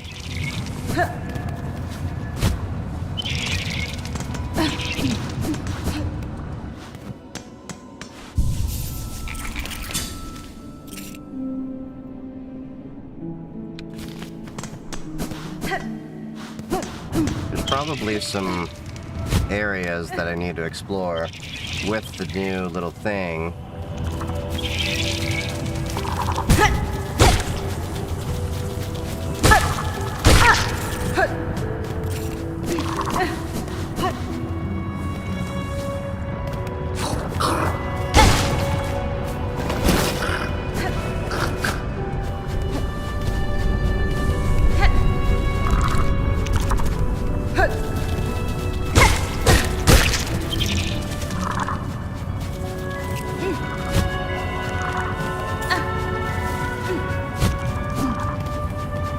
Do I have to jump up and dash?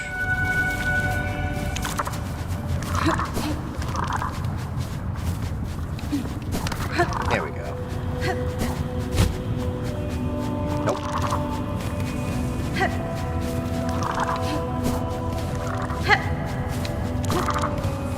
I did it before.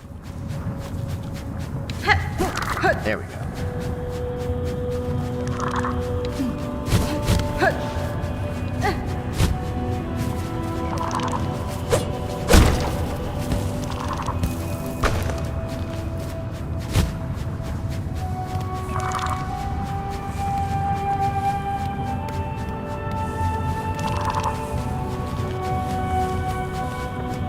Oh, I gotta go to the deep docks. Okay, I see.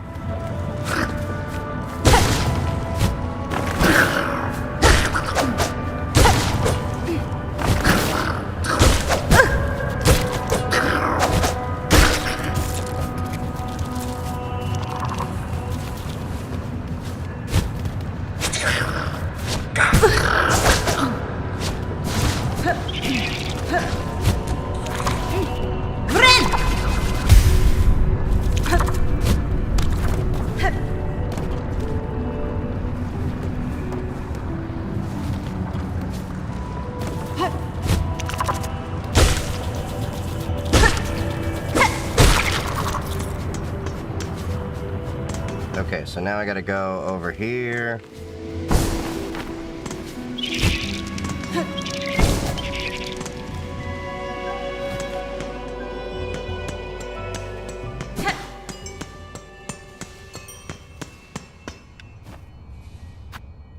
Sure, I'll insert some rosary beads.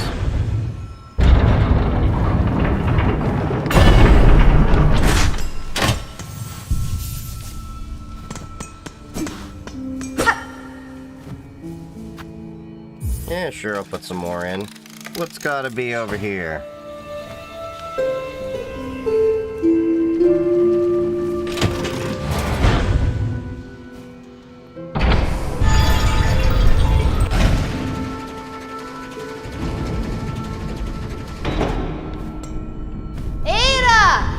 Oh, I got my bell beast.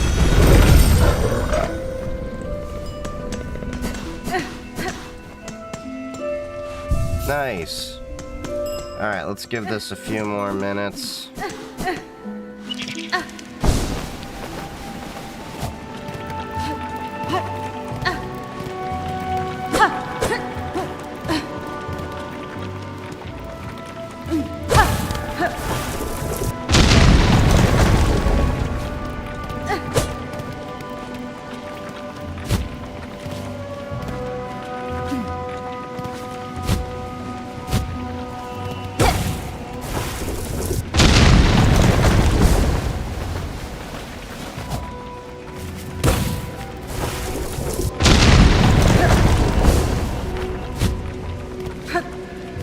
Oh, what's here?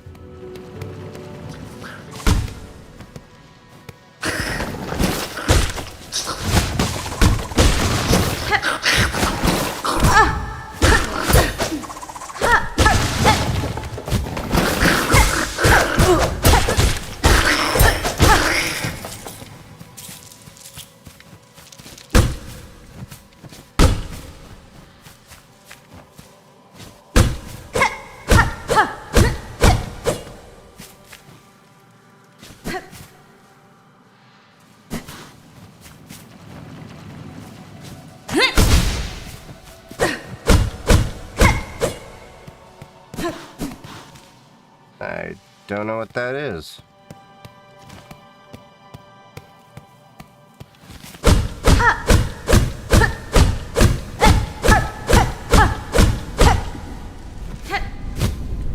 Guess it's just a target.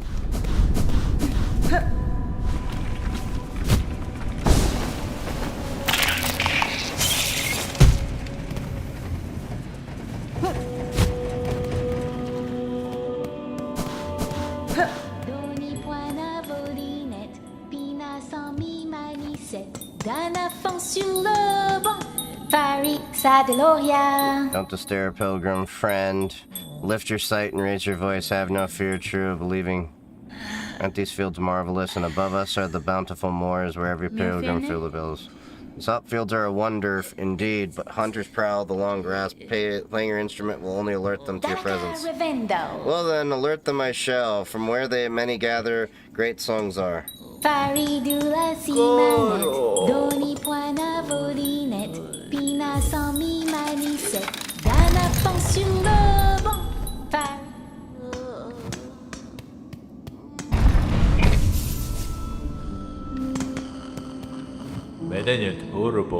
to rest your bonus. Impressed to find any without a firm claw upon a weapon that could ascend so far.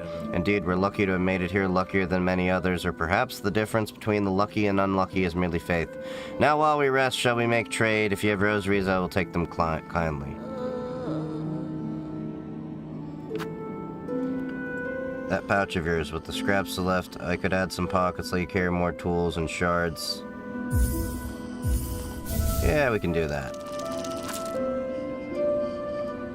Some pilgrims, this memory isn't yours, perhaps someone could find use for it. All they are dead.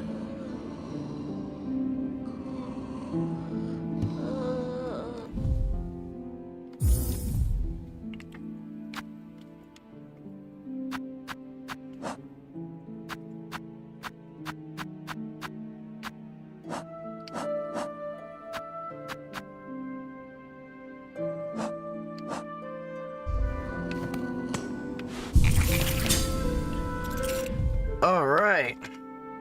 It's getting kind of late. I think that is probably going to be it for the night.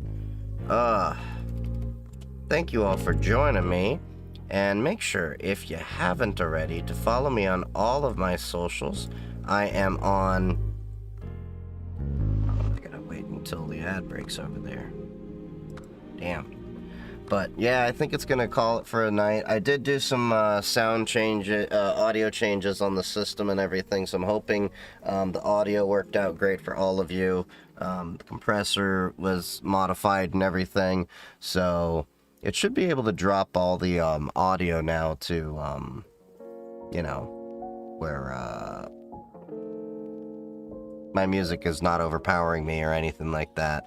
But yeah. It's getting to be late at night. It's about 11:30 where I'm at right now. And, yeah, I'm getting kind of tired here. I do have work tomorrow. And then I'll be installing the ham radio antennas on Friday. So we should have the ham radio set up on, what is it? Yeah, we should have the ham radio set up on Friday. We should have, what is it? Borderlands 4 will be out tomorrow, and then I have my little group meet up with my friends, so I won't be playing Borderlands tomorrow, but Friday, after I get the ham radio set up, we'll be playing Borderlands most of the day. Don't know when I'll start. It'll probably be early afternoon, because I gotta install it on, I gotta wait for the scissor lift to be delivered, then I got to do all that. But thank you all for joining me. I love all of you. And, of course, happy hacking. Make sure, if you haven't already, to follow me on all my socials. I am on Blue Sky, I'm on Mastodon, I'm on TikTok, YouTube, Twitch, Kick. Make sure to follow me everywhere. I do have plenty of videos planned and coming out. There's been plenty coming out and more. If you're over on Twitch, make sure to stick around for the raid. And, of course, don't forget to join the Discord and Matrix server. So, yep. I love you all. Stay safe and happy hacking.